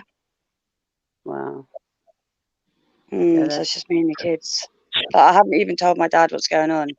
Like, I don't want to put that through it, like him through it. Like, he's not very well himself, so nah. So when it comes to Laura's court case, her dad doesn't have a clue that she's on charges, doesn't know she committal for sentence on the 25th. He doesn't have a clue, does he, Laura? Oh, she's getting upset. You okay, Laura? She's crying. She's upset. I'm sending you big hugs right now. Feel them. You'll be The good fine. Lord Laura. Come on, you'll be fine. Come on, Laura. You'll be fine. This nightmare's going to be over soon, and then we'll look back and we'll laugh. Yeah. Don't You put could, yourself through it. Don't. But daddies are important. And if you love your daddy, he should know. No, I don't want to. No, I don't want to. Don't want to Yeah. what? Tell him. I don't. I understand. I get it. And like I said, at the end of it, in a few weeks, you'll sit down and we'll look back and be like, Yeah. the relief and everything like that. Positive vibes, man. Positive vibes. We need Donny for a bit more positivity. It's coming from everybody, honey. Fine, Laura. Honestly, you've not murdered anyone. You've not harmed anyone. First time Exactly. offence. First time offence. Mother of 4 children. Listen, letter from the doctor. Glowing pre-sentence report. Like I said, intimidated, harassed. Did it to For your own life and your children's life, you can't. Someone just put, you've got your dates with Cody to look forward to. I don't know about looking forward to. That'll probably put more of a negative fucking spin on it. I'd ruin him. What's that? Did you say she'd ruin me? Are you for fucking real right now? Hey, Morag, saying that she's going to ruin me sexually. I don't. Hold on. Hold on. But no, do you know what? On a level though, like, do you know what? This has been the most emotional fucking live I think I've ever done. Has it? Yeah, Sorry. well, Apart no, from this, you won't cry. yeah, lose a bit of like an ice cream, isn't she? Louise don't really do the emotion, just shows anger. Laura's, it's with Laura, you don't know if she can go from angry to upset or upset to angry, but it happens so quick. It's like, where did that come from? Yeah, well, that's natural. Going through a lot, honey. Right, hold on. Nicola, text me, Nicola, if you want to jump on, right, and you want to join the girls' brigade, as we're now called, then WhatsApp me, babe. I'll send you a link. See you, Cody. No, everyone's staying on. Hold on, I'm just saying. Laura's going to eat Cody alive. Hold on. Laura, I'm sending you some love right now, honey. Thank you. Yeah, I love it. it'll be okay. It'll be okay. Think positive, and positive will come out. You can Put the positive in. You can smash it, honestly, Laura. Believe me. I've got a son that's one time for more worse things than you've done. Yeah. I personally believe that I know how this ends with Laura's case, but I've got to go with plan for the worst. But I've got faith in the system, man. And if it was local, if this court case was local, I'd be there, man. I'd be there. I don't want too many people there anyway. No. Yeah, I understand. I know what that feeling's like. I just want to do it on my own, really. But Cody's telling me I've got to do one, like have one person there. No, but listen, right? Listen. you'll thank me after. You'll be like, oh yeah, I'm Yeah, so I know, grateful. I know. You genuinely will be grateful after.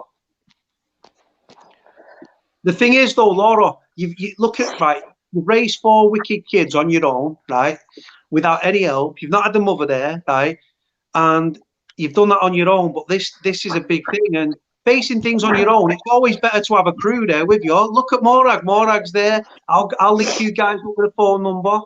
Louise has disappeared again. Go and getting a fag or something. I don't know where she's gone. I'm here. Oh, she's here. She's here. Yeah. King Ash wants to do a universal, international. We all need to meet up sometime and get the gang together. Yeah, that'd be That'd be fucking hell. That's just a charge sheet waiting to happen. I don't think the girls could hold us all, man. I promise I'll be good. Laura, Laura, look at the name on the screen. Surname, not the same. Nothing to do with you, is it? I don't know, but my baby father's dad's called David Herbert, though. Yeah, that's what. See what I was going with? I don't think it is. I don't think it is. Ask where they're from. I don't know. Ask him where he's from. Yeah. Because, like I said, we went through. Look at Morag smiling, looking at the screen. She's loving it. She's like, right, this is the thing. Do you know what? One thing though, even though like we're speaking about really fucking serious stuff, it's like everyone seems to be like vibing now. There's like a good relief, like a good energy in the room. From Oxford, it's not Oxford. No, that's fine. No, it's calm. It's fine. About that, I seen the name and I was like, hang on. I thought, wow. Yeah, when I looked, I thought, oh shit. It's good to get a cry out anyway, Laura. What's that? It's good to get a cry out. Yeah, not with like how many people watching. Just 100, fluctuating between 100, but it is like 25 to 2. Well, saying that, so what time's it in this? What time's it now, Morag, where you are? 8:34. See, so like long time ahead, man. So yeah, so Donny said before, I think people missed, you might have missed the audio bit, but I'm pretty sure Donny said everybody that's watching can stay at Donny's and Morag's, right? They've got a pool as well, guys. They're like an Airbnb. It'll be cool, man. We can all go skinny dipping. Sure. It's always welcome in my house. Honestly, you know, when there's a saying in Spanish, you say, mi casa es tu casa. My house is your house. Yeah. And there is not one person that doesn't know that comes into my house. And I mean it. The first time you hear, maybe I'll get up and get you a drink and whatever. But the next time, no, you're getting it yourself. Sorry. So, you know? Morag, when it comes to food and stuff, you just eat in your room and stuff, and like. Well, when my friends come, we eat outside or at the table. But Donny normally brings my food up to me. Yeah, well. I don't really eat a lot. I can't eat a lot. Yeah. So it's like a mental war for food. I can't really eat because I have problems in my intestines, but I have to eat because you get hungry. So I eat usually a banana and some yogurt a day, and then maybe in the evening like a potato or a sweet potato. Yeah. And sometimes chicken I can have. But so what do you watch on the TV? Do you really watch TV or are you more YouTube? I watch YouTube. I watch Big Brother. Oh, the Canadian one.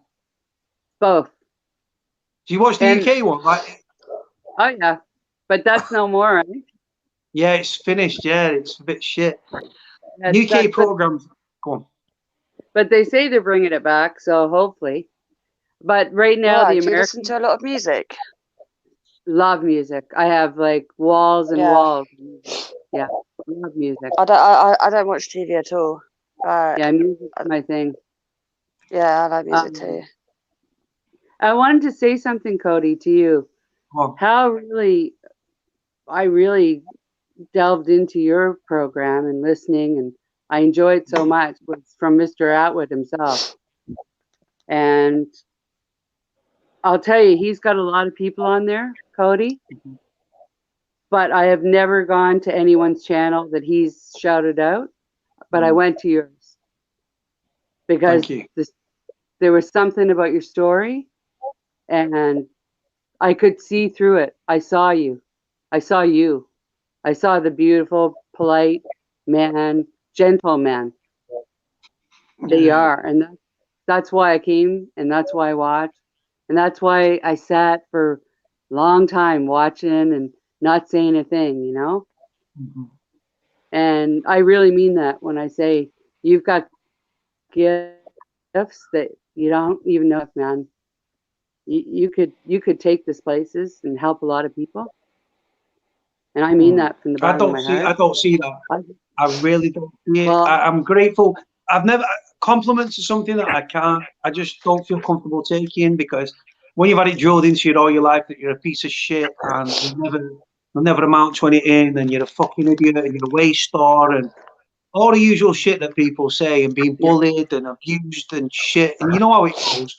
So like, I don't see this. I'm just, all it is for me is I I like to listen to people's stories, and I engage, and I'm so involved. Like, there's comments here, and I'm trying to get the comments in and stuff and put them on the screen. But literally, like, that. Like, for example, I pardon? can't read and talk. You're very good, and you need to bring this up, elevate it more. You're doing great, but you've got a special gift. I'm telling you, a gift I can't that see was. that. I just, all it is for me is just like, I used to be a dickhead, and I've probably always been a dickhead. But like I said, I've somehow turned the negative into a positive.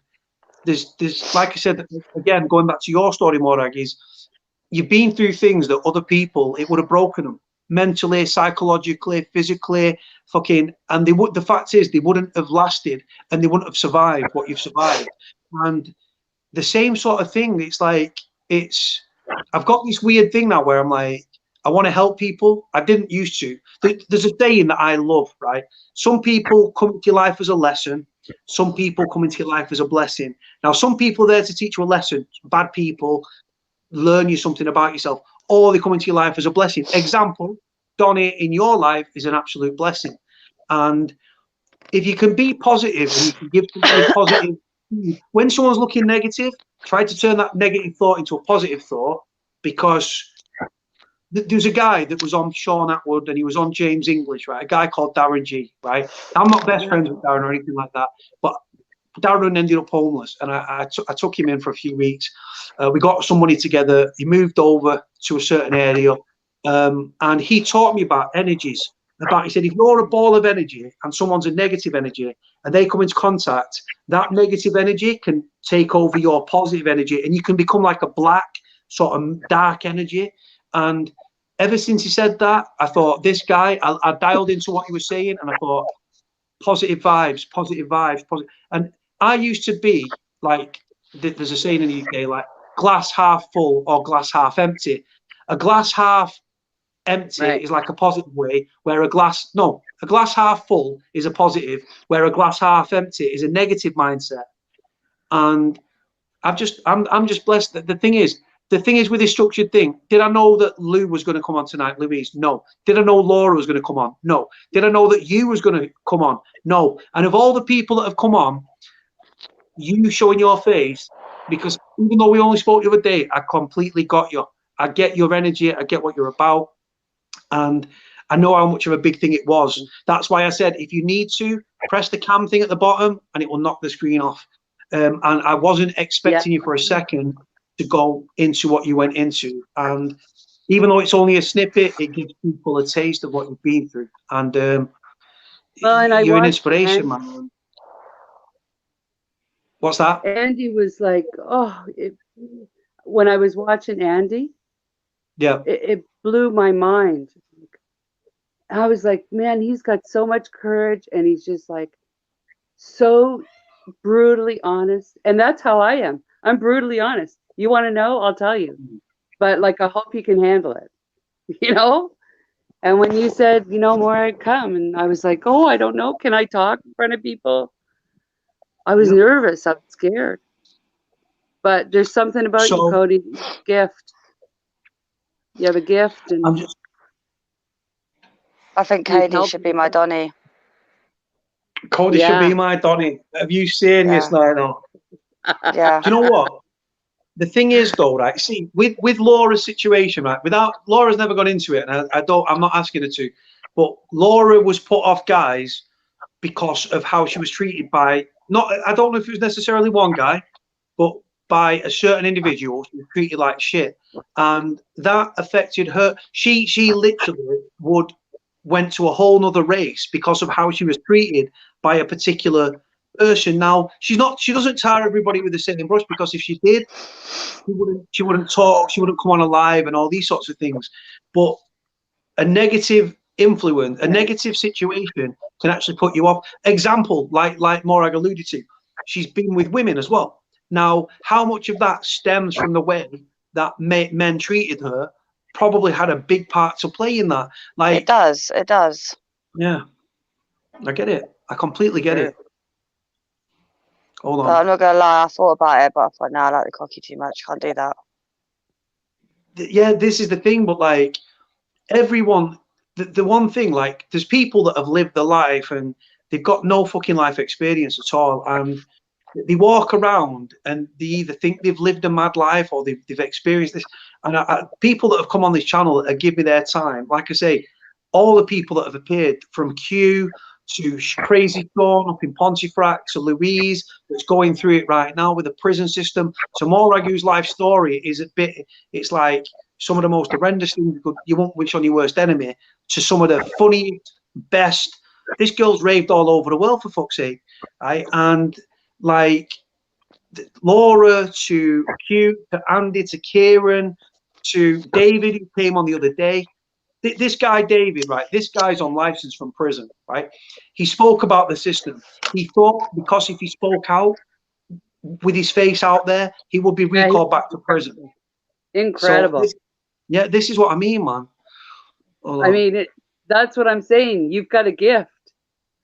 Yeah, I just all I see it as is like with the channel and the platform, it's like it brings people together. Like it's so fucking. I sit there, I put my channel down because that's me.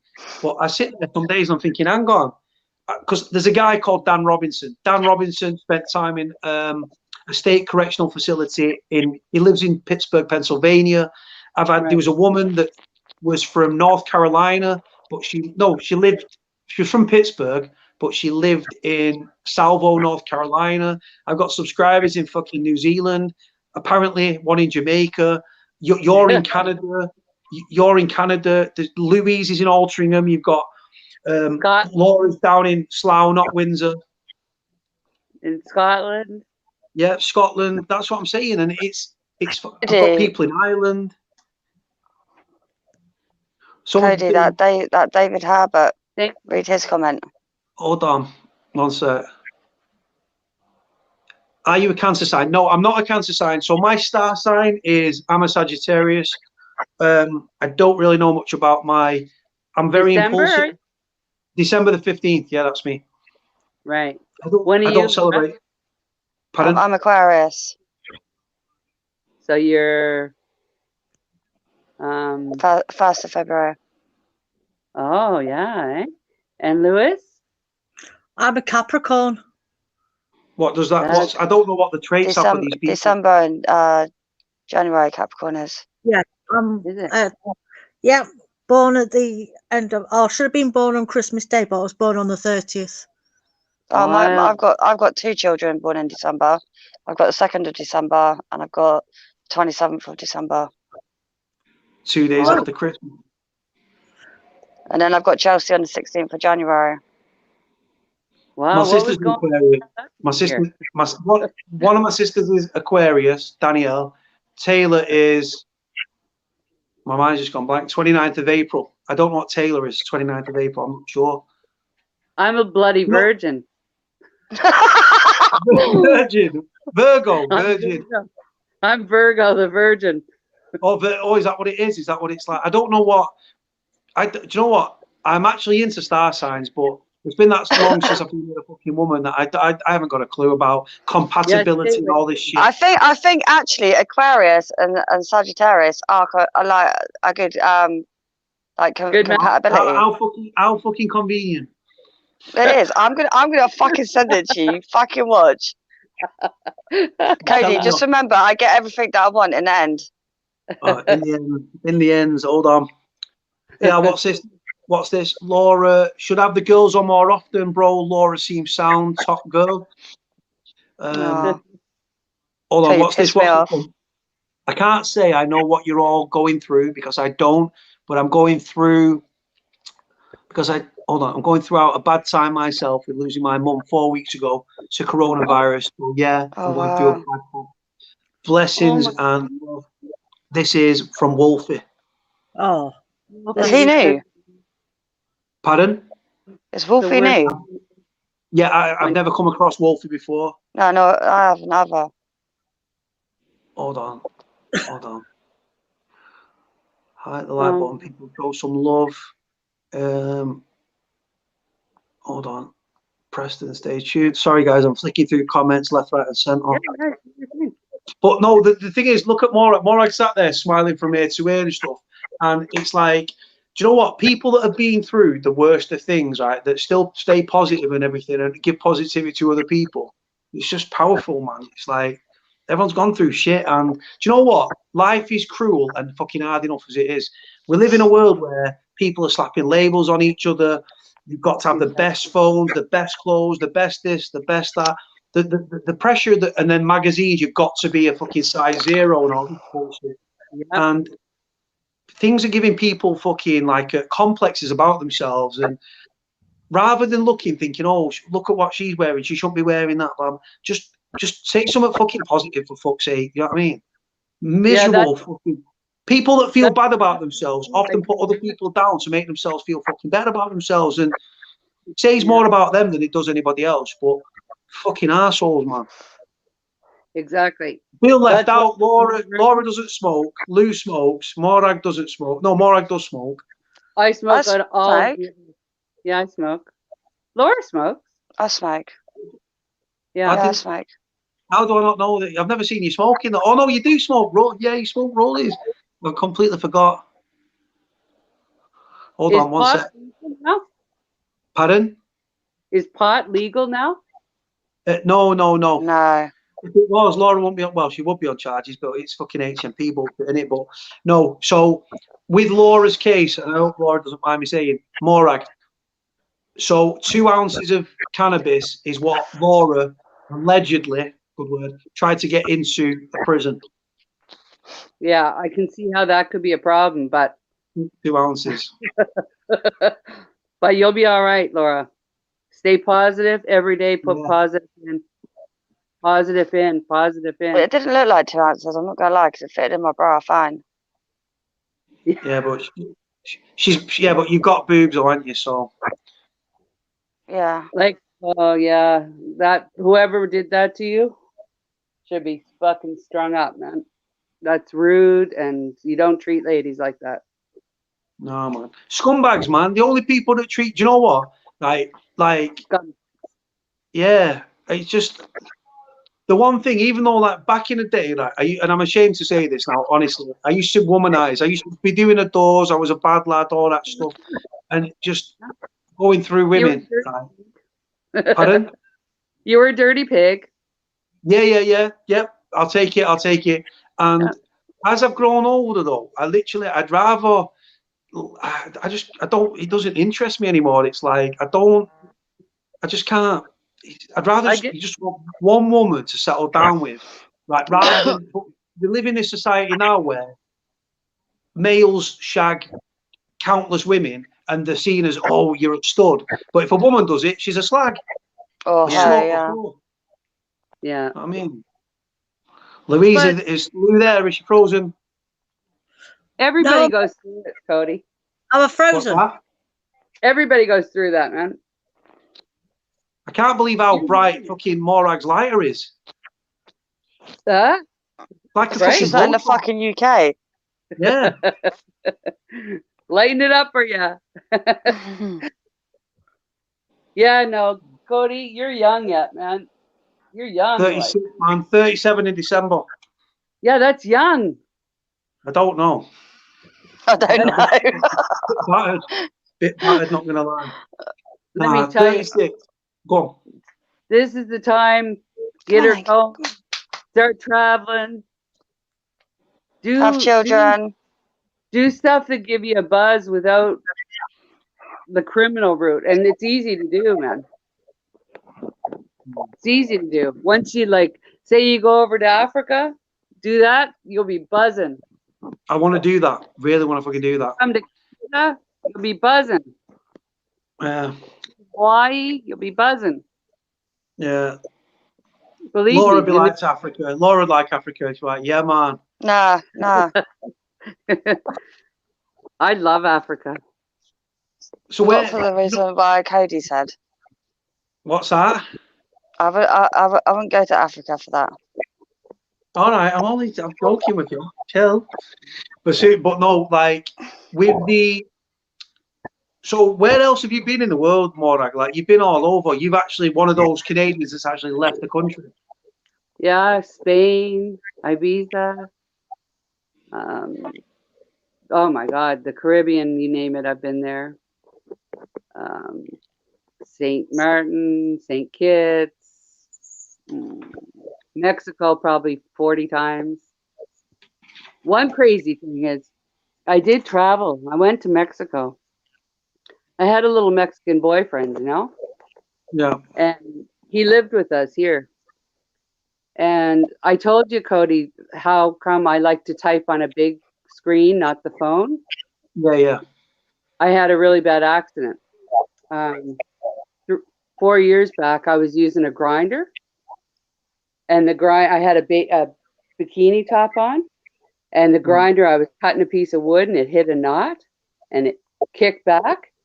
It cut all through my breast, all up, but it got on the wire on my bathing suit, and it was coming towards my neck, you know, like coming up here towards my neck. So I pushed it away, and I lost all my fingers, and I cut all down here. I got some serious wounds, so I can't use my left hand very well. Oh wow! The guy that was there that saved my life, because it was coming for my neck. It was, if he hadn't pulled the plug, I would have died, you know. Anyway, Louise, God. He died himself the next year. He was in Mexico and he was working up on scaffolding, and he was welding, and the cable broke and wrapped around his neck, and he died. And he was like Donny, he was Donny's brother. He was my lover. So that was all like shit that went down. It's like crazy, you know? And the next year we went to or before he died, I went to Mexico, and we drove like for 2 months all over Mexico. Every little town, every little beautiful place. Anyway, one night I was like, come on, let's drive at night. He was like, no, Morag, it's not safe. Mora. I said, yeah. Anyway, the cartel came after us, you know? Oh, shit.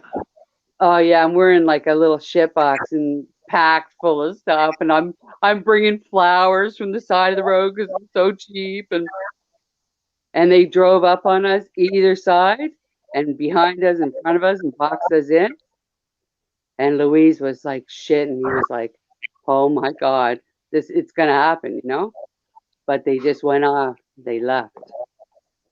That was pretty scary because those guys you don't mess with. Yeah, that was one scary time in Mexico for me. And one time I got arrested for smoking on the beach.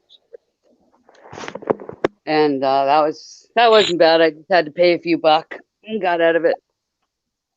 But yeah, it's all about how you talk, eh? But them cartels over there are fucking rude. Oh yeah. Like once I saw a guy's head cut off sitting in a car when I went to visit Louise in his neighborhood. Hi, Donny. I gotta tell you, everybody's saying hi and they like you, and they said They're very sweet. Donny's sweet. Say hi again, Donny. You Hello. seem to make a lot of people happy. Hello again. Hello. Say hi. Hi, hi, hi. Gone camera shy now, has done, eh? And actually, I'm a ham, but so so so I forced myself to be camera shy. Here you go. And, much the same way that in you know the story of King Arthur and Sir Lancelot and all that, the Knights of the Round Table. The sword in the stone and all that stuff. Yes, yes, yes. Yeah, yeah, yeah. Okay, well, the actual Thomas. Oh, sorry. Yeah, Thomas Mallory did the original editions, but that was many years ago. And sorry, I'm just negotiating a charger here. There we go. Cool.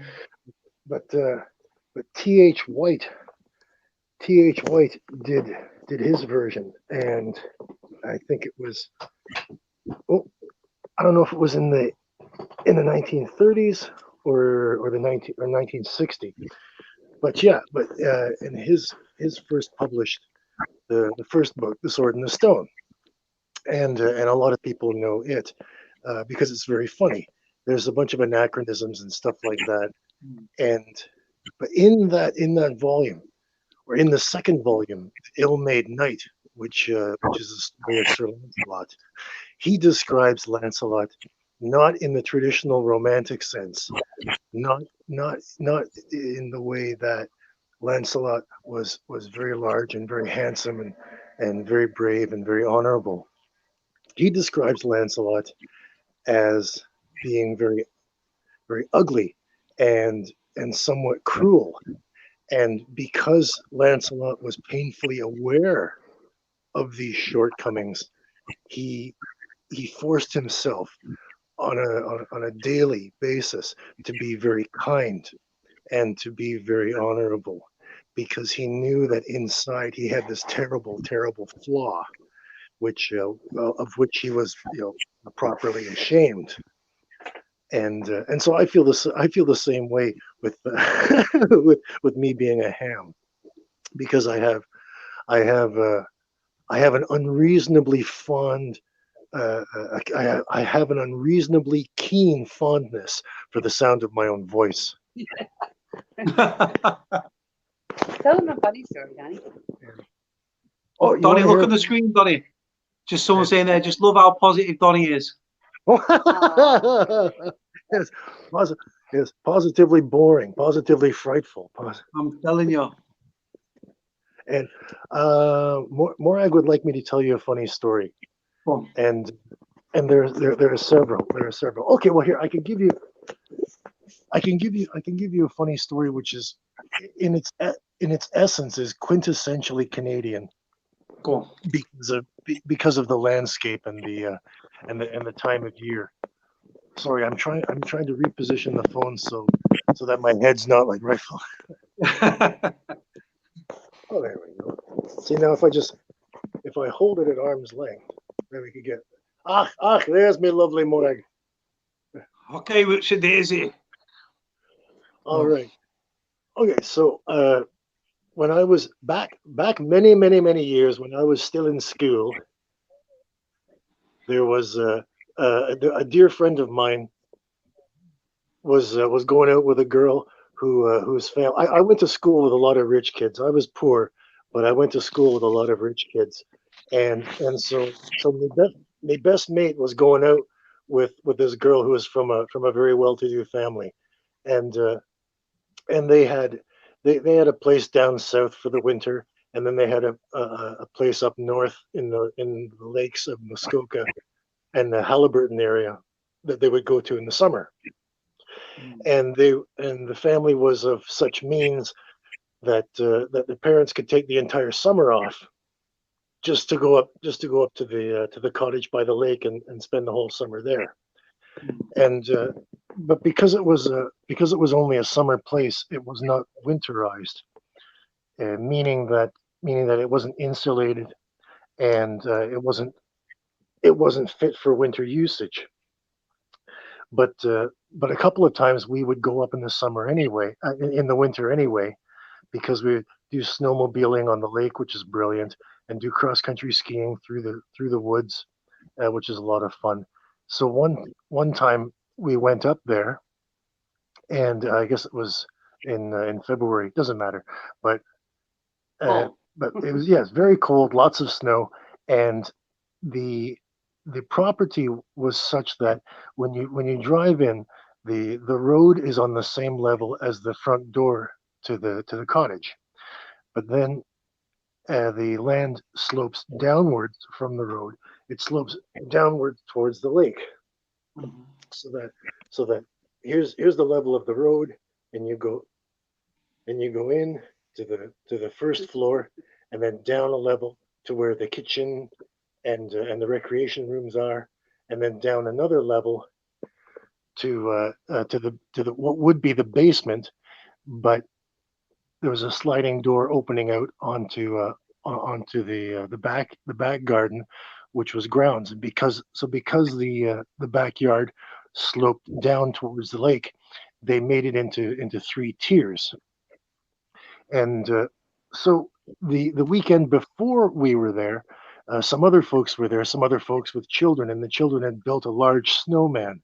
When I say large, I mean the uh, uh, the base of the snowman was a sphere of snow that was about maybe 4 feet in diameter, and then the midsection would have been about 2 feet, and the head was about the size of a large pumpkin. And this snowman was standing on the tier, the uppermost tier of the back garden. And because the place was not winterized, the plumbing, the water is all turned off uh, for the winter.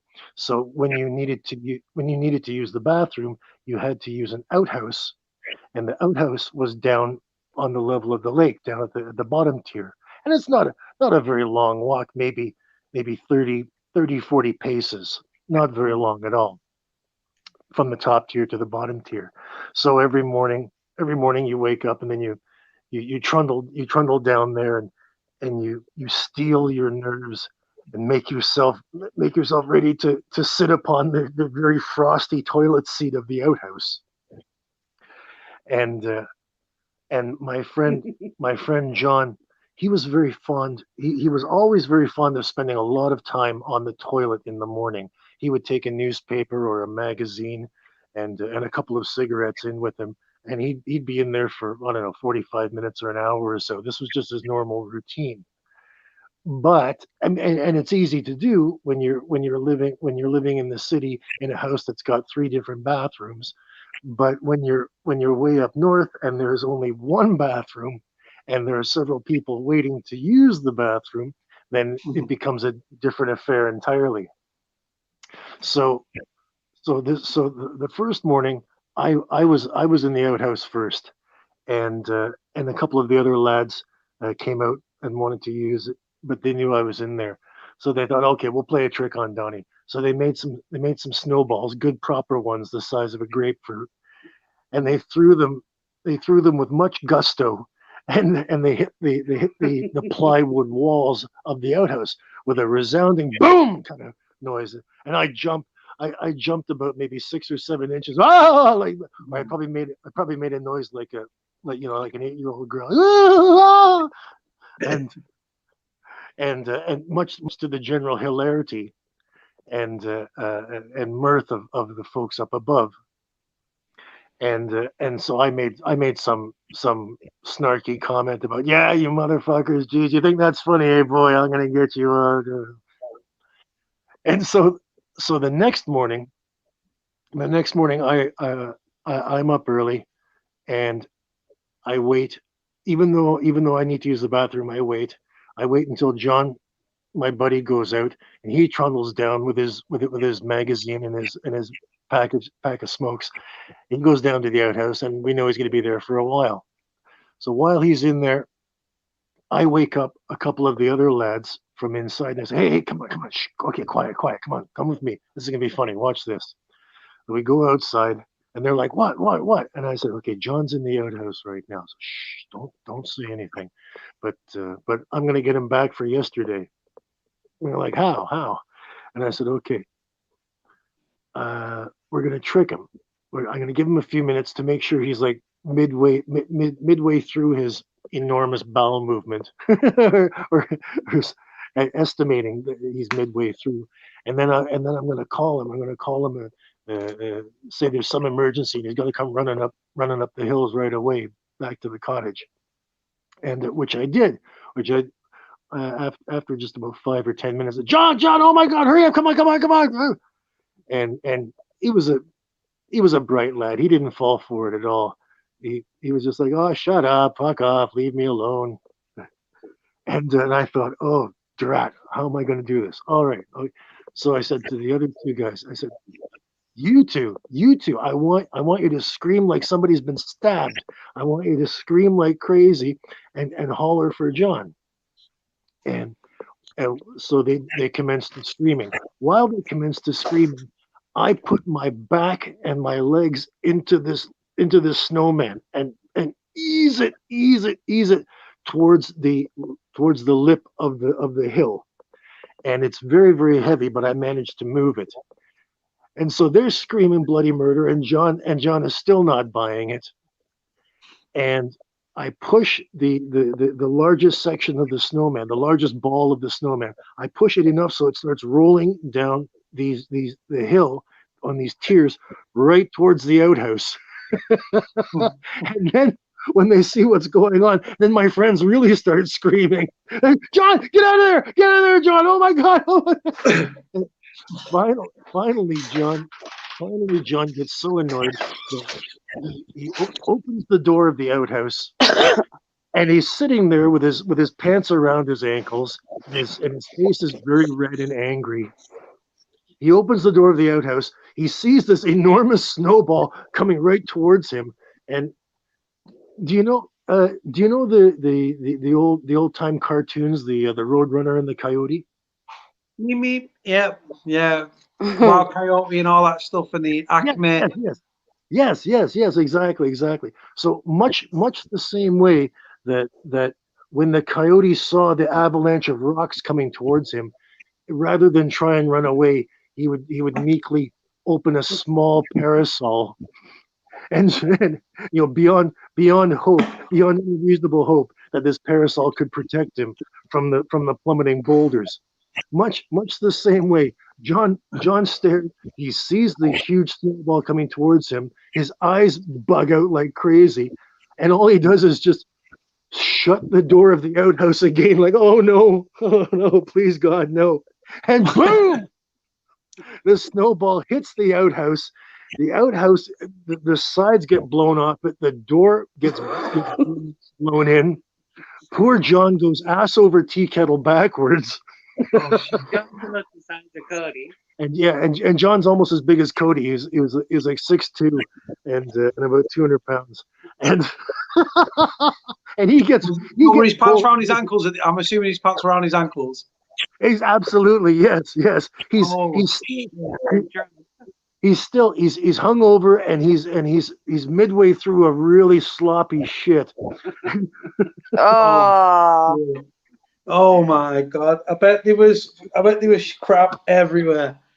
Absolutely. That's the fun winter in freezing Ontario. And to his credit, he was such a lovely, good-natured chap. He never killed me. I did so many terrible tricks to him. He never once did he throttle me or break any of my bones or anything like that. All we did was spend the next couple hours rebuilding the outhouse. Shit. So wow. Fucking hell, this is the thing, man. Like, it must be crazy over there. I'd love to go to Alaska, man. Like Anchorage or something in Alaska. Yeah, you don't mind the cold, eh? Well, we're used to it, aren't we? So, as you know, with Manchester, it's always raining. No, you're not. What I'll do, I will change the format again, the layout. Morag's not too keen on that layout, so I'll change it back like that. And Morag doesn't like the layout where she's front and center, so I changed it back to how it was. But yeah, oh, very good. Oh, bless It's you. cold. Cold here is like minus 27. What's the? oh, God, hate that. I hate being cold. Yeah, me too. I hate it. I hate it. minus Like 27. Yeah, Holly's saying that Donny's got some next level energy. He's got a lot of energy. Well, I don't mind the cold. I don't love it anymore. When I was young, I would go skiing every weekend, so I loved it. But now I don't love it. But it doesn't bother me. The cold Donny doesn't wears bother shorts. me. I don't wear shorts in the winter. Around the house you do. Donny, There's some people say some funny stuff on your live here, Cody. There's a funny one saying something about the loose women. You know, I know that's a program, right? yeah. Someone said, "Oh, tonight with the loose women, this is a good show." You know what? Some funny. Honestly, it's really gone that way. This is so where. Go on. I'll show. Someone said that Donnie's like Cheech from Cheech and Chong. Oh, yeah. See that? They picked the Mexican half of the duo, not the Oriental half. That's it, man. Yeah. No, but like, and yeah, well, someone was like, go on. Because Tommy Chong is not only is he mostly he's Dominic says, his family's Chong. His family, yeah, his family's Chinese Canadian. Oh, are they really? Hi, Donny. Oh, yes, very nice. Right. Hello, everybody. Thank you so very much. Thank you. Spent my childhood watching Cheech and Chong, man. All the movies, Up in Smoke and all that. Guala chinga, man. Is that a joint, man? Ah, brilliant. Stuff. I used to watch it, man. I spent my childhood watching that stuff, mate. Oh, yeah, you do the accent very well. The East Los Angeles Mexican accent. I think you beat me at accents, though, Donny. To be fair, I'm good with UK accents and stuff, but your accents are on point. Like you said, you've got a thing about accents and stuff. I used to call up back when telephones were primitive, but when they didn't have call display or call waiting or call answer or anything like that. I used to ring up Morag's older brother and pretend to be a salesman selling like aluminum gutters for the house or something like that. And when he did it, I would usually put on like a South Indian or Pakistani accent. Oh, good afternoon. May I be speaking to the owner of the household, please?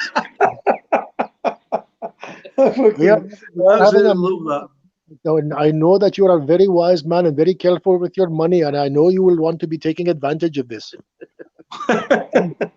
And is Laura still awake? Laura and Lou still awake? They're there? Yeah, I'm still here. Everyone's just like listening, man. It's the Donny Show.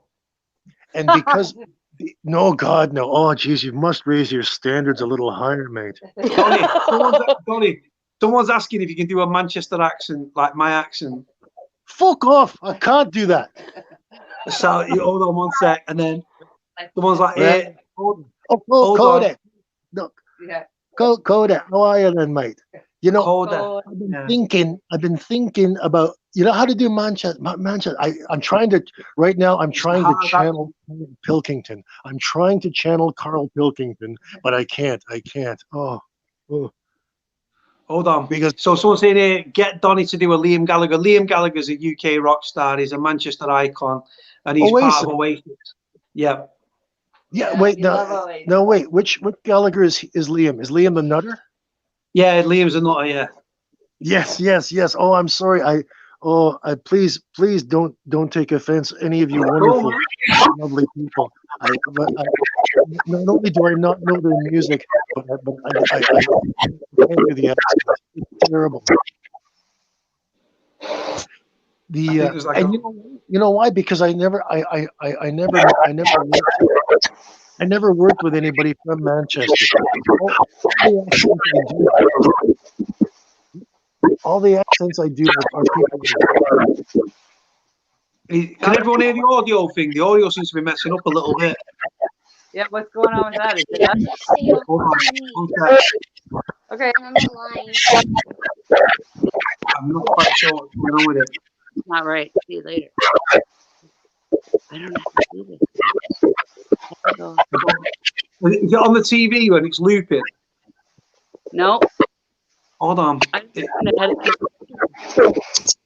How do you I'll turn my mic. Seems to start. Is that better now? Yeah, there we go. That's the one. That's the one. Wonder Hold what on. that was about. I have no idea. Yeah, Donny. You got a request now.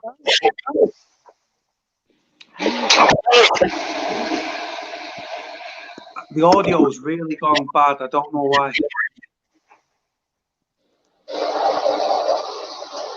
It's been cool for 5 hours, and it's all of a sudden it's gone. The audio's got a bit funny. Hold on, Morag and Donny's screen's gone. Yeah, 1 sec. 1 sec. 1 sec. Hold on. Hold on, they've dropped out, but the audio's still messing up. I don't know what's happening with Donny and thingy. The screen was froze then. And then And no, you don't just get sent home because you have a temperature. Who was that little voice? Got a little ghost somewhere. I don't know what happened with Donny and thingy then. He was on, and then they froze, and it was like really distorted audio and everything like that. I'm gonna go in a minute anyway, Cody, because I need to get up for school run as well. But yeah, the audio thing was cool then. Lou, people thought Lou were asleep. People were commenting, Lou, get to bed. She's falling asleep. Saying Laura nearly dropped her phone. No, I was walking out in the hallway. No, I was just listening to what the stories. Someone was like, "Oh, Laura's gone to get her whiz." Like, oh, shut up, man.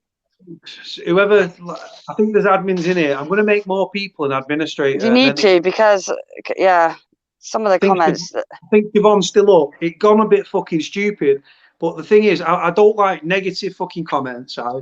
Personal digs at people. If you don't agree with somebody, then fair enough, you're sweet. But don't start fucking having pops at people and shitty little fucking things. You're not coming on for that. But Louise has been on from the start, literally within about 5-10 minutes. Been on for nearly 5 hours. Yeah, Siobhan, you've missed a shitload of fucking some idiots in the comment section.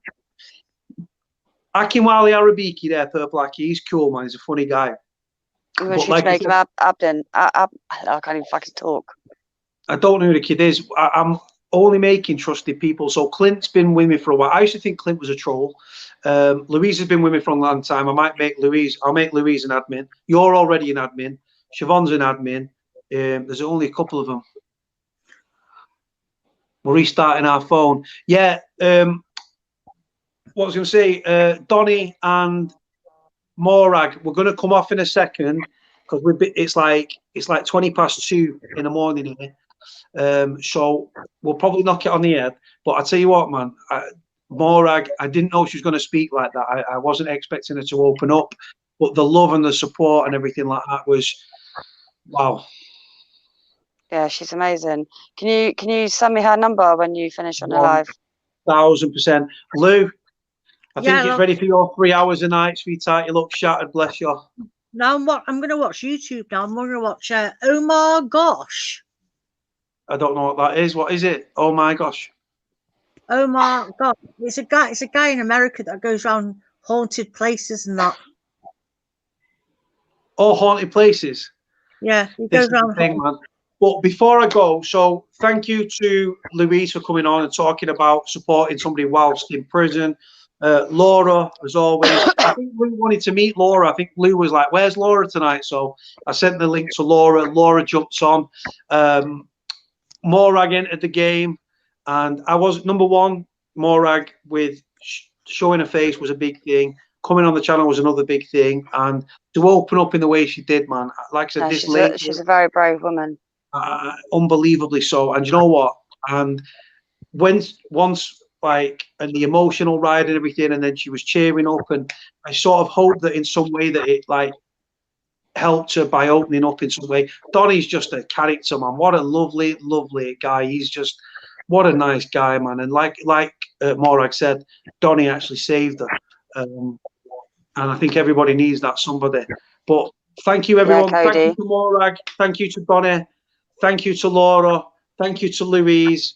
I think everyone's going to bounce off, and we're just going to do it again another time. Thanks for Okay, having us. wicked. No. Right, well, is everyone dropping off? Yeah. Right. I'll kick you both out, and I'll finish up with everybody. And thank you again. Laura's out, and Lou is out. Right, guys. Fuck hell,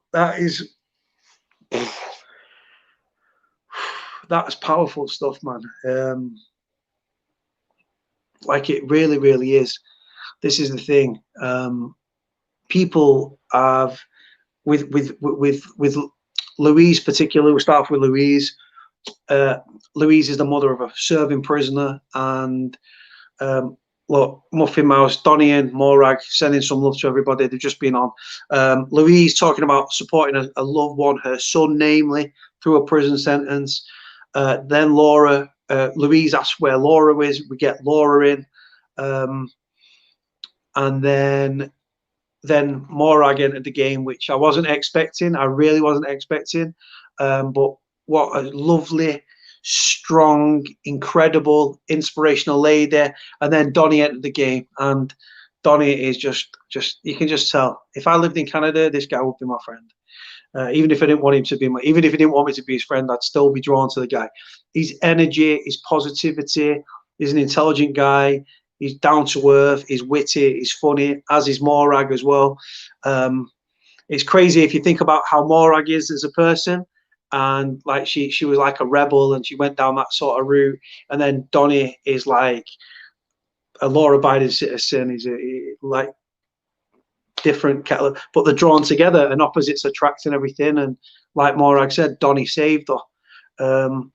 So massive things. I'm grateful for everybody tuning in. I'm grateful for Morag. I wasn't expecting her to be as open as she did. That's why I kept saying, if you don't want to speak about anything, please don't. I don't want to feel anybody uncomfortable. I don't want people reliving horrific moments in their life for people's to listen to and everything else. But the love and the support, if Morag and Donny go back and they watch the comments and everything that are on the screen, they will see. We've been at it again for another 5 hours, guys. It's long, but I enjoy it, and it's real people with real that have been through real situations, and just a powerful thing. Might leave the room tomorrow. Do you know what? See, Morag spends the time in a room. That's her safe place. I understand that. When I close my front door, that's my safe place. Some days I have to get the confidence to go out. Other days I feel on top of the world. But the facts are, things that you go through chip bits off you. But Morag today, she was like, right, I'm feeling a bit better. She went and had a bath and everything, leaving the room. Even leaving the room is a big deal. She has to get the confidence up. It's not like she doesn't take it for granted. She has to build up the confidence. And when she leaves that room, she's leaving the safety of what could be called like a cocoon. And it takes a lot for her to do that. And I relate to that.